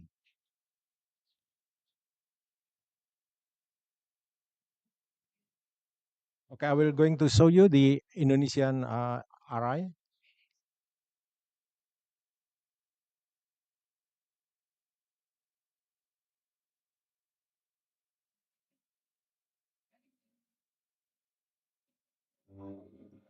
Hutan Indonesia adalah keajaiban penciptaan Tuhan. Rumah bagi spesies unik yang tidak ditemukan di tempat lain di bumi ini. Mereka mengatur iklim dan memberi kita makanan, air, obat-obatan, dan memberikan mata pencaharian. Tragisnya, mereka dihancurkan di depan mata kita. Untuk agribisnis, untuk penebangan industri, untuk minyak sawit, dan untuk pertambangan. Ini menciptakan masalah besar bagi orang-orang kami. Ini mempercepat perubahan iklim dan mendorong kepunuhan spesies. Ini menyebabkan kerawanan air dan pangan. Ini menghasilkan penyakit seperti coronavirus. Dan ini mengancam masyarakat adat yang telah melestarikan hutan selama beberapa generasi. Tidak ada hutan berarti tidak ada masa depan. Itulah sebabnya kami meluncurkan prakarsa lintas agama untuk hutan tropis di Indonesia. untuk membawa kekuatan dan pengaruh pemimpin agama ke dalam perlindungan hutan. Pemimpin agama, masyarakat adat, LSM, Perserikatan Bangsa-Bangsa, ilmuwan, kami adalah koalisi yang bekerja lintas sektor untuk mengakhiri deforestasi. Bagaimana kami bekerja? 1. Kami mendidik dan meningkatkan kesadaran melalui pelatihan dan kampanye. Kami berbagi fakta terbaru tentang hutan, perubahan iklim, dan hak asasi manusia. Dengan cara ini, kami memperlengkapi para pemimpin agama untuk bertindak, untuk memasukkan kepedulian terhadap hutan ke dalam ajaran agama mereka, berbicara di depan umum tentang deforestasi, dan untuk mengumpulkan tempat ibadah mereka untuk bertindak. 2. Kami memobilisasi tindakan di lapangan. Di mana hutan menghadapi ancaman terbesar, kami meluncurkan perwakilan daerah. Masing-masing adalah koalisi pemuka agama yang bekerja bahu-membahu dengan masyarakat adat setempat, ilmuwan, dan LSM dalam rencana aksi untuk melindungi hutan di wilayah itu. Kami aktif dari Papua hingga Papua Barat, Kalimantan Timur ke Riau, dan dari Maluku hingga Aceh. Kami melatih dan memobilisasi ribuan pemimpin agama dan gerakannya terus berkembang. 3. Kami mendukung perubahan dan penegakan kebijakan. Karena menghentikan deforestasi sangat bergantung pada kemauan politik. Kami bertemu dengan wali kota, bupati, anggota dewan daerah, benur, anggota parlemen, dan menteri untuk menuntut tindakan. Kami mengadakan debat publik, membuat komitmen dan memantau kemajuan dalam melindungi hutan kami. Pesan kami sederhana, mengadopsi, memenuhi, dan memperluas komitmen untuk melindungi hutan Indonesia dan penjaganya. Kami bersaksi untuk mendampingi pembuatan kebijakan lokal dan nasional untuk memastikan keadilan bagi hutan dan masyarakat adat. 4. Kami mempengaruhi sektor swasta. Tujuan kami adalah menghilangkan deforestasi dari produksi pangan, khususnya minyak sawit, agribisnis, dan perkebunan makanan. Kami juga menganjurkan untuk melakukan divestasi dari bisnis yang bertujuan untuk mendapatkan keuntungan dari deforestasi seperti kelapa sawit, tambangan, dan pengembangan komersial. Sebagai komunitas religius, investasi keberagaman kami besar. Kami berinvestasi dengan hati nurani dan kami memberitahu perusahaan di mana kami berdiri. Kami meminta pertanggungjawaban bisnis atas kebijakan dan praktik mereka. Prakarsa lintas agama untuk hutan tropis di Indonesia. Berbeda keyakinan, satu tujuan. Kami membela hutan. Kami mendukung keadilan iklim. Kami mendukung masyarakat adat. Hutan adalah masa depan kita dan waktu untuk bertindak sekarang. Bergabunglah dengan kami.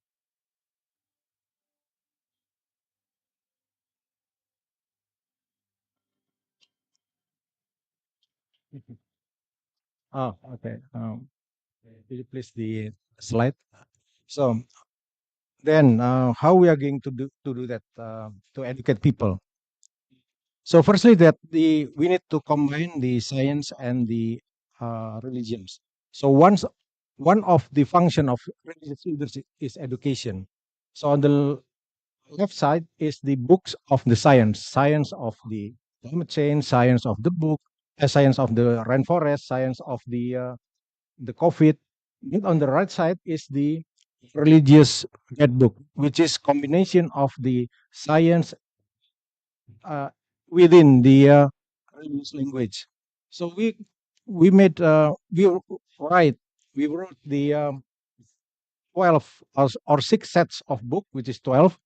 The first book is the guidelines, and the second book is the sermons. So each of 6 religions write this book. So using this book, we socialize to the people, to the especially to religious leaders, and then from them they can socialize to each of their followers. So this book is very important for us. Next slide. Oops, can you see slide?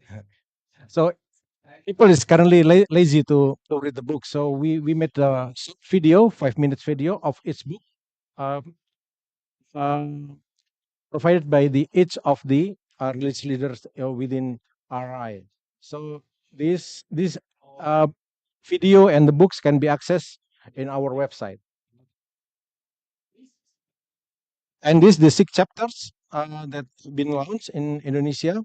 Currently, we have 6 chapters as shown in the video, and we combine this each chapter. We combine the scientists, the religious leaders, the NGOs, alongside all of uh, this movement.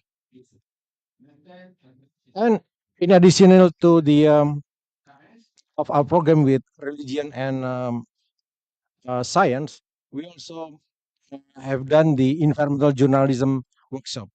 Because this is very important, it aims to promote accurate information dissemination through journalist participation, preventing spread of misinformation on environmental issues. And additionally, the workshop is expected to enhance the accountability of religious organizations and environmental journalists, enabling them to act as responsible agents of change, committed to supporting environmentally friendly, sustainable forests and community well-being. And secondly, we also just conducted the left side of the chart is the conference, IRI Indonesia Conference 2023, to gather diverse perspectives of to map a focus IRI program, sharing moral and religious knowledge on rainforest protection, enhancing leaders' understanding and mobilizing religious-based action for collective impact. So we will plan to have annual conference of IRI Indonesia every year. And we also done the IRI Indonesia's webinar series, covers major themes such as the faith for rainforest and climate change in these communities and intersectional collaboration in advocacy for forest in Indonesia. So this kind of major issue to support our program in protecting the rainforest. And this we also visit the we are not only visiting the indigenous people, but we're targeting the youth indigenous communities because they are one who are responsible in the future, and we communicating with them. And also we have a camp with them to be more effective in communicating. And also we met with all of the NGOs in our our chapters to map the to map and collaborate and identify and opportunities for cooperation between IRI and NGOs in IRI's chapter provinces and enhance the role of religious-based organization in influencing policies, advocating governments and companies to fulfill and expand commitments in protecting tropical forests and the right of indigenous communities at local, provincial, and national levels. So we also engage the NGOs to avoid the duplication of work. So we collaborate in order to enhance the result of our work. And also we engage leaders and community leaders with government officials, especially legislative and executive bodies regarding forestry to enhance understanding and advocacy of sustainable forestry practices among religious communities. This engagement aims to leverage the moral influence of faith leaders to encourage policies initiatives that promote environmental conservation, responsible forestry management, and the protection of Indonesia diverse ecosystem. This also the same one, so it's different level of communication in our engagement with executive body and legislative. And in Indonesia policies, position is one that we would like to promote understanding of the gravity of deforestation and critical need for immediate action to safeguard forests and counteract climate change. Secondly, foster communication between scientists and religious communities. Three, to engage religious leaders and action networks. And the fourth is champion the adoption of policies and laws that prioritize the protection of the Indonesian rainforest. I think that's all for my presentation. Thank you very much.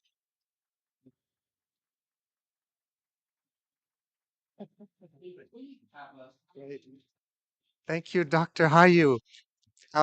As we heard from Carlos and then Blanca, the majority in the Amazon of people are Christian, Catholics, and Protestants.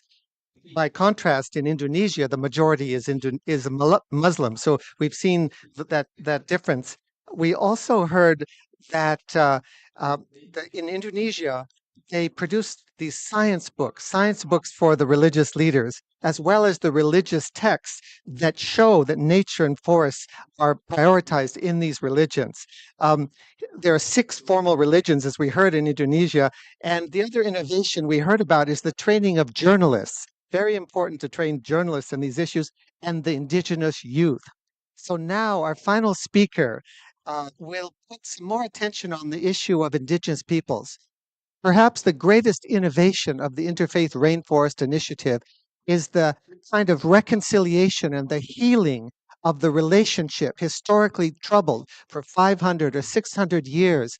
But through the Interfaith Rainforest Initiative, we're seeing a healing of that relationship and a coming together, a respect for indigenous peoples by the religious leaders. And we're going to hear from our next and last speaker about that. So please, I'm going to now introduce another extraordinary person, and I'm just looking for the details. Just one moment. She has a very distinguished bio, but I'll be very brief. Laura Vargas is the national facilitator of IRI Peru. Laura has a degree in theology and also a degree in education with a specialization in social sciences.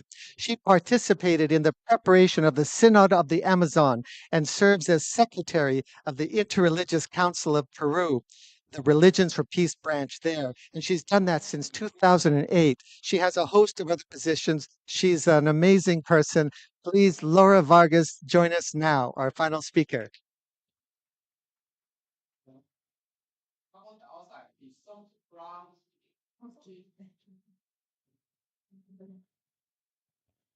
Good afternoon, friends. Time is really a very powerful enemy because time doesn't stop; it just continues. No, but um, I will try to run. But I am convinced that the Interfaith Rainforest Initiative is a wonderful opportunity that we have to really act together.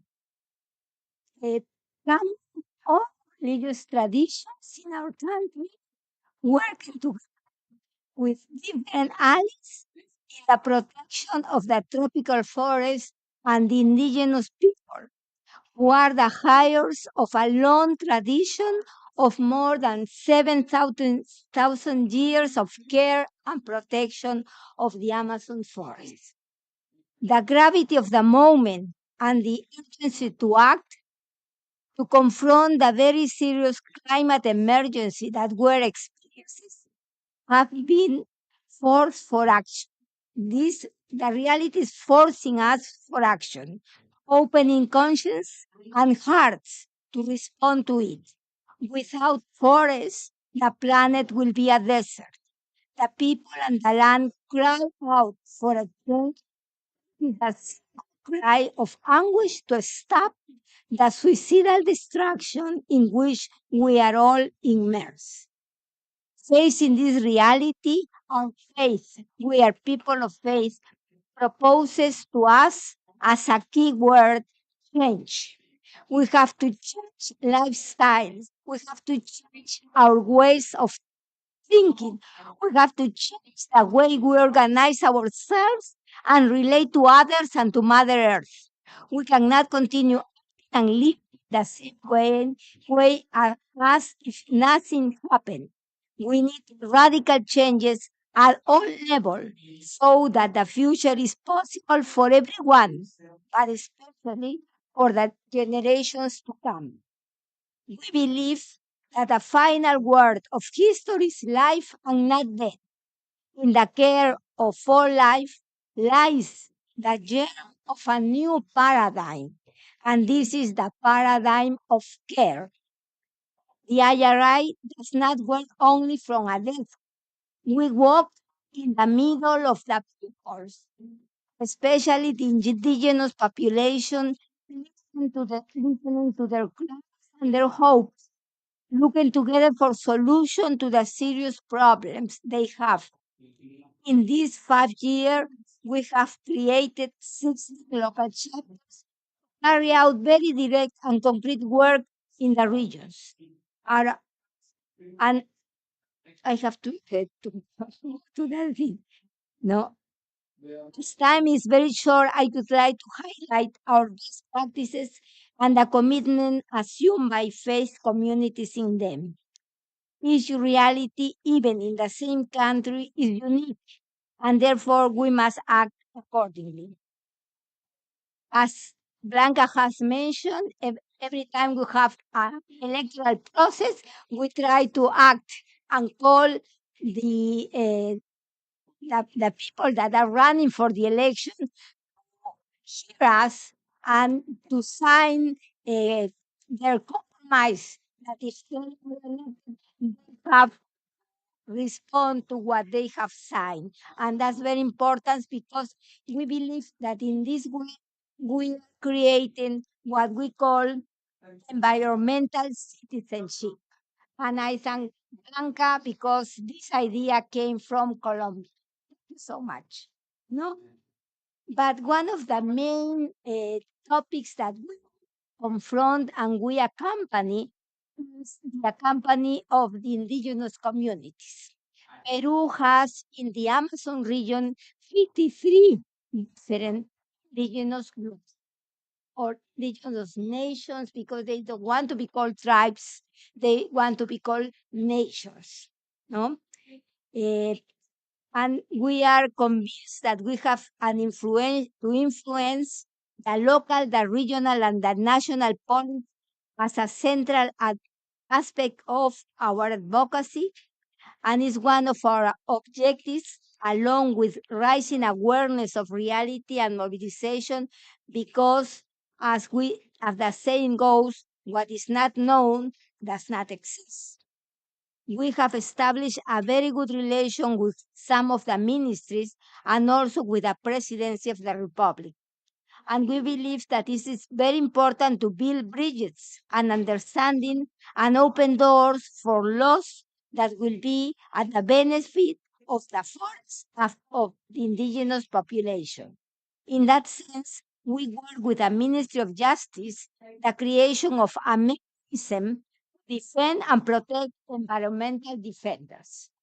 The reality of the indigenous people is very painful, of prostration and of their ancestral rights to their territory.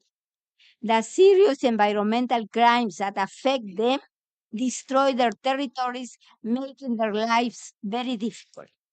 A recent example was experienced that we experienced was on in an indigenous woman, the mother of 6 children, Jessica Diaz, who dared to confront illegal miners.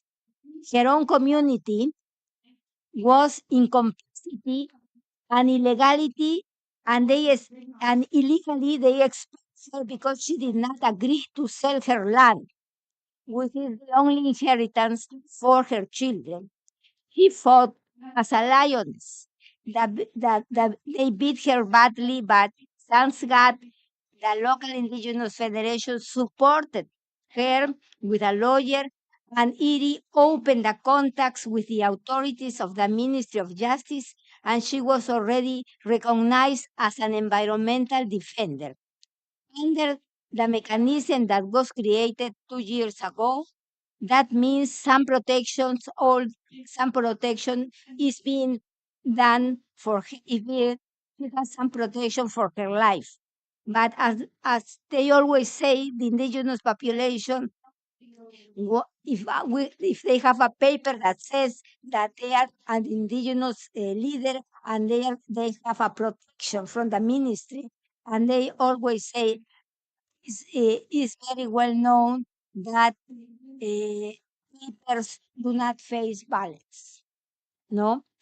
Very recently, we have another indigenous leader that was here in because we have but because we have the mechanism, the next day after his death, a commission of 4 ministries, uh, justice, culture, interior, and environment went with a minister to the zone to hear them and to find and to try to make justice. No, this is very important. And also, we have created a pact for the Amazon and a parliamentary front for the Amazon, working with. Different personalities in the first case and working also with the Congress that we can defend this our indigenous population, especially in the search of their rights, because they have the right to their land. They have the right to living a good life, as they said, el buen vivir, the good living. They have the right to have a good living, and in the moment, because of poverty and because of all these illegalities that surround them, they have nothing. Well, I don't have more time, but this is what we're trying to do, and we're doing it in Peru. Thank you so much.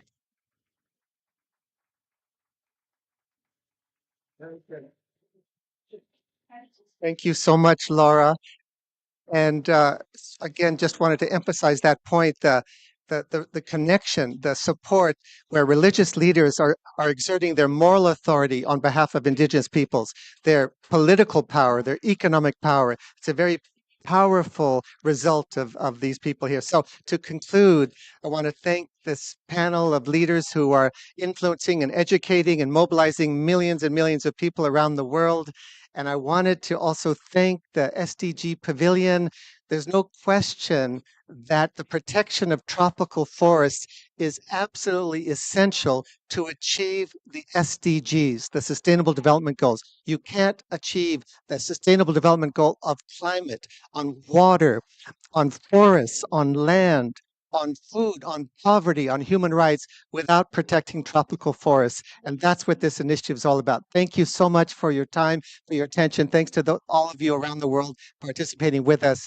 And have a great rest of the day. And let's have a success here at COP28. Thank you.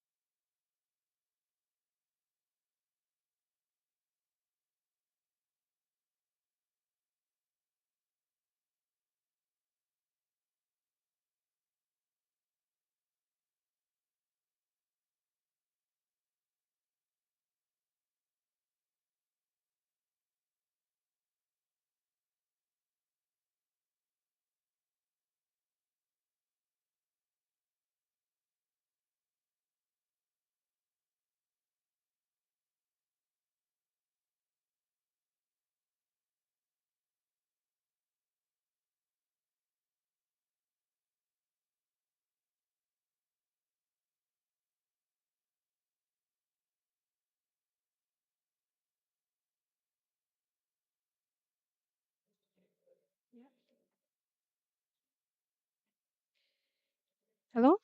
Does it work? Okay. Thank you, dear friends and colleagues. I want to welcome you to our event here at COP28. Small but very important, where we will talk about importance of investing in the local action. While sometimes these local communities and local action maybe get forgotten in the big projects and big decision here in the COP, but I think this is where everything starts and ends. And if we don't have communities implementing the measures, building resilience, we are not going to have our progress on our climate change, on fighting climate change, as well as mitigation, as well as adaptation and resilience. So without further ado, because we have so little time and we have wonderful people here to discuss these issues with, I would like to introduce myself. My name is Angelika Shamerina, and I am representing here a small grants program funded by the GEF and implemented by UNDP. We give small grants up to $50,000 to communities around the world, and with this directly accessed finance, communities are implementing climate change measures, biodiversity conservation, and building their resilience.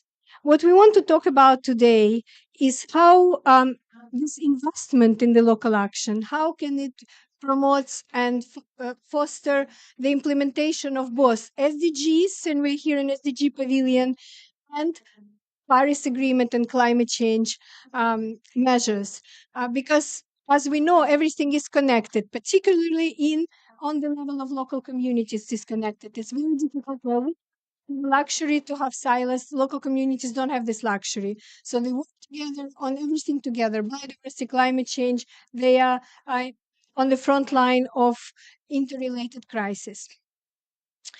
Without further ado, I would like to present first our panel of people who are actually practically working on the ground and implementing such projects. After they reflect, I would like to also invite on stage representatives of two funding agencies, of the GEF and the German government, long-term partners of UNDP who are funding this local project. So maybe we start from the panel introduction. I just will just say your names, and then before you speak, you can talk maybe a couple of seconds, minutes about your work and what you do. So we start here from Rashid Montasir from Morocco, and maybe if you introduce yourself very briefly. Sure. Thank you, Angelica and everyone. My name is Rashid Motasir from Morocco, and the baby of UNDP is a delegate, youth delegate, and also founder and president of Ecolinko organization in Morocco. Next to you is Jennifer Baumwall, my colleague from UNDP, and also a senior specialist in our climate hub, doing work implementing NDCs, helping countries implement NDCs. And please, Jenny, introduce yourself. Hello, colleagues. I apologize for my voice. It's pop effect, I think. My name's Jennifer Baumel. Yes, I work with UNDP. I head the climate strategies and policy team, primarily focused on delivering, supporting countries to deliver the Paris Agreement through NDC and LTS work. Good to be with you. Then Biraj is also on the ground, doing work on the ground, very important, funded by our German partners here from the IKI initiative. So please introduce yourself. Thank you, Angelica. Good afternoon, everyone. My name is Biraj Gautam. I come from Kathmandu, Nepal. I've been working in a local NGO called People, Energy and Environment Development Association. So we mostly work on the energy projects. Fortunately, I got chance to work with the UNDP GEF small grant project also, and also IKI small grant project. So thank you very much. Thank you very much. And now Silvana Bedi, please introduce yourself from DRC, please. Working? Yeah. Thank you so much, Angelica. And my name is Sylvain Obedi, and I'm from Democratic Republic of Congo. I'm Executive Director of Enable Disabled Action. It's a disability people organization, and I'm also youth delegate to the COP. I'm working around advocacy for main thematic focus on inclusion of persons with disability, and working with the UNDP through the fund we received from the Jeff. We are trying to see how to teach for persons with disability and indigenous people to be part of the solution. Thank you. Well, thank you very much. And without waiting too long, I would like to introduce the first question about how can we support how can support of local initiatives contribute to the implementation of climate action and achievement of Paris Agreement goals together with the achievement of SDGs, and how this investment can strengthen SDG and climate synergies. If possible, I would like to maybe offer this question because the other question specifically relates to youth. And since today is the Youth Day, and we have two youth delegates who represent different groups, youth, also youth and disabled people, I would like to hear a little bit more on that later. But maybe we start from. I would like to pose this question: how can local investment in local action can contribute to both SDGs and NDCs? To Jenny, who works on NDCs, and also to Biraj, who works on the ground promoting the same. Please. Thank you, Angelica. So at UNDP, all of our work on climate is really framed around supporting countries to deliver on the Paris Agreement. So as I mentioned, that translates into a strong focus on the NDC, given it is the articulation and the politically backed definition of how countries are prioritizing their action on climate change. In 2019, UNDP launched what we call the Climate Promise, which was a commitment, a promise to countries to support on the first NDC revision process. And we targeted 100 countries. We ended up supporting 128 countries on their NDC revision process. And this was really focused on helping to raise ambition, but also strengthen the quality of NDCs and also the inclusivity of NDCs. So a very strong emphasis during that revision process was engagement of stakeholders, including many local communities, indigenous people, women, youth in the process of NDCs. And in fact, as a result, through that work, 96% of our NDCs included gender references, 97% referenced youth engagement. And so really looking at how that inclusive process was able to inform more ambitious targets. And we actually saw through our data that there was a rough correlation between more inclusive processes and greater ambition. So really embedding that within the process was of critical importance. When it came to, so once countries did submit their NDCs, we launched in 2021 a new phase of the Climate Promise, which was really focused on implementation. And here we built on the foundations and the processes that we had engaged countries in on the revision to now reorient into looking at how we deliver on targets, the ambitious targets that countries had put forward. And when it comes to local action, it was very clear very quickly that in order to deliver on those targets, you need the engagement of local actors, of local communities, given that that's where the knowledge is, that's where the capacity to engage and really help meet those targets that had been defined at that policy level. And so through our work in this second phase, we've really been scaling up our support to local communities, indigenous peoples, and other actors to provide the resources, the capacity, and the engagement opportunities to be involved in this implementation process.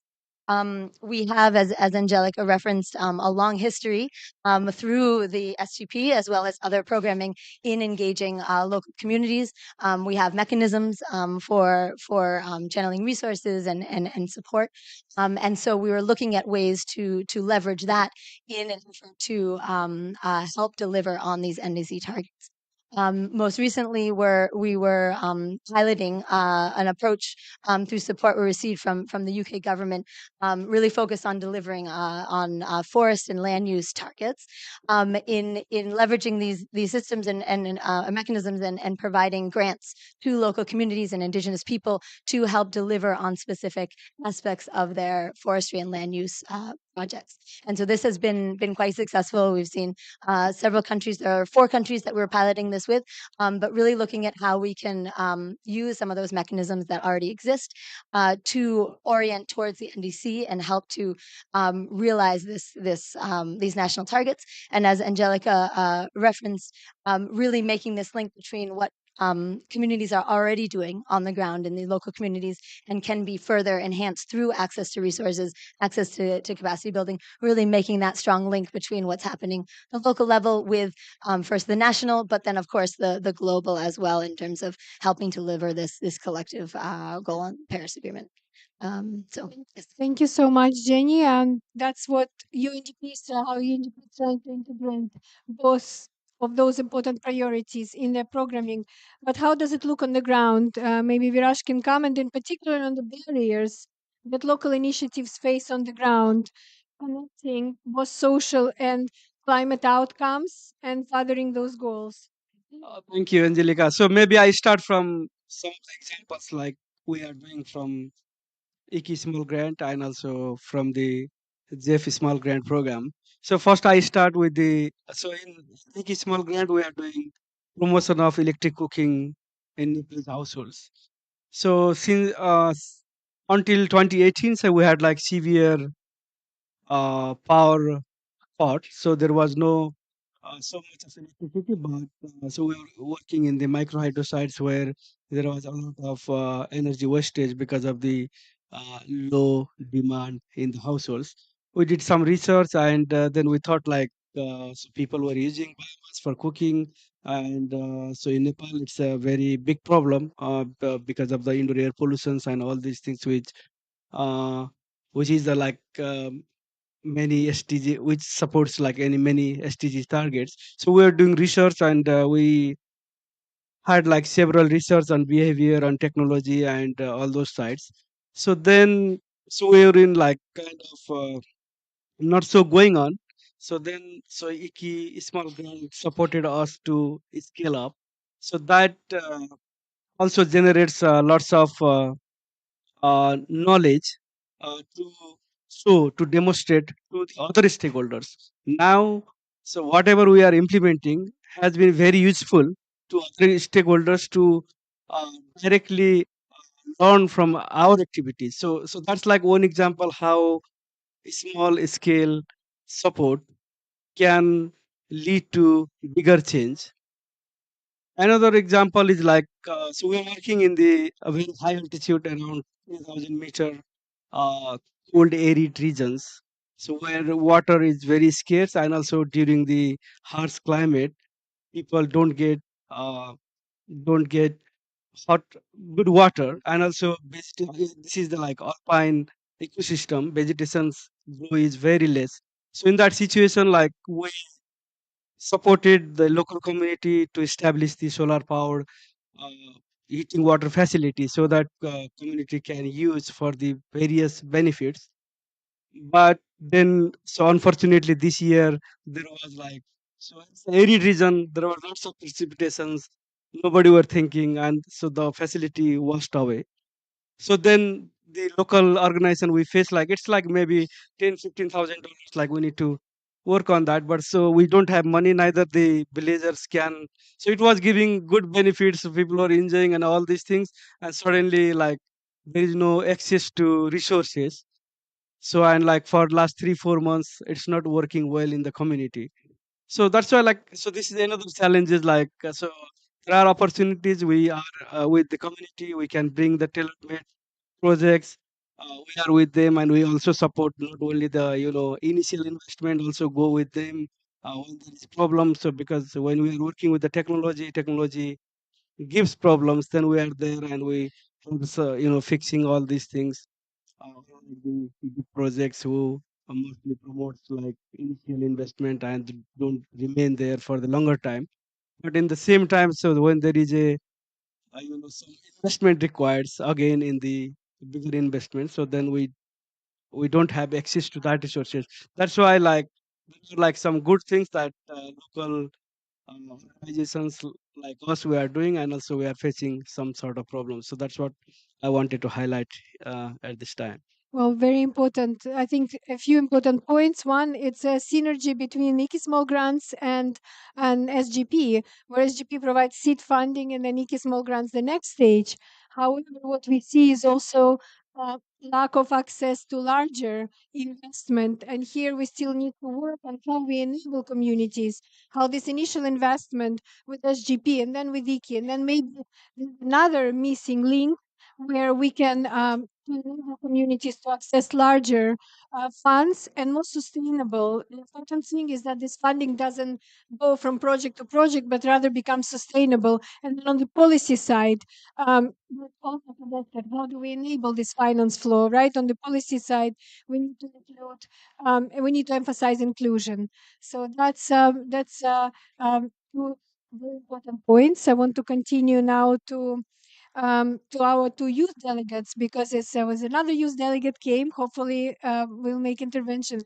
Um, to the two of our youth delegates to tell us what would be the best way to help young people to implement impactful initiatives, and what are the effective approaches to involve vulnerable groups, including in this case both youth and disabled people, which I think is even worse, is even more difficult to involve. And maybe not many donors and not many institutions actually paying attention to this group affected very heavily by climate change and conflict and other issues. So this aspect of social inclusion, how to do it best? What are your considerations and your inputs?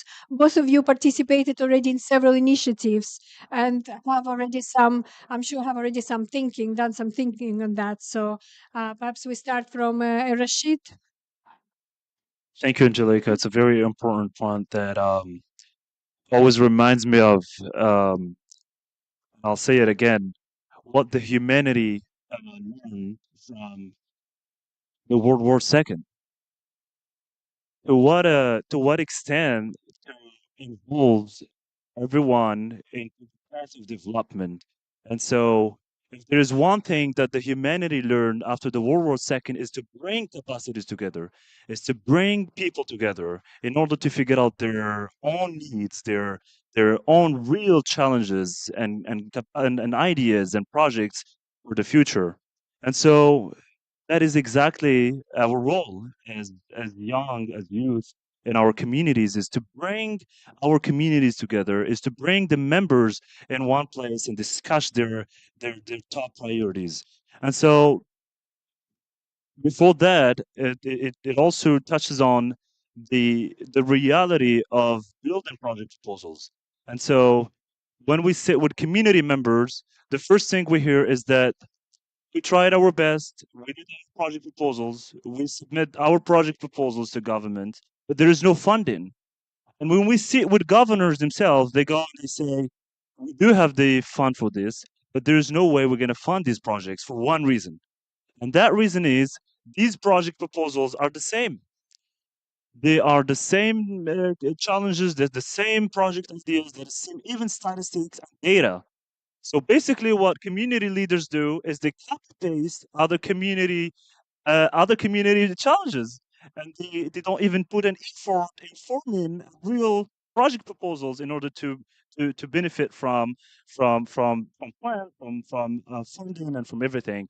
So the role here is the bridge, and the Jeff and SDGP it plays a role in a very natural, very good way of supporting and mobilizing youth in bringing people together in one hand to to be involved in building and managing their own business and their own ideas and their own projects. On the other hand, you don't have to build trust with your own community as young as youth from there, that community. So that leads us to the question is, are the vast major projects lead to development of local communities, or local communities initiatives lead to vast and major projects? And of course, the key and the answer to that is that there is no development without the base. And the base is the community, and the base is the young people, as the base is the school, and the base is the university students. And that's all I have to say about that. Thank you so much, Rashid. Yes, very important to reach to grassroots.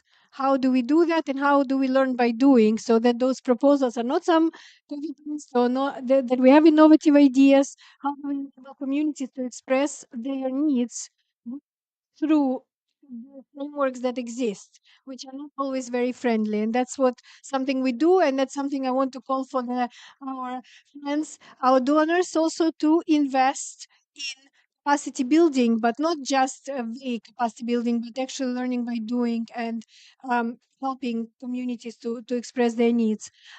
Sylvan, please. Thank you so much. And if I'm trying to start by what you were saying for when we were finishing, I think the way to involve or to work with a marginal group like disability people organization, it's to go directly to them. And I think it's so easy because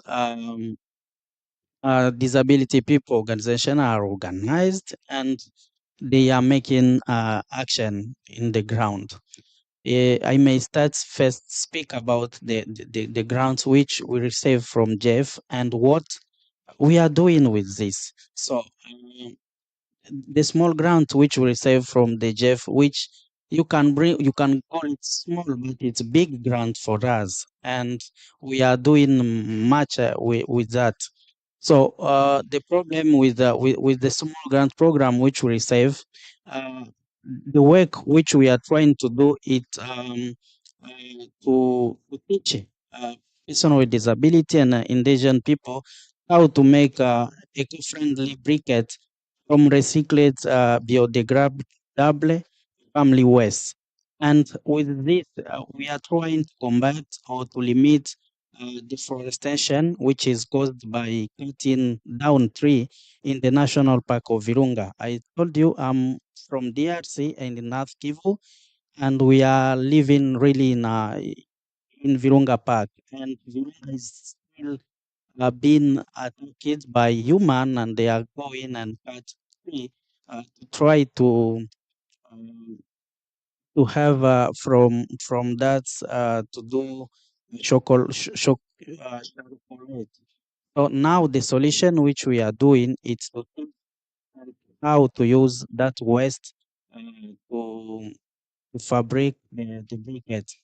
And this is not only helping them to be able to have access to the energy, which is clean energy, but it's also a way for them to get like the economy, because they are the briquette which they are doing, they are using for their own, and also they are selling for the people. So the work which we are doing as organization is to connect person with disability and indigenous people who are producing this briquette with the houses who are just started to use this briquette. That's the first thing. The second thing, we are trying to build their capacity on how they can continue also to combat climate crisis, because we are affected by the climate, and we don't only really be part of, we don't only be asking to be included, but also we are acting, and we want to continue to be part of the solution of this problem. And why continue to support this work? It's so good because Firstly, the work which we are doing, it's like we are doing it manually. And for now, this initiative, we want to get more found, more opportunity to see how we can reproduce this in another place. Because now it's still doing in small place, but every place is in our country. Every place, even not in our country, they are producing waste from family use. So, and this can be uh, duplicated in other places. So it means we are really asking it's good because found donor are here and the work which you were founding is really doing amazing and it's grassroots. We call you to continue to support this program so then we can be able to make this program in other places. And also another thing which is important, we still working manually. It means we have machine which we have to do with our force. And this is being by person with disability. Don't forget that. So we want to move from manually to automatically and to be able to produce now much than as we are producing because now we are not able to produce much as we can be using technology to make it easy for person with disability to produce. And with this, we will be uh, trying to fight or to combat what they are still they were doing, going on the road, asking for people to give them to help them. So with this, they will themselves be combating the climate change and also getting from their action to see how they can get the economy empowering them and be part of the solution. And for finishing, as I said, it doesn't really be mathematic on how to work with grassroots organization or person with disability organization. Through the localization system, encourage founded international organization to go directly to local organization giving them capacity, transfer to them all knowledge so then they can be able to continue the process because international organization, they will not stay in our countries. It's ourselves who will be staying there and we need to get more capacity so then we can get be able for ourselves to manage funds to be contact directly with the donor and to be able to get the change which we want for our communities. Thank you so much. Thank you very much. Very important. Communities have solutions, right? Very important to remember that and supporting them to find how to support them tailored to the needs. So you're talking about machinery, for example, or tailored to needs to disabled people, tailored to needs of communities, whoever they are, or vulnerable groups that would help involve them and replication, more funding and replication, so that many communities can start. Finding their own solutions. With that, I would like to invite two of our other panelists, but maybe you can join the panel now.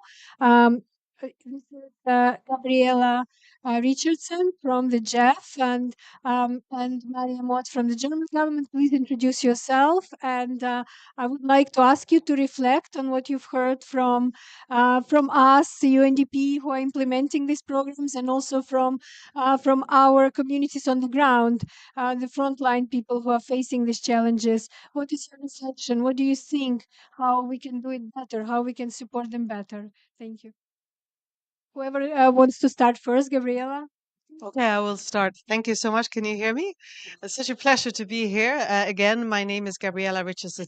I'm with the Global Environmental Facility. There, I am the interim head of a partnership division, and this division is very exciting. Is a new division, really bringing together the different parts of our agenda around inclusion, both on gender equality, engagement with civil society, engagement with youth, and of course, indigenous peoples and local communities. And I can tell you it's a very exciting time at the JEF to work on these issues right now, as we moved into our new replenishment period in our JEF Heat strategy, as we call it, is really placing forward an inclusion agenda where we are really putting forward that local solutions, as we have heard here, engagement with civil society, and really the inclusion of youth and with indigenous peoples, local communities, and of course women groups and others, that we really need to improve this engagement moving forward. I just thought to reflect a little bit and just maybe to give you a little bit of we also have barriers, and we have quite many barriers in order to change. So, really, for those of you that might not know the Jeff, we are really a government-to-government institution. We receive the guidance from the COPs, and as you know, we are the financial mechanism not only from climate but also from biodiversity, land degradation, as well as chemicals and waste and other conventions in the area.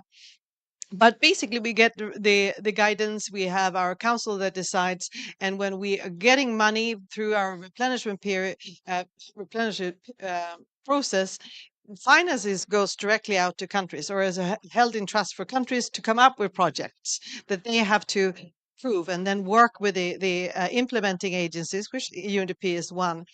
So in many cases, or in most cases, our financing is within that architecture, which means that it's hard for us sometimes to come up with the financing to to really support local solutions and innovations. But having that said, there are many entry points within the architecture that we do have. And first, I mean, one of the first thing is that we do have policies and framework in place to make sure that the projects that we have are consulting with local communities where relevant, and civil society organizations. That there are requirements that for any agency or any project that we have, that a lot of these things has to be taken in place, and that is really from the design of Jeff projects to the implementation to the monitoring and evaluation. We do have safeguards in terms of, let's say, vulnerable communities and people with disabilities. That's in our safeguards. So there are places within our policy framework that also are engaging this. But on top of that, and then I'm going to go, and I don't know how long time, because I can talk for a long time, because this is super interesting. So I will try to be short. But in addition to that, of course, we have the ability to come up, if the council and our replenishment participants agree, that we can have specific financing windows and programs.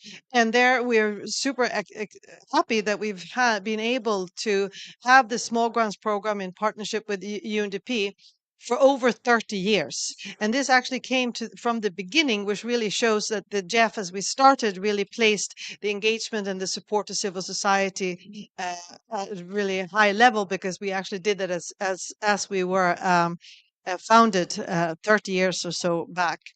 And the small grants program has really been, for the Jeff, the main vehicle in our flagship program, and it's a corporate program that really provides this financing, the bottom-up financing for really reaching local communities and youth group, women groups, indigenous peoples, and local communities. And so we've been super excited of having this program, and it has, I think, and maybe Angelica, you can correct me, but we have had around $720 million in this program over the last couple of years.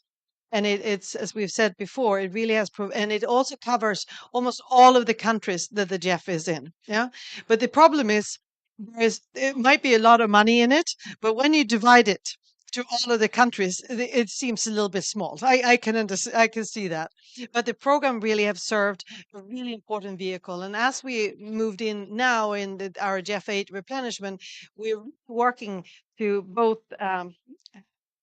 increase the scale and the scope of this program to make this larger program, even more financing. We did move a little bit the needle in Jeff 8, but this is really a really great mechanism that I see that only has the opportunity to grow over other time. But we also have other programs that supports specifically indigenous peoples and local communities. We have something that is called the Inclusive Conservation Initiative, that really it's different in it's a project, but it really is also about responding to the need for more direct access to financing for institutions. So that is a little bit. What else did you ask me to do? Yes, let me. I have notes.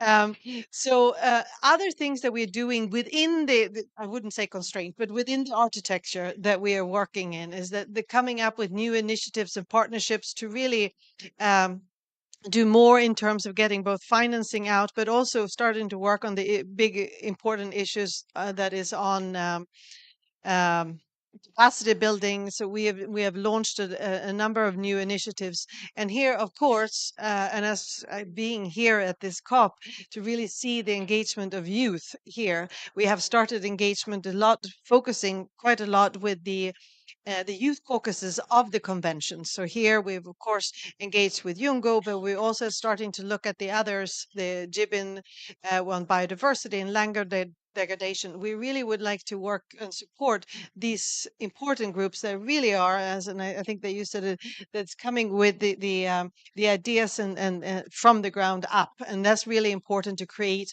opportunities for youth and civil society to influence meetings and COPs like this.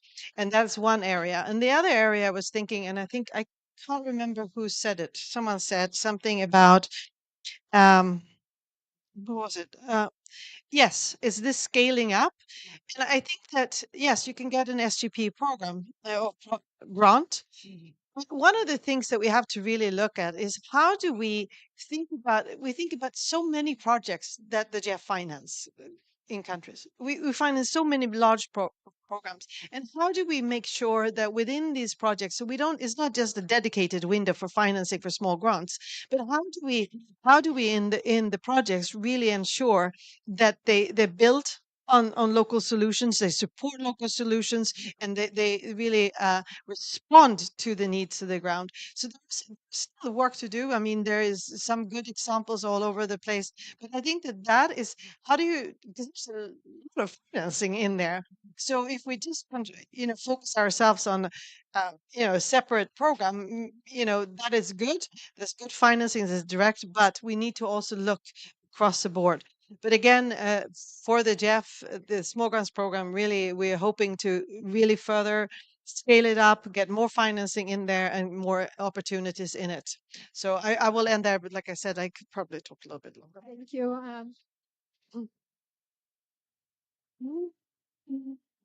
I would like to invite Miriam now also to introduce herself and another very important program. Partially, Small Grants is collaborating closely with this program and partially implementing initiatives, as well as we see some of the grantees take advantage of both. So please, yes, Iki, Small Grants. Thank you very much, Angelica, and hi, everybody. I'm very glad to be here today. My name is Miriam Ott, and I'm from the German Foreign Office, where I run the team on bilateral climate cooperation, climate partnerships, and also the International Climate Initiative.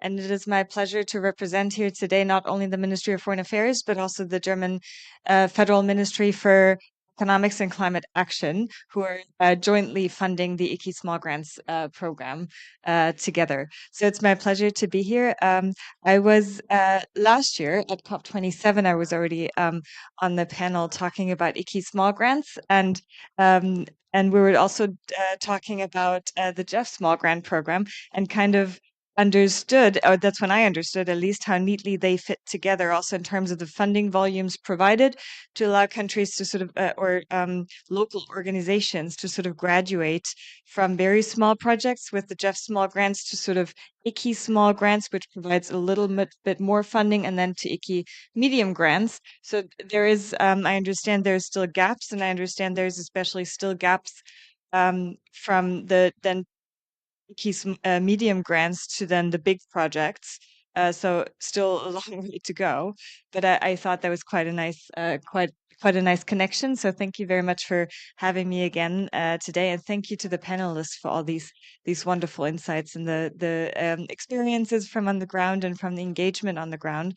I think the panel really nicely showed how important local organizations are to find solutions that last on both climate action, but also in the fight against the loss of biodiversity.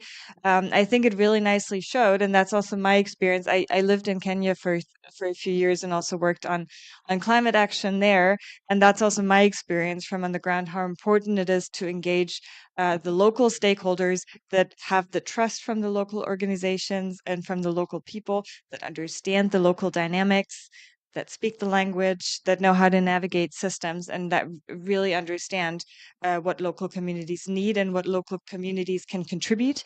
And I think it's so crucial for us as donors to also understand how important local communities are as agents of change and how what an important part they are to the solution. So the ICI Small Grants Program is sort of our response to that.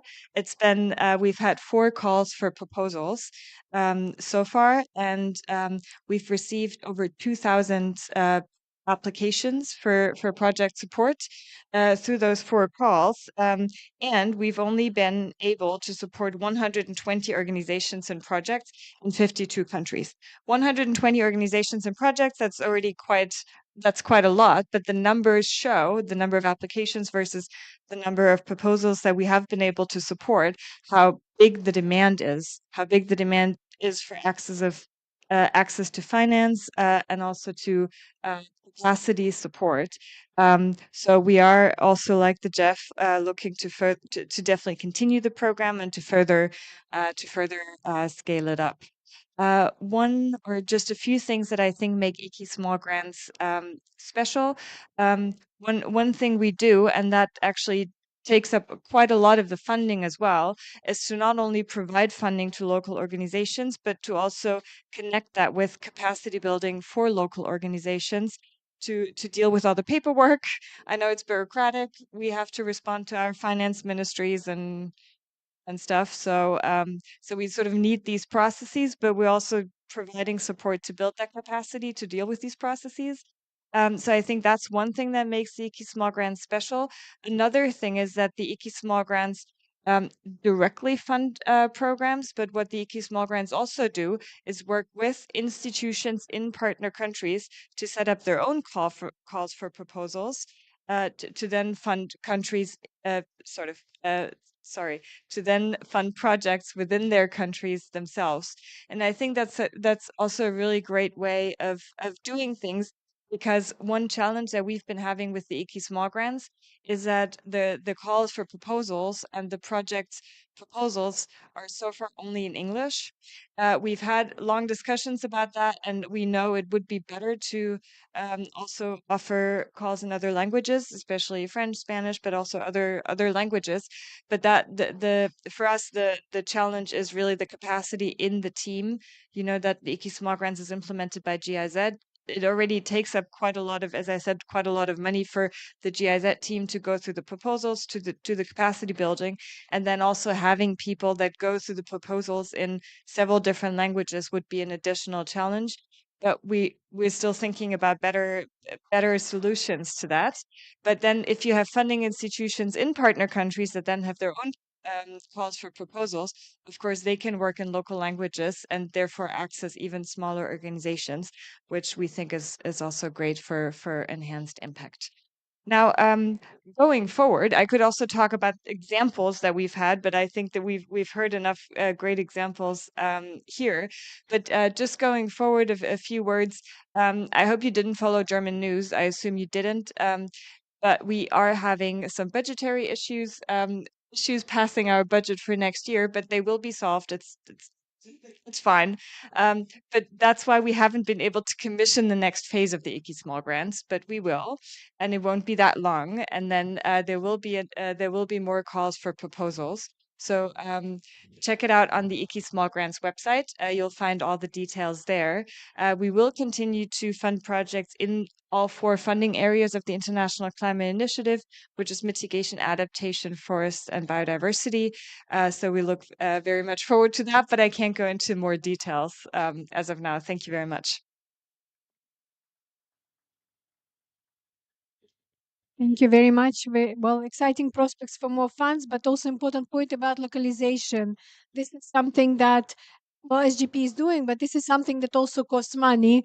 Just like going through proposals for GIZ will cost money, localization will cost money because you will need to fund local staff, or whether it's local NGO or your own staff, whoever. And you also have to fund the trips to the communities, especially if you want to involve remote communities. So this is something to think about if you indeed want to do learning by doing and indeed want to involve local communities, will cost money one way or another.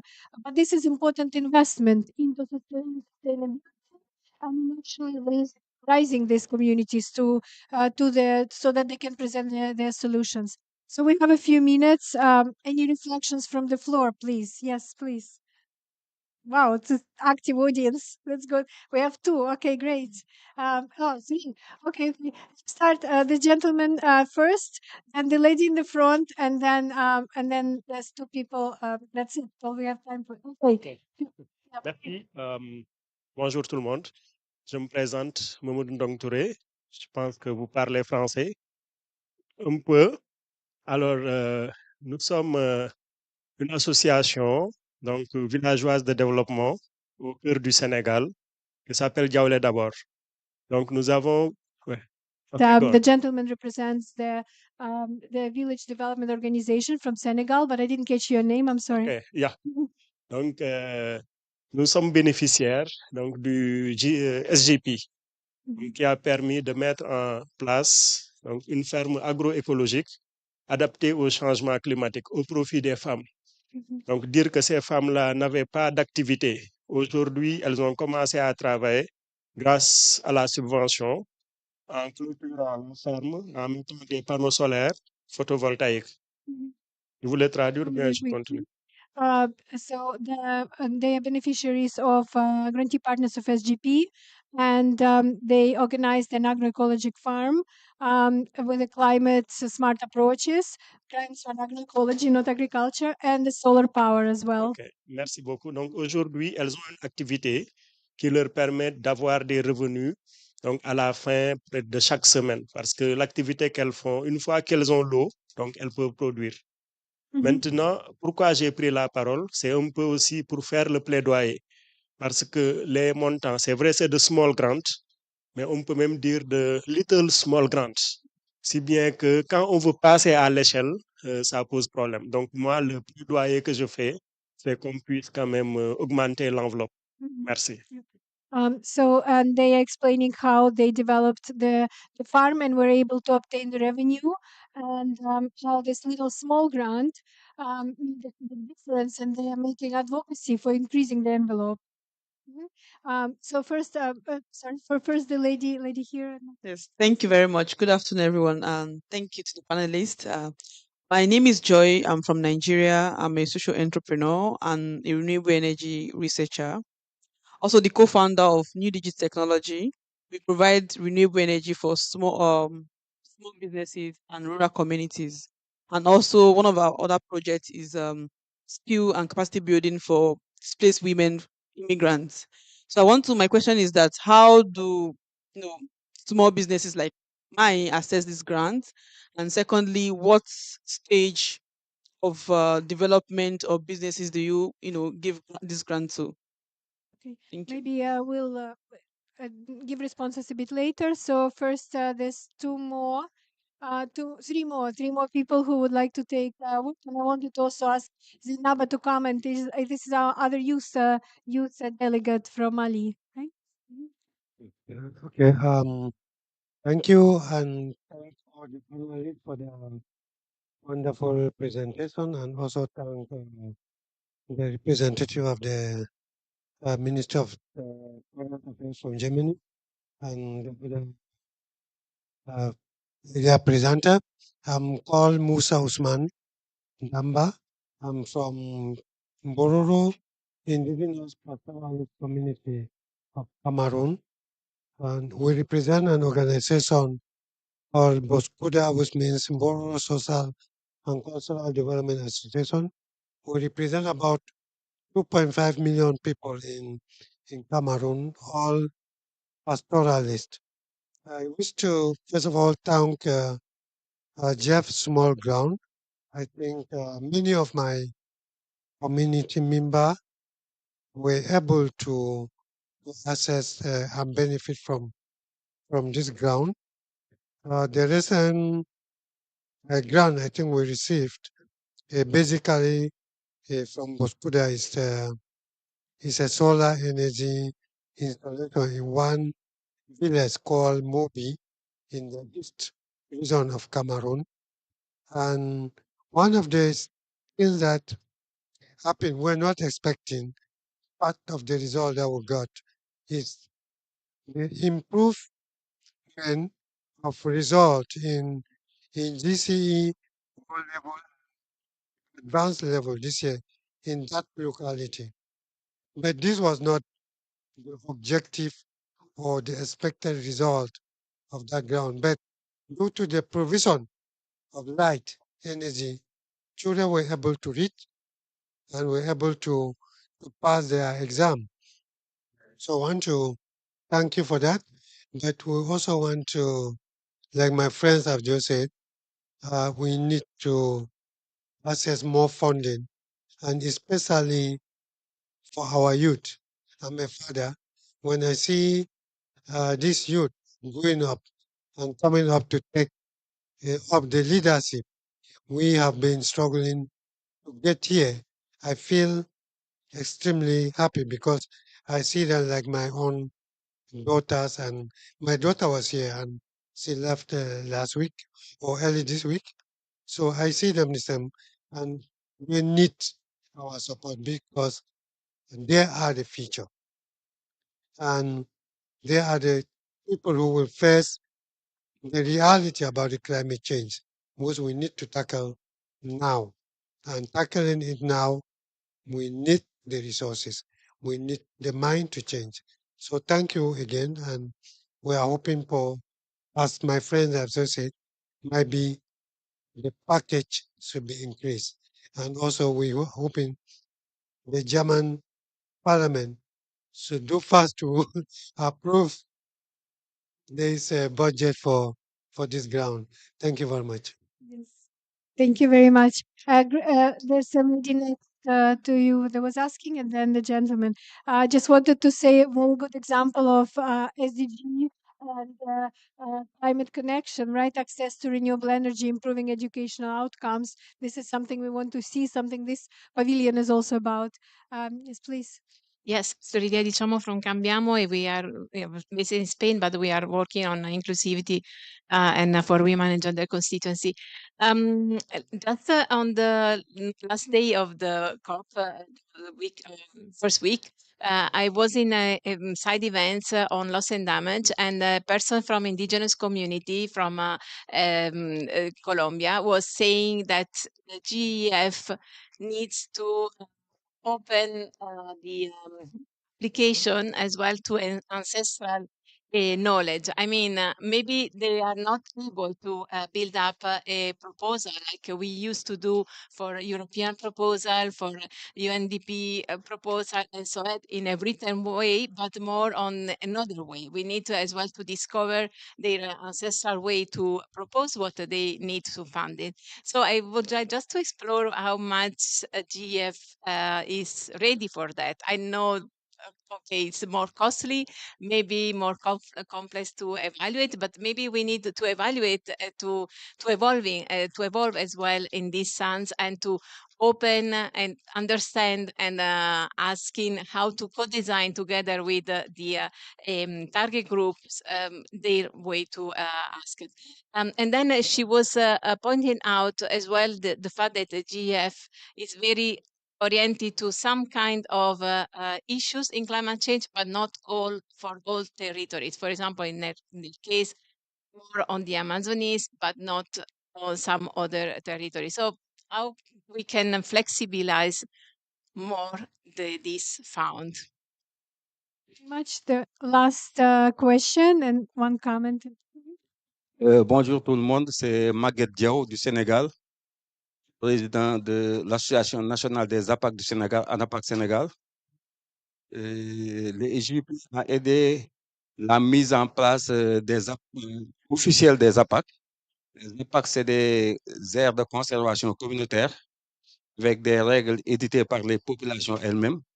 La gestion et la gouvernance, c'est pour les populations. Donc, voilà. Another grantee partner of SGP from Senegal, where SGP supported a community conservation initiative done by community members themselves. Il y a 6 zones éco-géographiques. On a déjà une carte où l'emplacement de tous les APAC. Et là, on a 26 APAC appuyés par les SGP. Et actuellement, les SGP Sénégal nous ont accompagnés avec un plaidoyer fort au niveau de l'État du Sénégal pour que les APAC soient reconnus officiellement dans la nomenclature juridique du Sénégal. Parce que d'habitude, quand on ouvre le code forestier, on trouve qu'est-ce que c'est que les forêts classées, on explique, on trouve les aéroports communautaires, on trouve les parcs nationaux, mais on ne trouve pas les APAC. Mais on a fait un plaidoyer avec l'aide du SGP et jusque à rédiger un document. Et très prochainement, c'est déjà validé par le ministère de l'Environnement. Et très prochainement, le ministère de l'Environnement du Sénégal va proposer ça à l'Assemblée nationale dans le nouveau code de la biodiversité où les APAC seront partie intégrante de l'arsenal juridique du Sénégal. Et à côté des APAC aussi, EGP a aidé une autre organisation nationale qui s'appelle le Réseau des organisations pour la protection de l'environnement. Donc, au Sénégal, on collabore depuis depuis 2002. Nous, on collabore avec le SCP et pas mal de résultats ont été faits avec les petites subventions. Si on parvient à augmenter aussi, c'est bien. D'autres choses, comme on le dit dans l'armée, les petites indiscrétions font les grandes trahisons. Mais j'ai dit aussi dans le cadre de la biodiversité, les petits résultats avec les petites subventions font les grands résultats. Je vous remercie. Yeah, the grantee partner also was commenting about SGP Senegal helping them with the registration, right? The judicial registration, as well as collaboration with the larger project and larger frameworks, and contributing this small result, right, towards the larger framework. I think I mean, generally summarized, but I wanted to thank you very much. So I wanted to. Hello, everyone. I'm Fatimata Koita from Mali, the president of Clean Mali Movement. Before my question, I want to say thank you to all the panelists. It was very interesting to hear about funds, youth engagements, indigenous people. And I'm interested about indigenous people because in Mali we have this. In Timbuktu, we call them the Tuareg. In Mali, I think that the concept is not very known.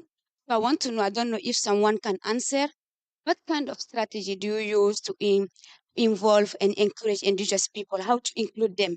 Sometimes it's difficult to include them. How you do it? If you have some advices, direction to share with us, and thank you. Excellent. No, that's it.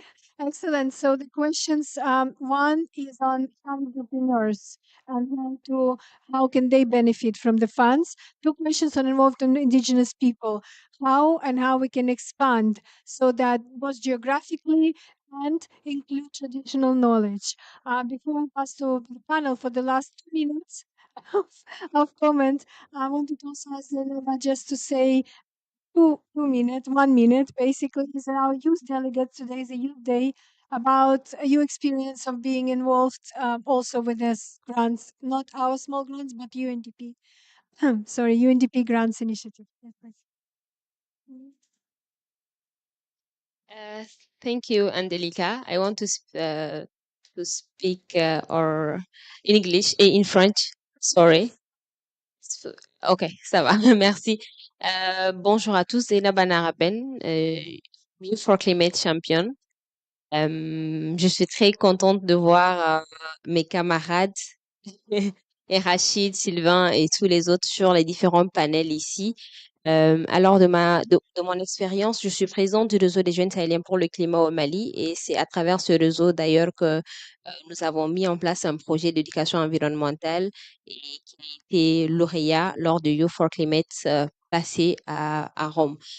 Alors, nous, en fait, au niveau du réseau, par rapport à l'implication de la communauté dans tout ce qui est lutte contre les changements climatiques, nous sommes plus axé sur le renforcement de capacité et l'éducation, comme je le disais tantôt, le renforcement de capacité parce que la communauté doit être au cœur. La communauté doit être au cœur de tout ce qu'on fait parce que nous polluons le plus, parce que l'être humain est à la base des différentes pollutions. Il faut donc nous éduquer, il faut nous sensibiliser à cela et savoir que nous sommes à la base de cette pollution et comment nous pouvons être des solutions à ce problème-là. Donc, nous sommes beaucoup axés sur ça. C'est un plaisir d'être avec vous. Je devrais être sur le panel, mais je suis venue en retard. Merci beaucoup, Angelica. Thank you very much. Zainaba, she said that she's a participant of Youth for Climate Initiative funded by UNDP and Government of Italy. She received a small grant and to further community education and learning by doing on climate. And that's how important it is that communities is in the heart of everything. And that's what we need to have more access to bring force the community solutions. So quick comments on the two questions and three questions, sorry. Indigenous people, traditional knowledge, and young entrepreneurs, please. And then because we're over time and we will be thrown out soon. Yes, and so I will try to. I'll try to answer on the indigenous peoples first.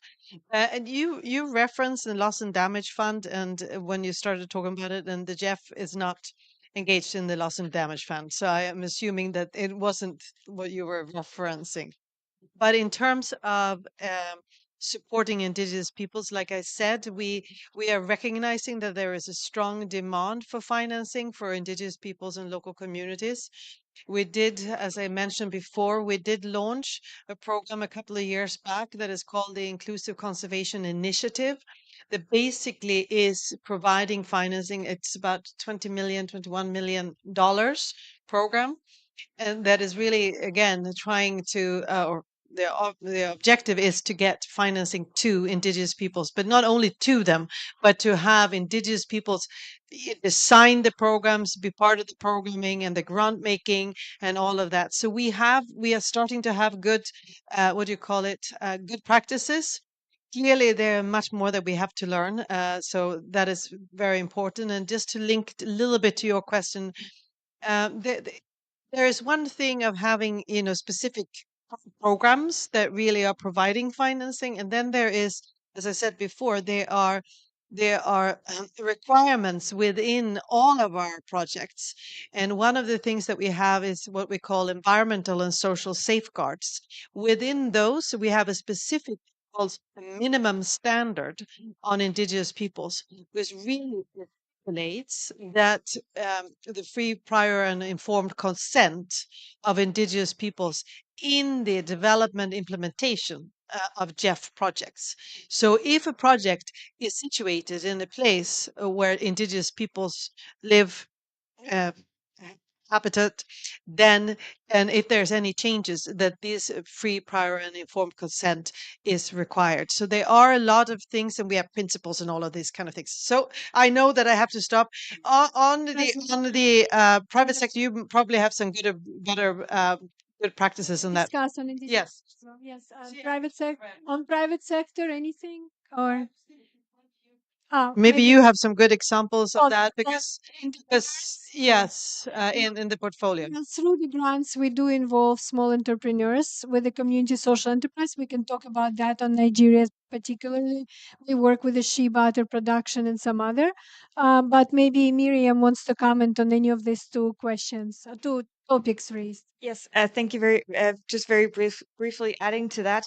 In the IKI Small Grants program, we have similar discussions and similar experiences. We also work with entrepreneurs through the programs. So if you check out the website, then you'll find all the information there.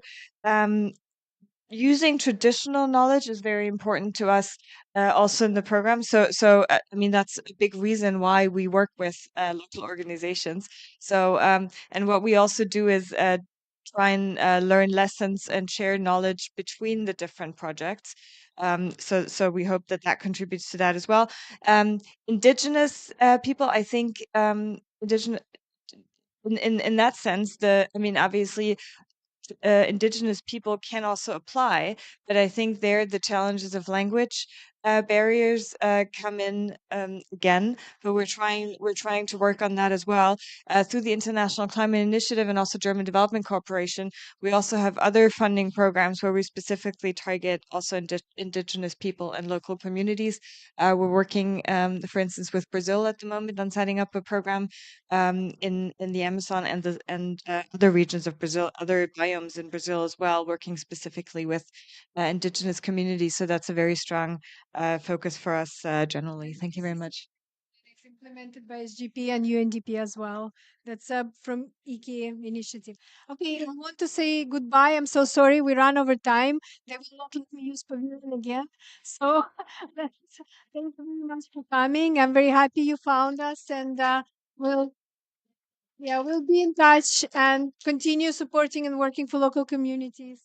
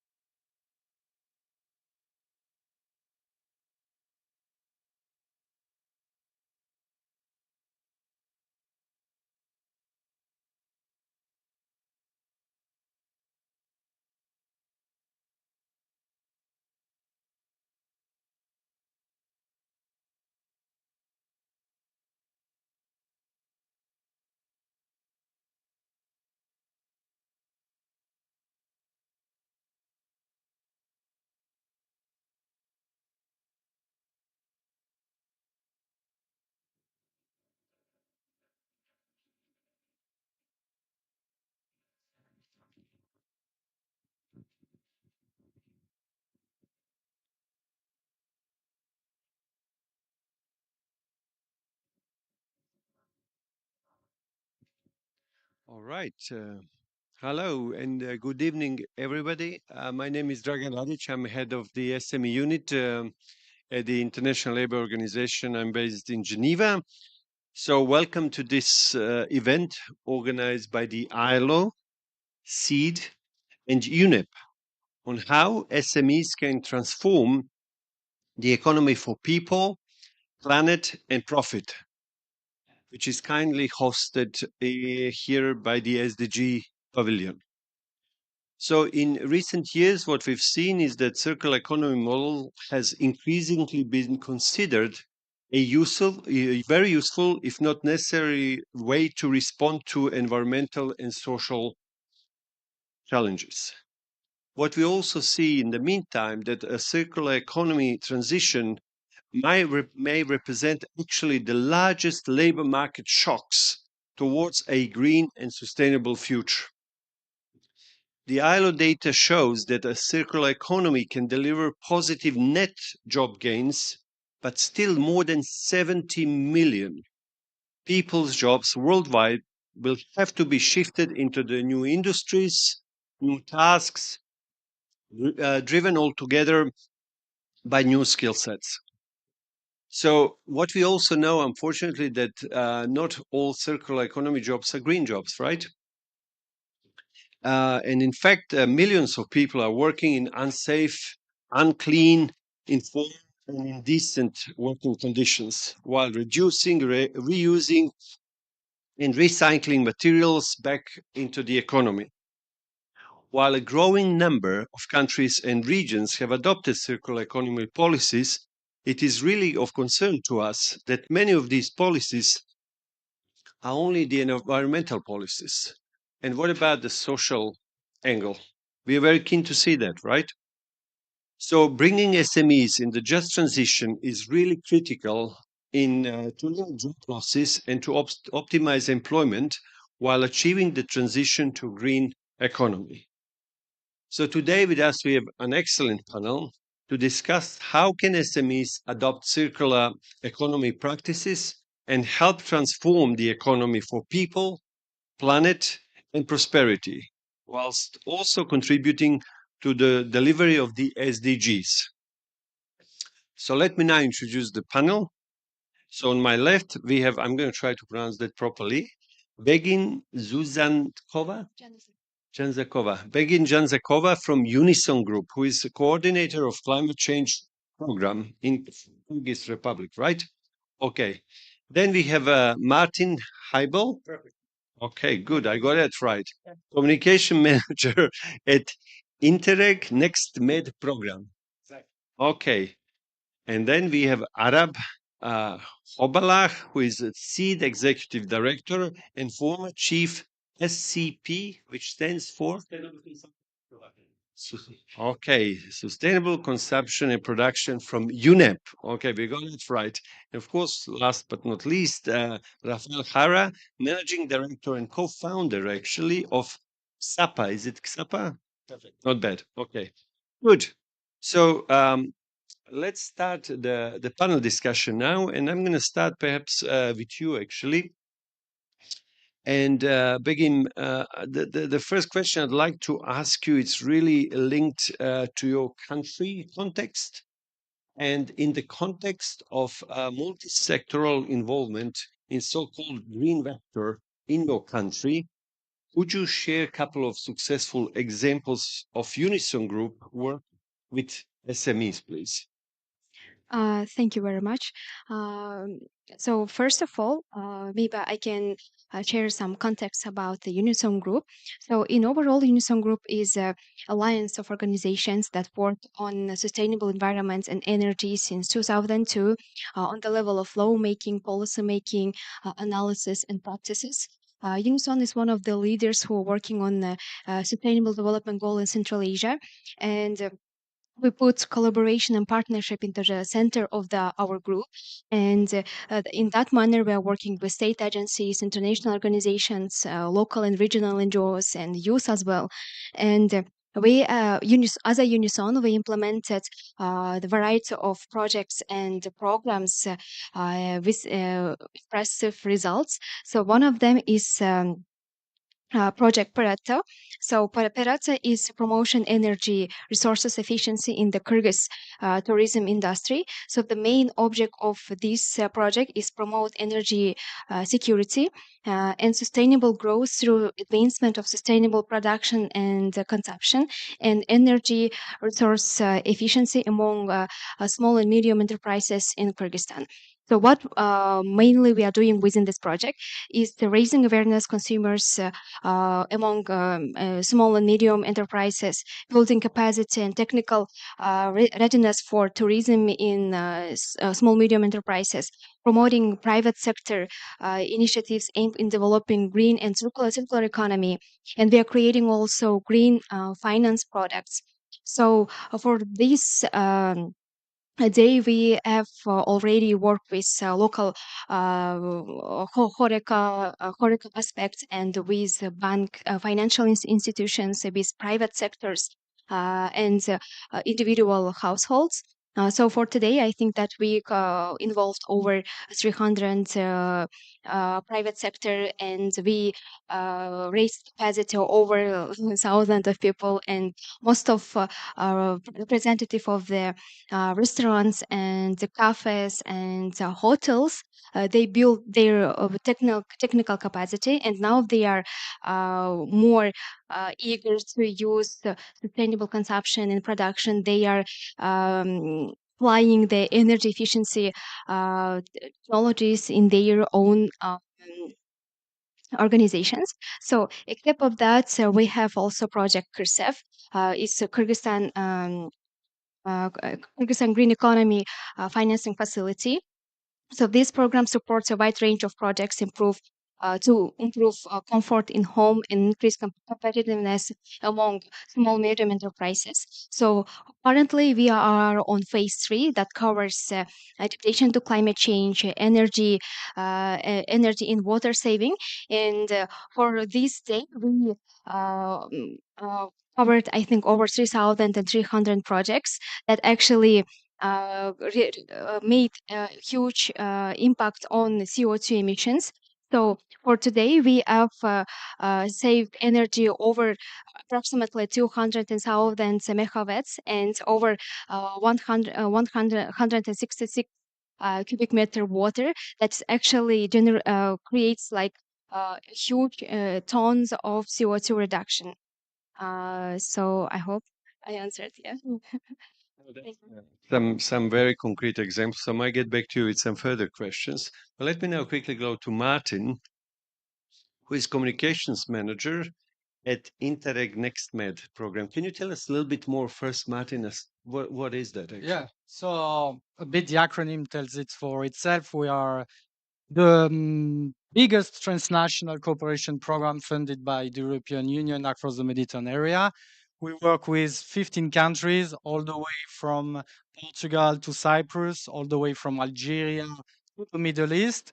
And cooperation and partnership, as my colleague, is at the very core of this program. It's about addressing together the issues that unite us across borders in the Mediterranean area on a social, environmental, business, and governance level. It's a multi-thematic program, and of course, it's all about like empowering local communities, working with local authority, finding a way to have um, efficient multi-level partnership to really address those issues which really unite us across border, and of course supporting a thriving business environment, because you know the Mediterranean area, it's a very specific area, a very interesting area. 90% of the businesses are small and medium enterprises. 80% of the jobs across the Mediterranean area are provided by SMEs. So in terms of transition to circular business models, are huge opportunities because of the economic settings, because of the effects of climate change, because of what's happening in terms of rise of commodity price, energy, raw material. I mean, it's not anymore like an option. For many businesses, it's becoming an imperative. And we're trying to support that movement toward more circular businesses. Also because the area, especially on the southern shore, demographically is a younger area than Europe. So creating a business also in view of the high unemployment rate, is the way to go for many young people. So starting with them, setting the scene like businesses should be eco-friendly. I think that in the Mediterranean area, we have huge opportunities to make a circular economy happen. And this is one of our mission among the many. Okay, and just a quick follow-up before we go. Have you witnessed the specific business sectors in your work that are perhaps more engaged or more likely to adopt circular economy approaches? Yeah, I mean, again, it's very linked to the identity, the culture, the tradition of the Mediterranean area. I mean, the Mediterranean is, of course, the region is a leader in the quality of agro-food products, olive oil, wine. We are like the biggest producers in the world, but also this identity production comes with a lot of waste production. So we have supported small and medium enterprises in sizing the opportunities of adopting circular economy practices for wine production. So reusing grape pollen to create cosmetics, to create food supplements, to create new products. And we've supported actually hundreds of entrepreneurs to size these opportunities also in terms of olive oil. I have a very nice example from Lebanon, a company, leading company producing extra olive oil in Lebanon, now is using the olive oil leaf to distill a new liquor. I mean, it sounds fun. It sounds like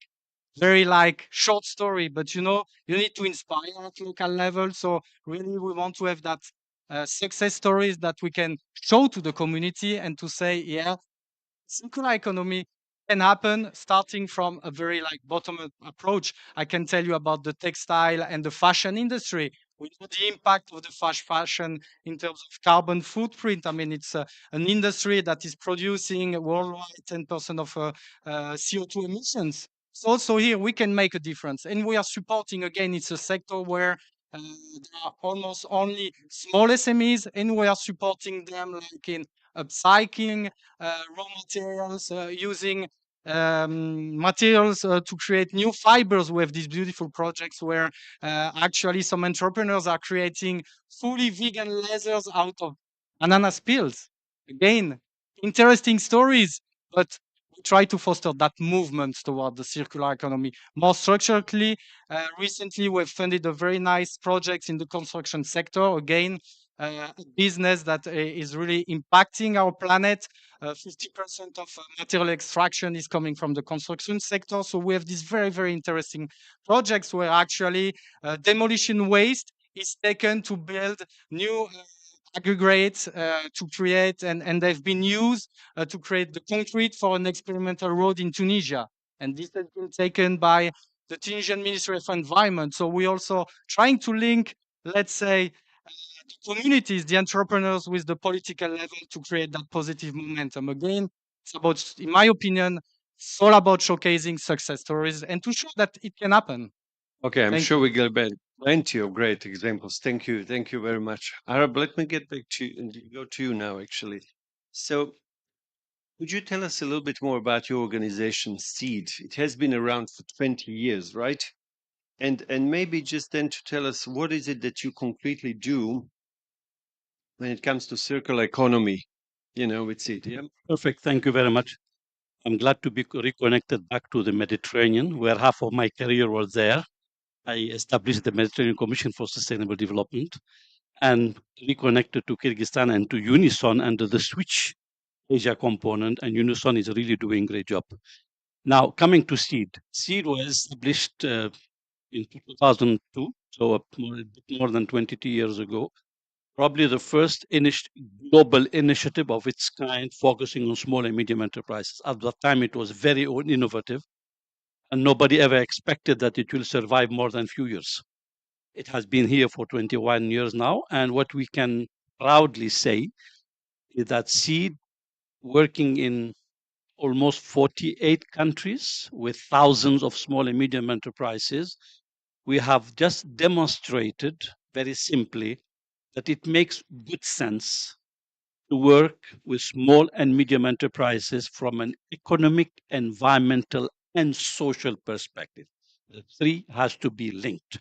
Now, circular economy might be important for government or new for government, might be important or new for big companies, but circular economy is in the DNA of small and medium enterprises.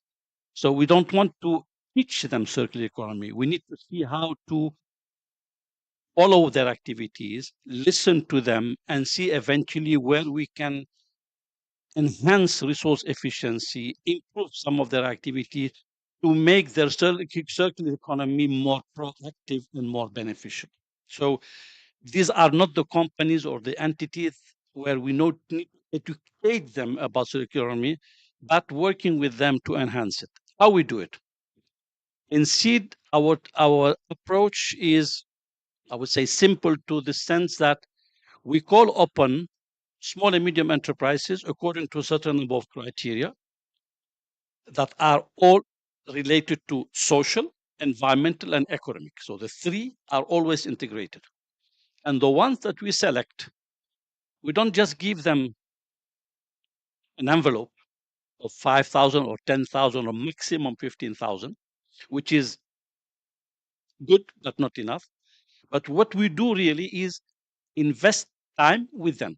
So what we do in SEED is we accompany the small and medium enterprise. By the way, we include micro. We say SMEs for us, but it's also micro, small, and medium enterprises. We accompany them throughout between 6 months and 2 years in order to take them to the next step. So you have different next steps. One has a good idea, but they don't know how to make a business plan. Somebody has a business plan, but they don't know to go how to next step. One want to talk with the bank, but they are not financially literate, and so on and so forth.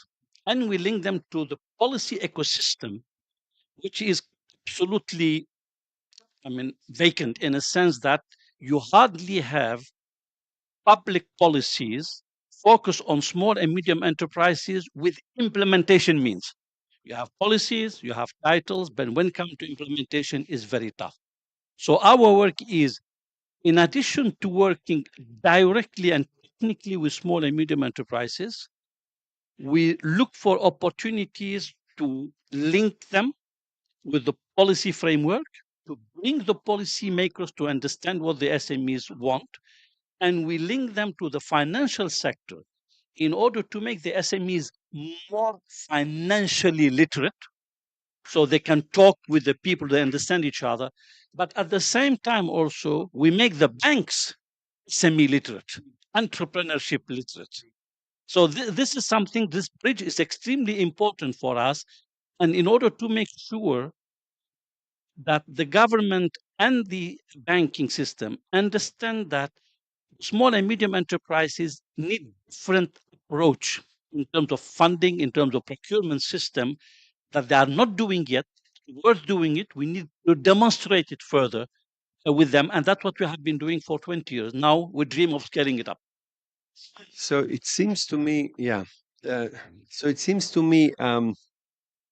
all of you are telling us about great story, great results. Surely, I mean, circular economy is great for SMEs, but the question is, why is it then not happening more if it's so good? I mean, what is it that it's constraining? What is the problem? I mean, you're running some great projects. You just said, 300 enterprises in various sectors, circular economy, business is growing. You talked about some good examples. So if it's so good and it's good for SMEs, why is it not happening more? Is it that SMEs are difficult client to work with? Is it that they are so different? Because SMEs, there is no standard definition, like micro, small, and so on. Projects end, the music stops, or does it continue? What about in your case? I mean, there are many reasons. Of course, there are many opportunities for SMEs to be more like eco-friendly, also in terms of branding, reputation. I mean, our young entrepreneurs, they've catch this, especially in the textile and fashion sectors. They know that there is more attention from customers about this. I mean, in other sectors, they are struggling for funding. I can tell you in the Mediterranean. I've seen some of our SMEs asking for a grant, 10,000. We're also delivering small grants, asking for another one for another task. I mean, it's that the hunger for, unfortunately, for funding is there, and we need, like, from the decision maker, like, more visible, more structured funding to support this movement. I mean, it's a very long run. I mean, being an entrepreneur, being an SMEs, come already with its challenge. If you put an extra burden, which is circular economy, I mean, I personally believe it's an opportunity, but it's also a burden for entrepreneurs, because you have sort of terms of reference, even if they're not official. I mean, accessing recycled materials, accessing, like, secondary materials in the Mediterranean, we have seen it's an issue, and we are pushing, like, for projects that can design, like, accessible database where you know where to source recycled material, because the first thing, if you want to be circular, is to use, like, reuse materials from manufacturings of textile, but it's difficult to identify them and to source them locally, because if you start importing, you're not circular anymore.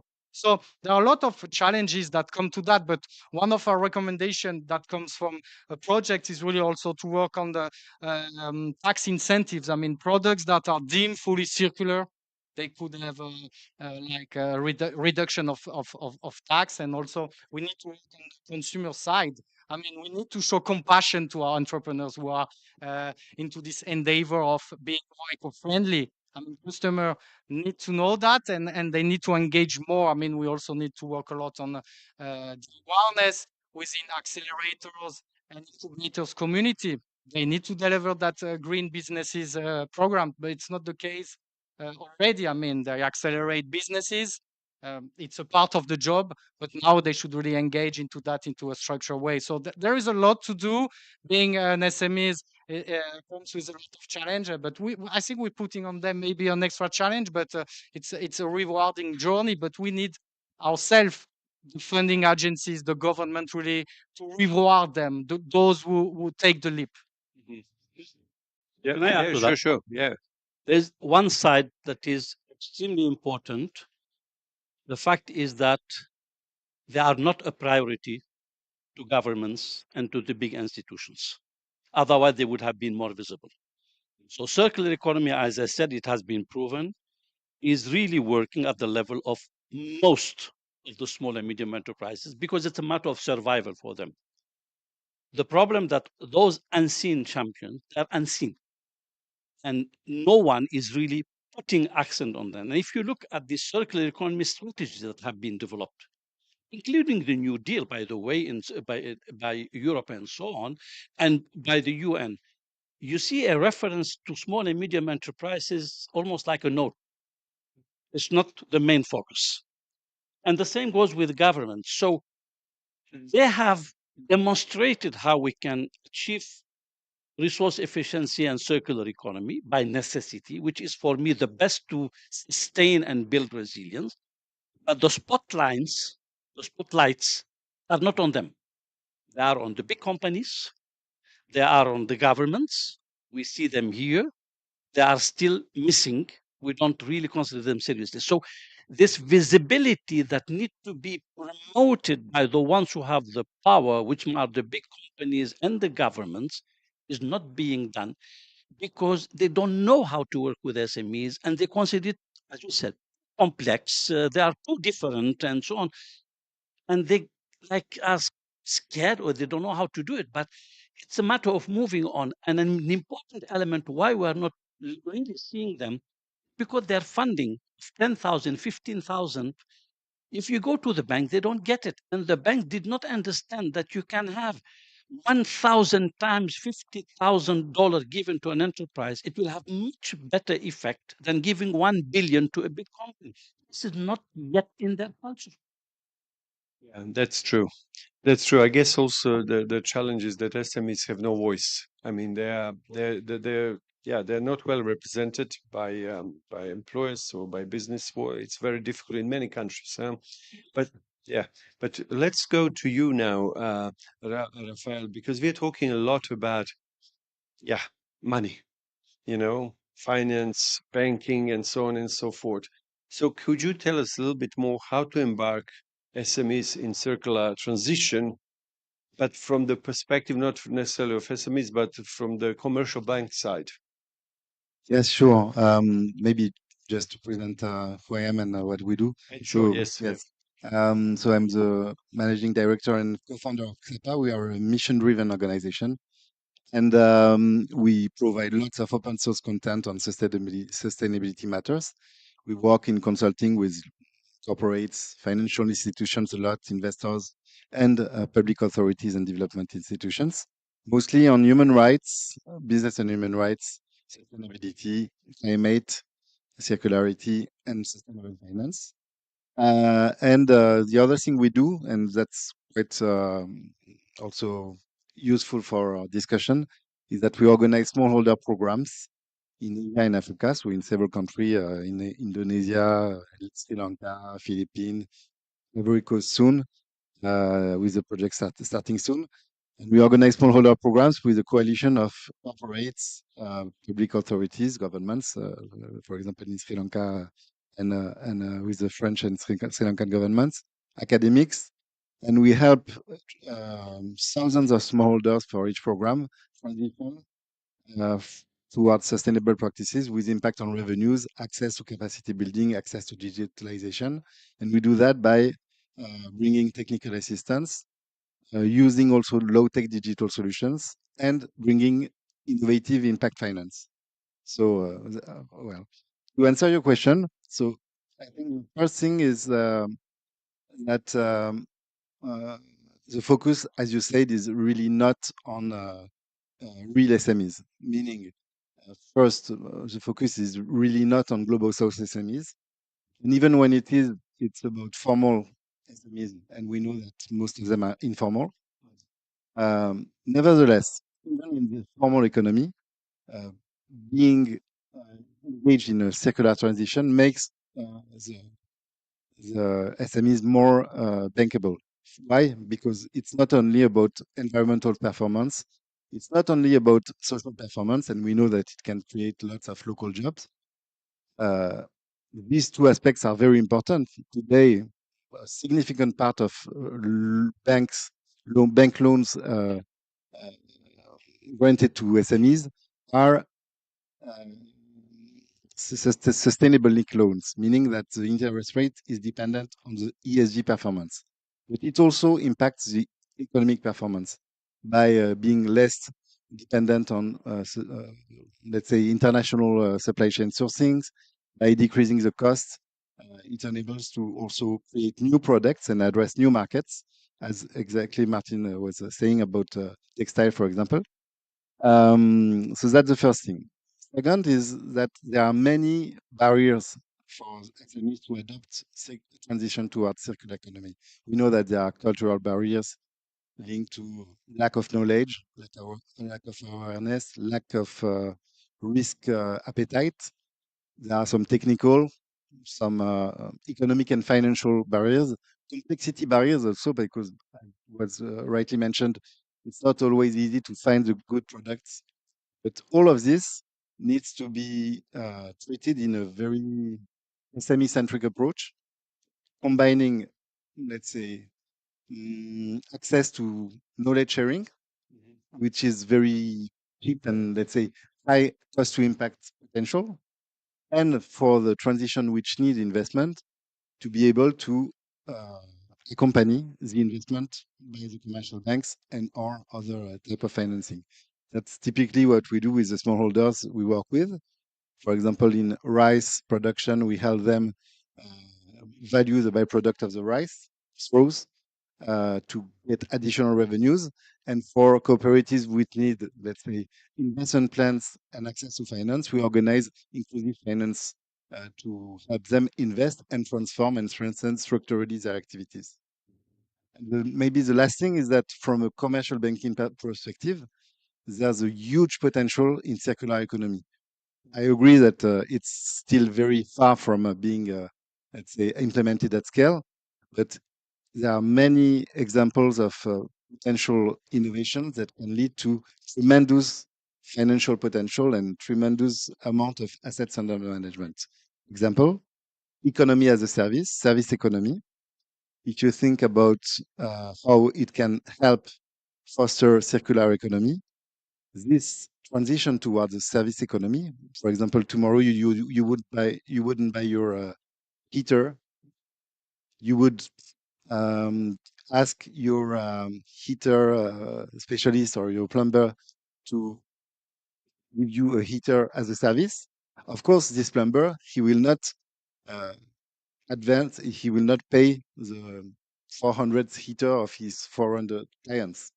There's a need to organize financial services for that, not only loans, but also guarantees, insurances, but also guarantees that if ever you rent your heater and your plumber disappears, there's another one that can come and replace with guarantees that you would have paid. So, I mean, it's potentially heater, it's potentially car, it's potentially many products, meaning that this is a tremendous potential.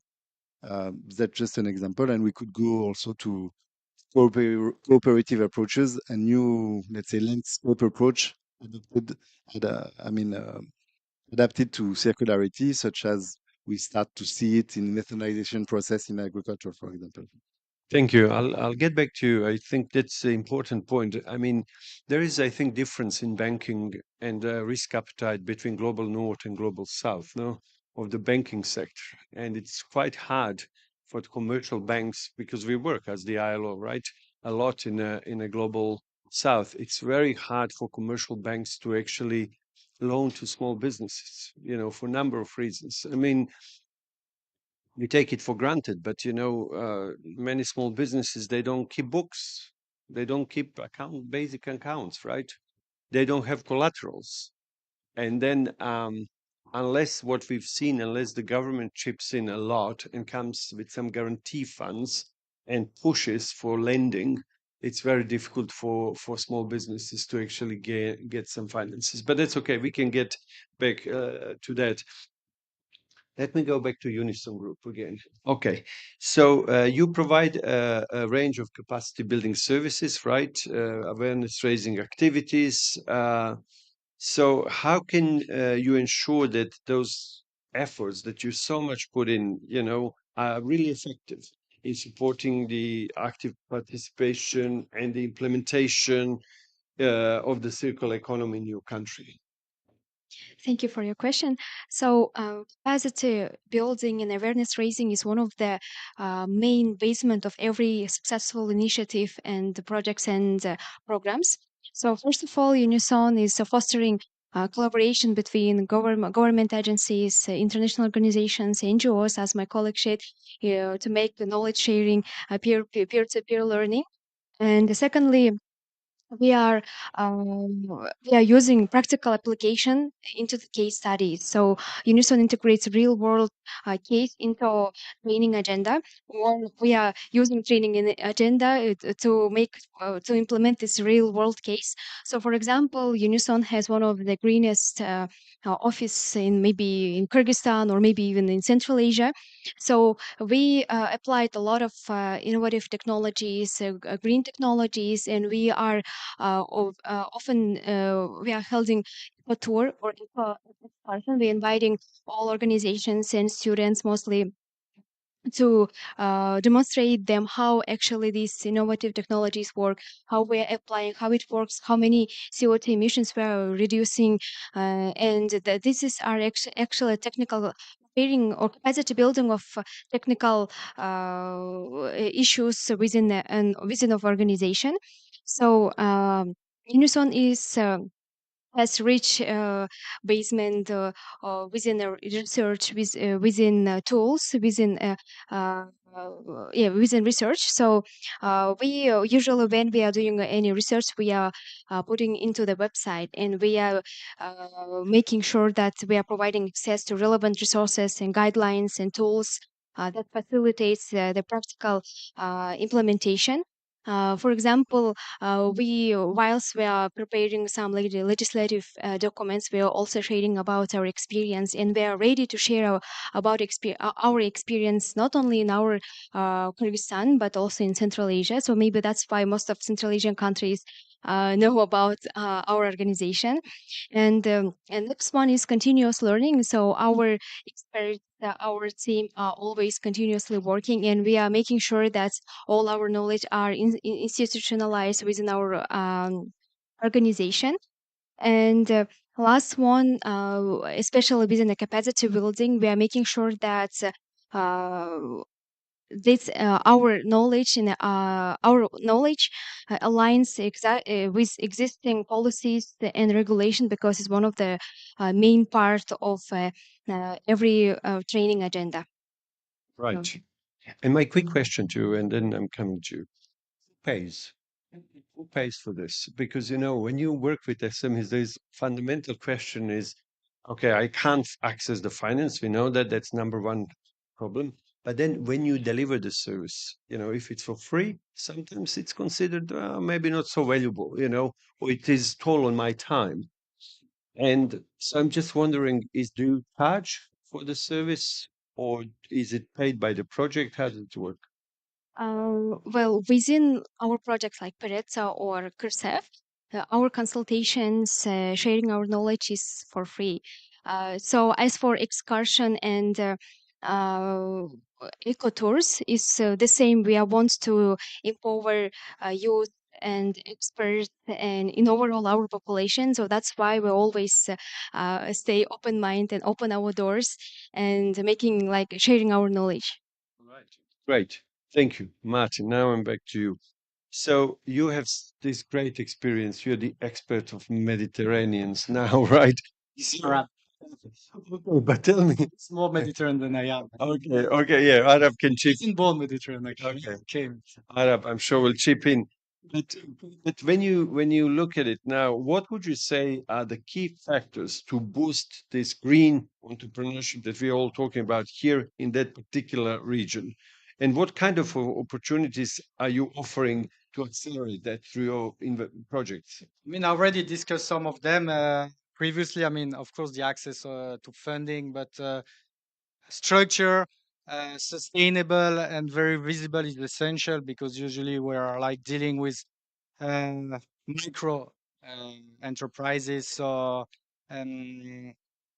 building a circular business come at an extra cost. You have a upfront investment in terms maybe of material you need to source, equipment you need to buy that have an extra cost. So I think we need to reward them.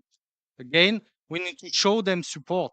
They need to be our champions. I mean, those are the ones which are like building our future. So we shouldn't be shy towards our green entrepreneurs. Maybe governments should build like more labels, more terms of reference that really assert and confirm what is a circular business. I personally don't know if it exists across all the Mediterranean countries.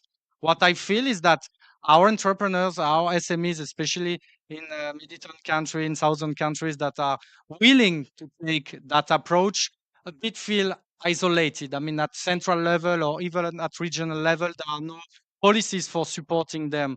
There is no visibility to them. So also really government should should put as a priority in their agenda circular business model. I mean, they should do it. They shouldn't be shy. They shouldn't hide behind broad climate goals. I mean, this is the reality.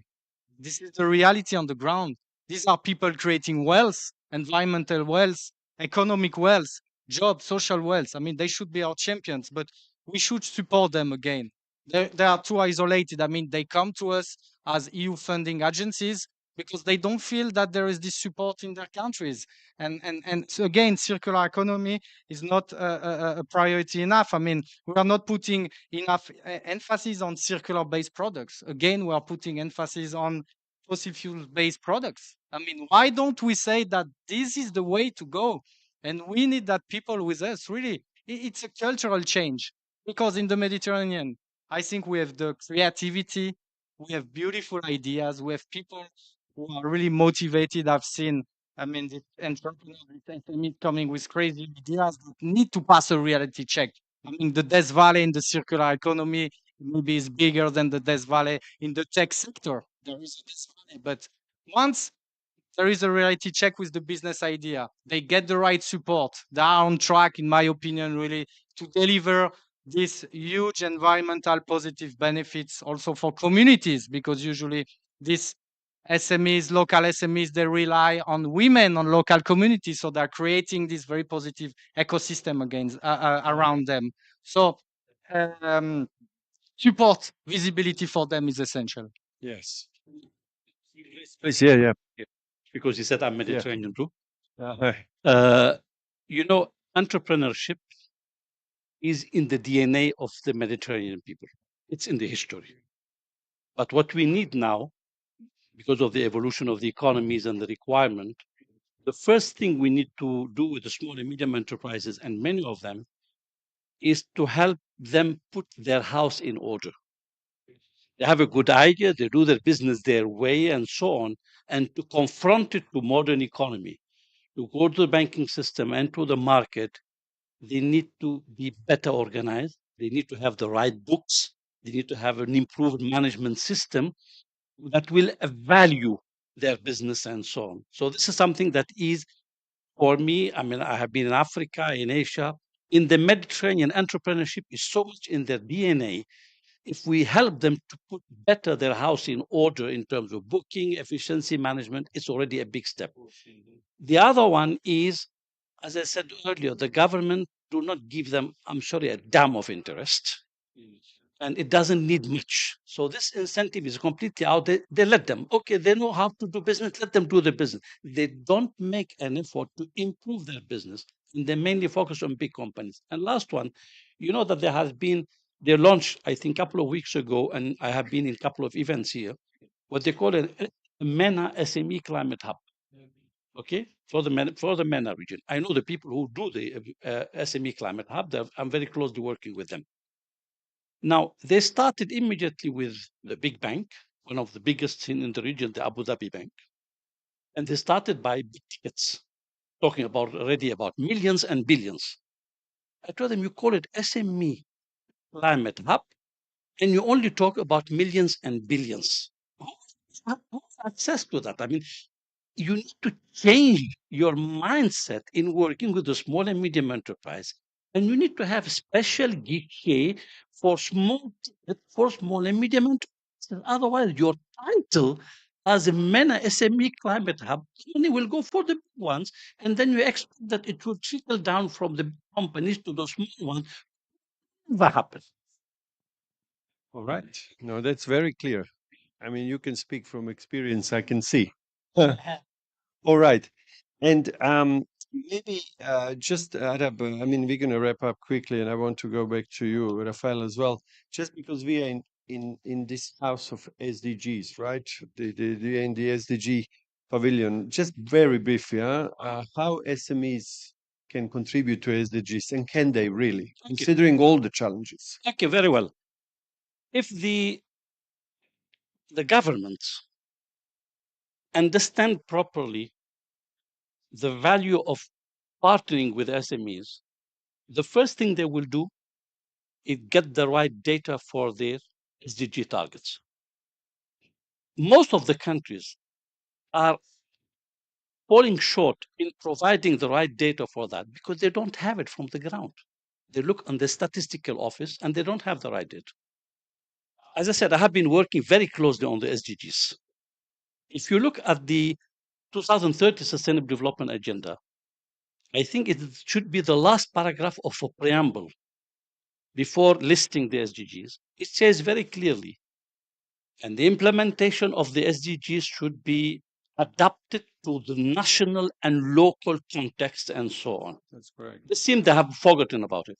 Now, if you want to have something related to food or the material use or ecosystem management, it's not the ministry who has the data. It's not the big company.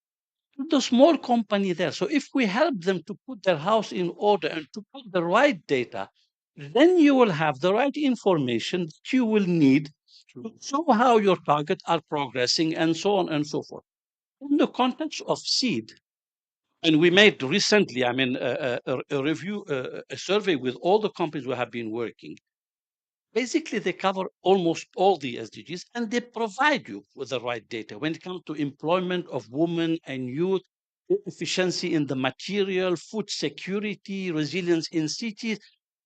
have them here on a table. It shows you how important it is for each and every one of them.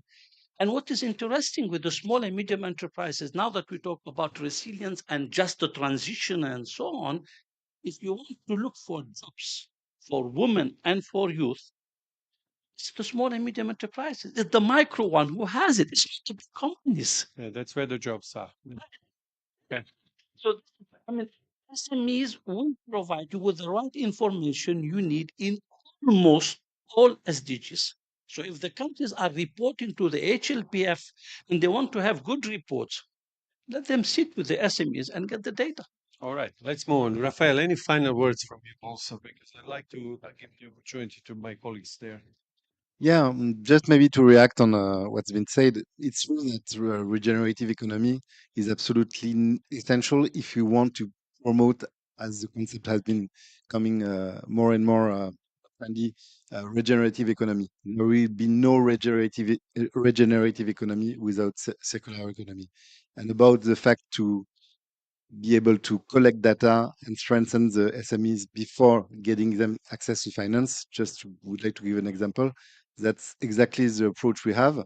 We have developed our own low-tech digital solutions to get information from the farmers, not only to let's say disseminate content, but also to collect information with the data to have robust KPIs, and but also give them a way to monitor their own activity. And we are launching projects with the French and Ivorian government and Société Générale in Ivory Coast. We do Société Générale tell us it's inclusive finance 100% yes, but before you help them strengthen what you can at a very high cost to impact ratio.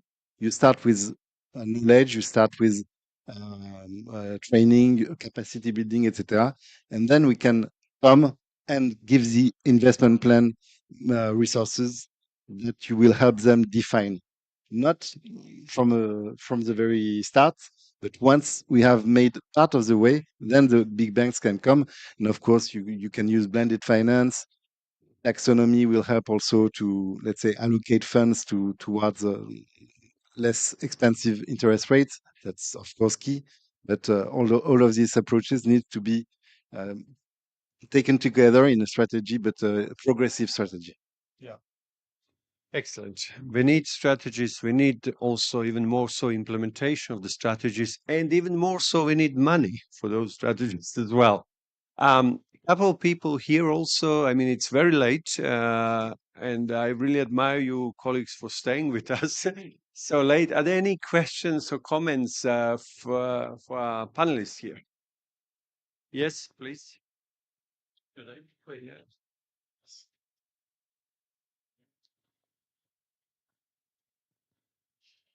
Thank you very much for the HEGT panel.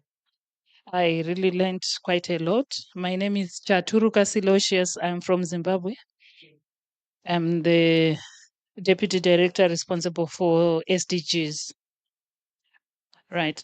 So I've got a couple of questions here.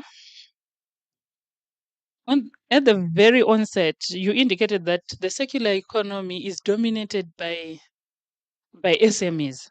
And I'm just wondering, why is it that this economy is dominated by SMEs? I'm just wondering. And also, most of them, they are not very much organized. So, what is it that we can actually do to ensure that they are much more organized? Maybe they contribute better to the economy, etc., etc. And also, we have also noted that this issue of informalization of SMEs has been an issue that has been on the deck for quite some time now. Where are we missing it? Because we have always had SMEs and we have always had issues that they don't want to formalize. Also, let's also not forget that there are some benefits of not formalizing, which could be an attractive factor for them to remain there and not want to formalize. Because, for example, you evade tax, you don't pay taxes for them, it's actually a plus for them. But they are the very same people that also want operational space, they are the very same people that also complain that we are not getting social services at the same time, but yet they are reluctant to formalize. Most countries, like even in Africa, we have seen that there are a number of the informal sector actually contribute a greater chunk. And efforts to formalize them, you try to give them incentives, not very attractive. So the way forward, how can we address this issue?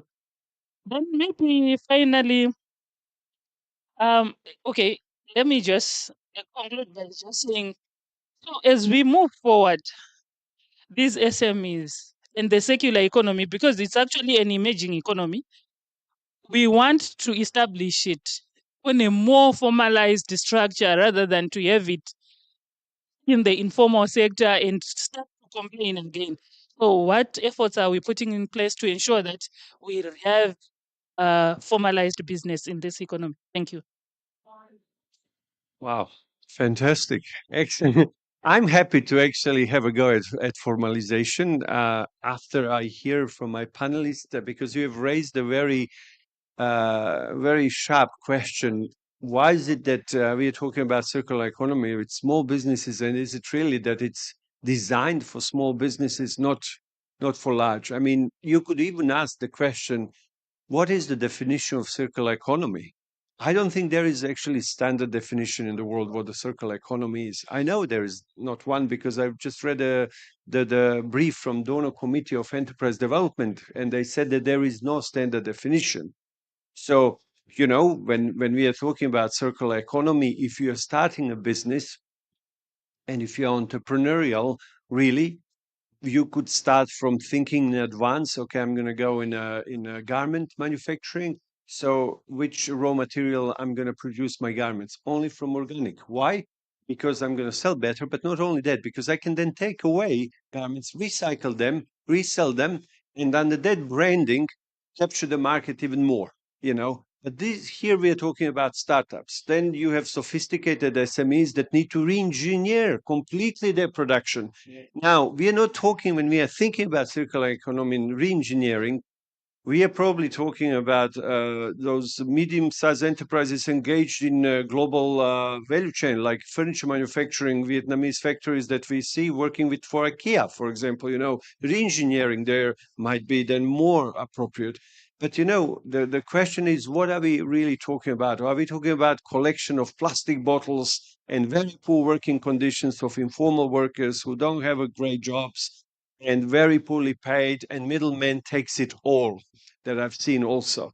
But I'll get back to informality. Anybody wants to? I think the fact that SMEs are, like, in my opinion, those who will go towards that more circular movement is that I think that culturally and structurally they are, like, more able to risk, and they want to learn also. They are more open to contamination, and they can see more positive opportunity from the outside world. When you have a big corporate that is already very structured, as our dear colleague was mentioning, re-engineering your production processes can take a long time and can be very costly. When you are dealing with very small businesses, it can be part of, like, their innovation capacities. They are willing to risk and they are willing more to innovate. Maybe the impact on the business will be less than on a big corporate. So I think that if we want to succeed, I think those are the ones we need to start with, but it's not the end of the road, of course. But there we can have a positive response for sure, especially in the Mediterranean area. Usually these are also young people, but young people are willing to learn, they are willing to take the risk again. Cannot, because I know the sub-Saharan region, the South African region. We have been working, including in Zimbabwe, in Zambia, in South Africa, and so on.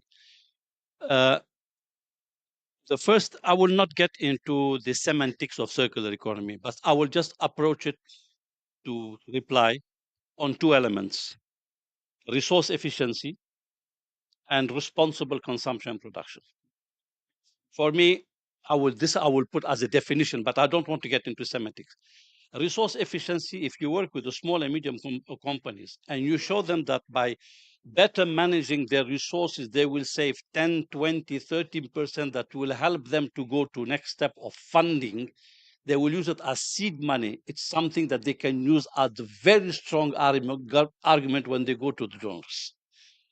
And that's why putting the house in order, improving their energy system, improving their water management system, improving everything inside, just by improving what you have inside. Exactly as when you talk about sustainable building, people already tell you, oh, in order to have the green building, we need 1, 2, 3, 4, 5.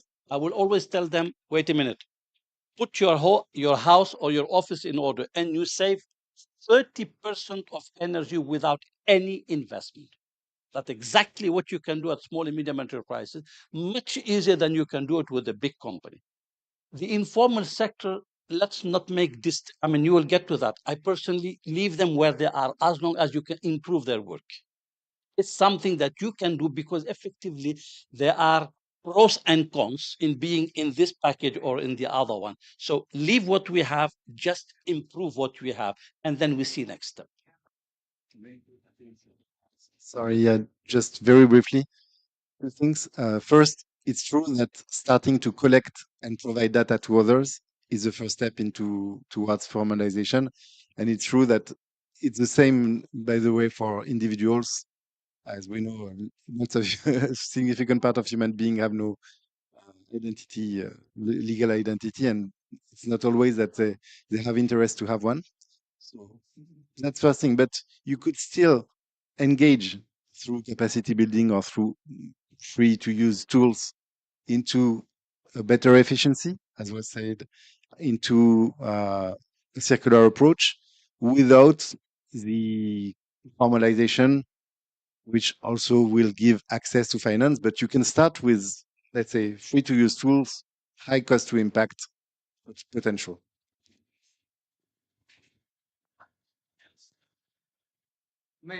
I might just, maybe it's out of the discussion, but we were like talking before about opportunities, about funding, possible seed money for SMEs willing to make to make take this transformative path towards circular economy. So for the next 7 years as a EU program, we have 260 million euro for projects funding for Mediterranean countries. And actually, we have flagship some money for resource efficiency production processes SMEs. So it's in line with circular businesses, and we'll have around 40 million euro to projects that demonstrate that it can be done, and really to find the champions of tomorrow. So also, like the EU is committed also in the Mediterranean area to support circular economy on a scale level, on the real level, on the pilot level, because money, grants will go to SMEs directly. All right. So let me just quickly I promised that to you, on informality. So I think this is the mother of all questions, the big elephant in the room. Because why? Because 62% of all workers in the world today are engaged in informal economy. And 80% of all businesses, all economic units, 80% are informal, So how can we talk about better world tomorrow, about just transition, about social justice, about decent work, or, if we don't resolve that problem? The question is why it has not been resolved, and this is super complicated questions, right? And there are a number of big reasons why. One is, for example, that economic transformation didn't happen, right? In a number of countries, you end up moving the labor from agriculture, and they are already there stuck in a low productive activities, informal. And unfortunately, because there is no industrial development, what do? They go to the cities, they work in the service sectors, they are poorly paid, they stay informal, there is no aggregated productivity growth, informality stays the same, and poverty is there as well. ILO has problem with that because we want workers to have decent working conditions, to have social protection, to have labor contracts, to be paid minimum wage, decent wages, to be able to form the unions, to be able to negotiate collectively with employers. Nothing like this happens. And I'm going to conclude here just by giving an example. 2 weeks ago, I was in New Delhi and I met a very senior Indian official in the Ministry of Small Business. And the story goes like this. He told me that India has formalized in the last 9 months 15 million businesses. Now, this is the scale we are talking about. And then my question was how? Of course, right? So the key is incentives. You talked about incentives, but what incentives are right incentives?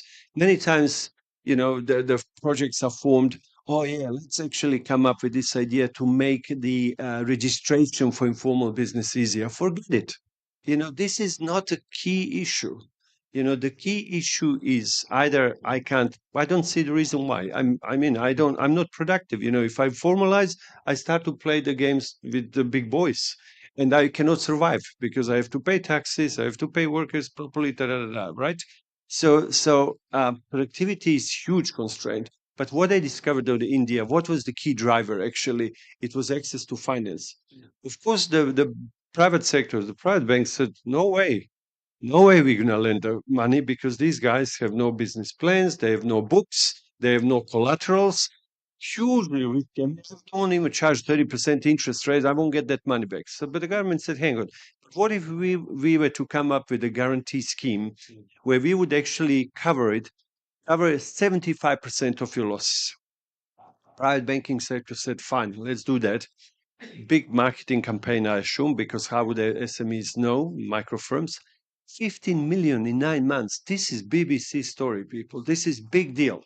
That's what we are talking about when we are talking about policy that you actually, understand what is the root cause of the problem. You come up with a policy, you want to implement the policy, and you put money behind it, as they did in India, right? And then you got results. So anyway, this is just on the informality, but I think we need to wrap it up. It's quite it's quite late. So I hope you enjoyed. I hope the discussion was valuable here. I think that we can see that SMEs are very innovative. We talked about this particular region of Mediterranean, very entrepreneurial, and with the right policies, with the proper commitment from the government, with the right tools, with the right approach, with a little bit of money. We're not talking about megabucks, right? With a little bit of money, I think that we could slowly see the proper just transition of those small businesses and their workers from informal to formal, from non so green to green, from non circular to circular. We have to be patient, but if we don't go there, who's going to go there? 50-60% of GDP growth in many countries comes from SMEs. Pollution in Europe, over 60%, it's SMEs. So we need to deal with that. And yet nobody, it's like Alaska. You know where it is, nobody wants to go there, right? We have to go there. We have to resolve that. So on that note, thank you very much. Thank you all the panelists for a great panel discussion. Thank you participants for staying with us so late. And yeah, good luck. Thank you.